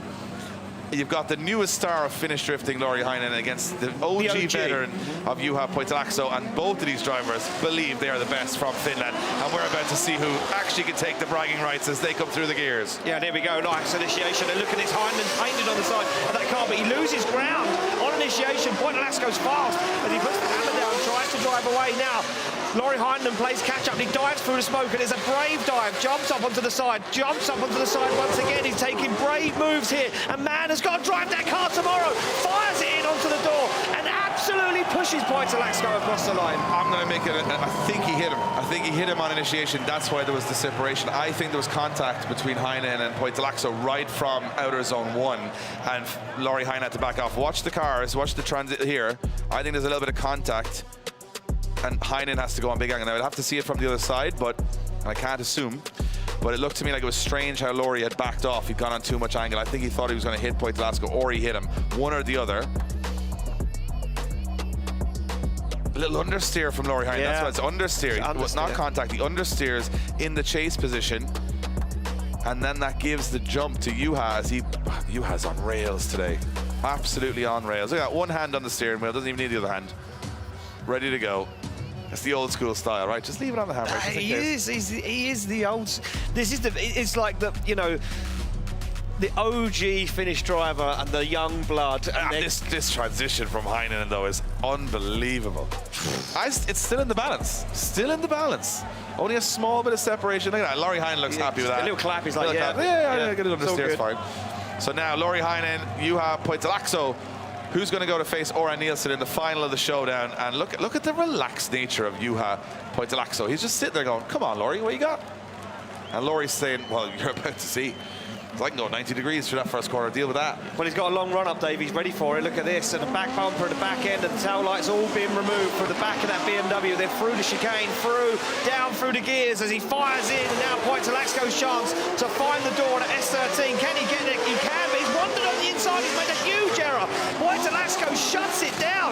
Lauri Heinonen now drives away, and Poitalakso has to play catch-up as the old dog, the OG of Finnish drifting, looks like he's to one down, and it looks like the young blood of Finnish drifting will take it through. I'll tell you what, it can just flip in an instant. In a heartbeat. You can see Juha was in the right place, but then all of a sudden he was in a position where he's like, I have to go somewhere, or I'm going to straighten, or I'm going to, you know, and he had to go forward. He had to go forward. And then when he was in the wrong position, like, I was at a big angle here. Now watch, this is perfect from Juha here, but all of a sudden he goes in too fast. He's got too much pace, and he doesn't left foot brake, which means that he leaves it too late. When he does, he shuts the car down. So an error. But you know what's great about this showdown is that he can make that error now, and he can think about it and learn from it, go back to practice tomorrow, and be even, you know, clever about it in the top 32. So it's great practice here. Heinenen's lead. Oh, I think it's going to take a lot to beat Lauri Heinonen here this weekend. A lot. He's got the fans. He looks like the car is going well. He's leading the championship. The confidence is high. But maybe Oran Nielsen has something to say about it. I think this is going to be a predictable decision. Looked like an unforced error to me from, look at that, just flexing the rear bumper. As the decision drops in, and it will be going to the final of the showdown. Lauri Heinonen getting the win. Lauri Heinonen will go up against Oran Nielsen, which I'm not complaining about at all. No. In the final of the showdown for extra points. Now, Lauri Heinonen would have a massive extension on the championship here if he was to win the showdown. And remember, it was all down to that second qualifying run. He had to get the job done and creeped his way into third position. So let's go down to Juha Poitalakso with Becky Evans. He made a little error on the first corner, and that was all it took, Becky. 100%. You know this track, Dave. It takes no prisoners. It was all going amazing. The entry was so good. And then did you push too hard? Yeah, sorry, I don't listen. It's okay. We were saying that the entry was amazing into outer zone 1. Was it just too hard? Yeah, I so happy. I thinking what doing my. amazing. Do you want to, in Finnish, say something in Finnish? No niin, onko Suomi-fanit siellä hereillä? Suomi-Finland, perkele! Thank you so much. Back to you guys. Well, there you have it. A language barrier there. A little bit of a Slight language barrier. And a race helmet. I think I figured out what he was saying. What did he say? He was too excited, too He's happy. too happy. Oh. And then he went, what am I doing? So I think that's... He forgot what he was doing. He's like, oh, way too close here. He What was am I like, doing? I came in, I put a 97-point qualifying run on the board. Then I got to battle Laurie in front of all of the home fans. I was too happy, too excited. I was just... And then I realized, what am I doing? Why am I in the inside of the track here? It's the wrong place to be altogether. Why am I here? Yeah. Oh, this is never going to win the battle. That's my layman's sort of translation, I guess. Translation. We now see Laurie Heinonen going against Oran Nielsen in the Showdown Final. And to leave what has been a very dramatic day of Drift Masters qualifying, because we've had rain, we've had spins, we've had a lot of crashes, a lot of zeros, a lot of 90s. And when it all settles down, we have got two Scandinavians in the final of the Showdown, Laurie Heinonen against Oran Nielsen. And again, we go into tomorrow's top 32, and I'm sure you guys at home and here in attendance are starting to pick your favorites. And it's hard to bet against whoever wins this battle, right? Am I right? You're right, but I've just had a fault. Don't wear it out. I'm going to have a lot of them tomorrow as well, so don't worry, hold on. Tomorrow might be a longer day as well. Just thinking, Dave, with me drift brain and me maths brain going side by side. Okay. Could Oran Nielsen leapfrog Kevin Purser and Dwayne McKeever for second place in the championship if he wins this battle? Well, I'd be close. Because I'm pretty sure, Dave, he out-qualified them both, and if he gets more points now... There's very little in it, so it could be Oran Nielsen to start tomorrow, maybe in the top 3 of the championship. I would say is probably a realistic. So we could go to the next round potentially after this event with but we don't Scandinavians. know. But we don't know because tomorrow's a whole other day, and there's tons more points tomorrow than there is today. Yeah, right. There's loads of this stuff going on That's what tomorrow. happens when you try and do math, Ian. Yeah, I get a little I told confused. you, never do math live. Sorry, Dave. Neither of us are. Oh, here we've got current standings so there at we the go. moment, as we'll see. So he's in third, Oran Nielsen. So he does leapfrog Kevin Purser. So now we got Laurie Heinonen in first, Dwayne McKeever in second, Oran Nielsen in third, Kevin Purser, and still James Dean holding in 5th position, but the gap from 5th to 1st starting to increase. Theoretically, if he wins against Heinonen now, the best he can get is 4 points, which means he is 1 point lower than McKeever, so he can't go any higher at the moment. But where it sits right now, this means more to Oran Nielsen than Laurie Heinonen. I know the points at the top are great, but I mean, so anyway, we're going to find out. This is what happened in the Showdown. Shanahan goes to the wall. Really good chase from Oran Nielsen. Really good lead from Conor Shanahan. There was no real mistakes on lead or chase here, and it all came down to the second half of this where Conor just pushed that too hard. But Oran Nielsen looking very dialed. He's been looking good all year, though, Dave. He's been on form. Well, you're not going to sit in third in the championship if you're not the third best driver on the championship. Exactly. Yeah, is what it says. And Shanahan throws it into a spin, and you know, we see a bit of those guys talking after that run, and I think Conor, was throwing the hand signals, the international drift hand signals to say, I was going to hit you anyway, so I thought I'd rather avoid the contact. I think he backed out of that one, and then Laurie does a great job, and I mean, he has a little understeer, but he deals with it really well, and I think that's what makes Laurie Heinonen so dangerous now, is that even when he makes a mistake, it's instantaneously corrected. Yeah. So he doesn't make a mistake that's the end of the run. It's just a little error, where a lot of drivers are making, like Newhire makes one mistake here, and he's done. He's in the wrong place on the track. He cannot get back out of that position. So when you look at Laurie there, you go, even if something doesn't go, he understeers that. That's not his fault. The car just did that. But he got back on it again very quickly. And that, to me, is the sign of a driver that has complete confidence in his ability and the car he's driving. And I think Laurie's going to be a tough prospect for anybody at any round this year. And he was very close to winning the championship last year. Like, it was down to the last 2 battles of the series. Yep. So he's got a much bigger advantage now than he had last year. So just put it out there that this could be his year, and he's sort of continued that form. And it's difficult, I think, for Conor Shanahan to maintain that form because everybody's chasing it. Yep, You've already won it, yep. So now you're trying to defend it. Whereas it's always easier to attack than defend. Or at least it's more fun, I guess. Yeah, exactly that. Well, there we go. They are on the pre-grid. They're in the cars. They're ready to go. And Heinonen looks so relaxed, so cool this year. He's always relaxed, to be fair. He's very relaxed, yeah. I feel like Laurie always feels, I've got this. And I think that's how you have to drive to be a champion. You've got to feel like you're the champion already. You've got to feel like you're the best driver there. You've got to believe it. I think he does believe it. Even if you don't want to say it out loud because it sounds arrogant, you've got to believe it. Because everyone else around you believes the same thing, that they're going to win it. And I think right now, you've got Laurie Heinonen full of confidence, but I think you've got Oran Nielsen sitting here going, oh, does he think he's the big dog now? We're about to see. We're about to find out, because Oran Nielsen is the underdog here, and that can be an easy place to be. He doesn't win. Everyone would expect Heinen to win here. He wins. And now you start shaking the confidence of your championship rival. And you start asking the questions. You start asking the question, are you as good as you think you are? So now Oren Nielsen, I mean, the fact that a Toyota Soarer is in the top, just put it out there. Put it out there. A Toyota Soarer, like the biggest, comfiest Lexus you've ever seen. Almost a taxi. Almost a taxi. Probably it's had more golf clubs in the back of it than fuel cells as a model. Oh, for sure. Is now in the top of the championship, in the top 3. So, you know, what do you know? What does anyone know? What does anyone know anymore? What you need is either a NASCAR-powered Silvia or a Toyota Soarer or a BMW with some sort of 2JZ. Or anything at this point. Or anything at this point. So it's all about the driver. You can see Starline Marshall, Marcin saying, you guys good to go? And they're saying, of course we're good to go. Always ready to go. So now it will be Oren Nielsen against, and I think Oren Nielsen, you can see, the car doesn't even need a bumper anymore. He's going, that's how close he wants to get to Lori Heinen. And I think he's going to trust Heinen's initiation here. This is going to be a close one again. Oren Nielsen wants to top the showdown. Heinen wants those extra championship points. It means a lot to both of these drivers. Yeah, look at this. Nielsen goes for it, almost gets himself pinched on the inside, and he has to back out of it. It opens the door for Heinen. He's on a flyer, dialed in on angle, onto that wall, and now Nielsen starts to catch up, starts to find the pace. He takes a brave dive through the centre of the circuit. Will he make another one? Of course he will. As he comes down, Heinen's giving him the perfect lead line to follow as they transition back. Can Nielsen get onto the door? And he can. He's wheel to wheel. Oh, the transition from Nielsen into that last corner was exceptional. I'm telling you, that's my favorite part of the track now. Yeah, that last transition is just. Oh. Now you can see Heinen has the pace through the first corner. You can see Nielsen having to do a little bit of adjustment. Look at the laser focus. He does a great job. And again, he knows Heinen's going to leave him as he comes out of the slower corner to the faster corner. So he dives across the inside, which is a clever move from Oren Nielsen. And then he gets back up on it. But it's the last transition for me was just so good. Like Nielsen's right there. But this one coming up here, this is where you take the risk. And Nielsen does. Look how close he is. Oh, straight up in. And that's perfect. And he puts the wheel up on the door saying, I am right there. And you can just look through Lori Heinen's driver's window and say, that's a close one. That is a close one. But Heinen has got to go for it here. Got to go for it. He's got to be on the door. He can't make a mistake. Nielsen almost got himself pinched up on initiation. He was very clever. He managed to get himself out of trouble there because I think that could have gone wrong very quickly. Will Heinen make the same mistake? Is he more calculated? Is he in a better mind place to get this done? I would say yes is the answer to that. However, it's drifting and anything can happen.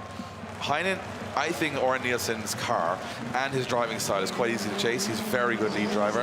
Heinen can go for it here. He's got the fans all behind him here in his local track. Coming in, and oh, look at that.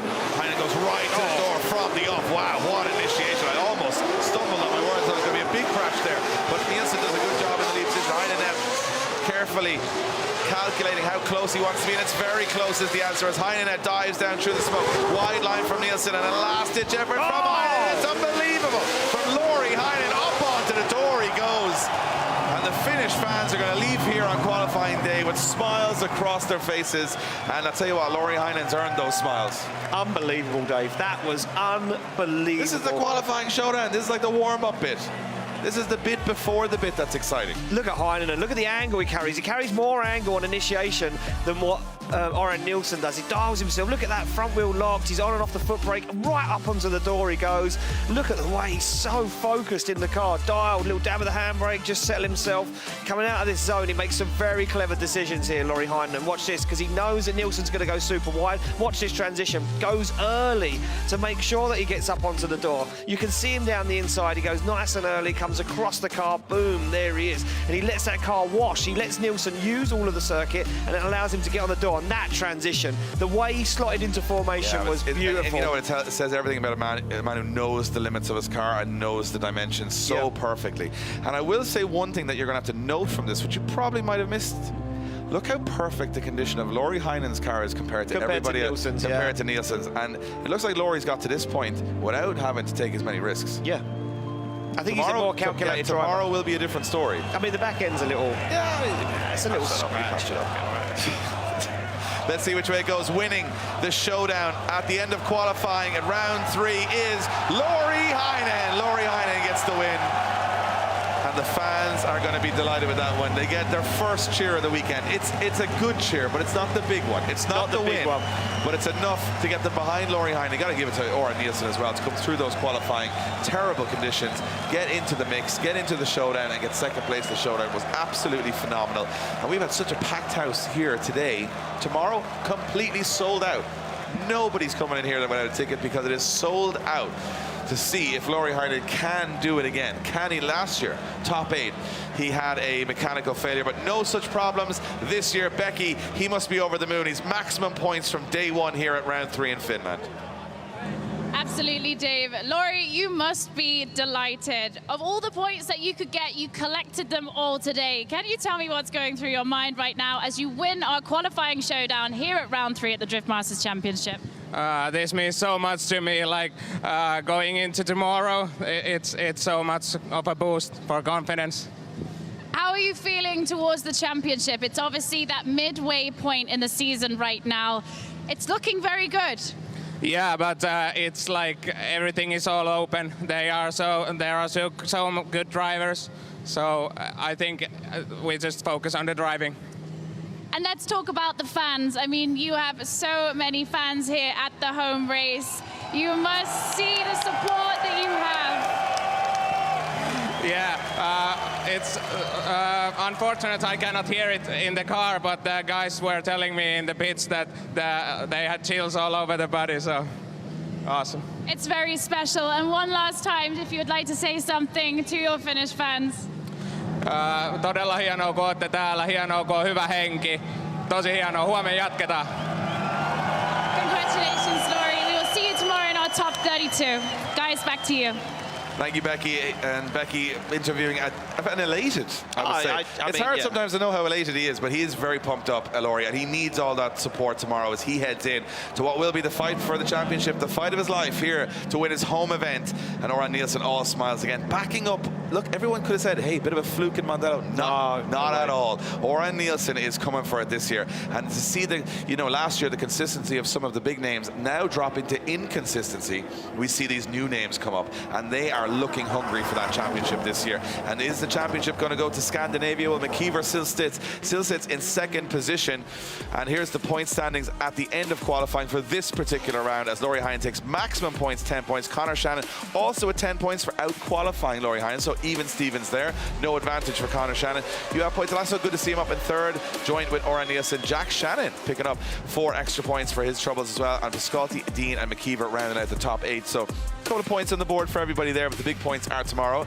Here's where the standings are at the end of qualifying at round 3 of the championship. Laurie Heine extends his lead with 146. Dwayne McKeever sitting in second position, just ahead of Oren Nielsen in third. Kevin Mazur dropping down the order, and James Dean staying where he is in 5th position. But look at Sherba, Zaleski and Kroll. They're all catching that mid-pack in the top 10 and top 8. So it's going to be very interesting to see what happens in the top 32 tomorrow. Remember, everybody, you can basically watch this live on Red Bull TV, and now the battles drop in, and we got some big ones in there. Yeah, I pointed out some earlier on, Dave, and some of the standout ones for me. Adam LZ versus Jakob Kroll. That one is going to be a standout battle.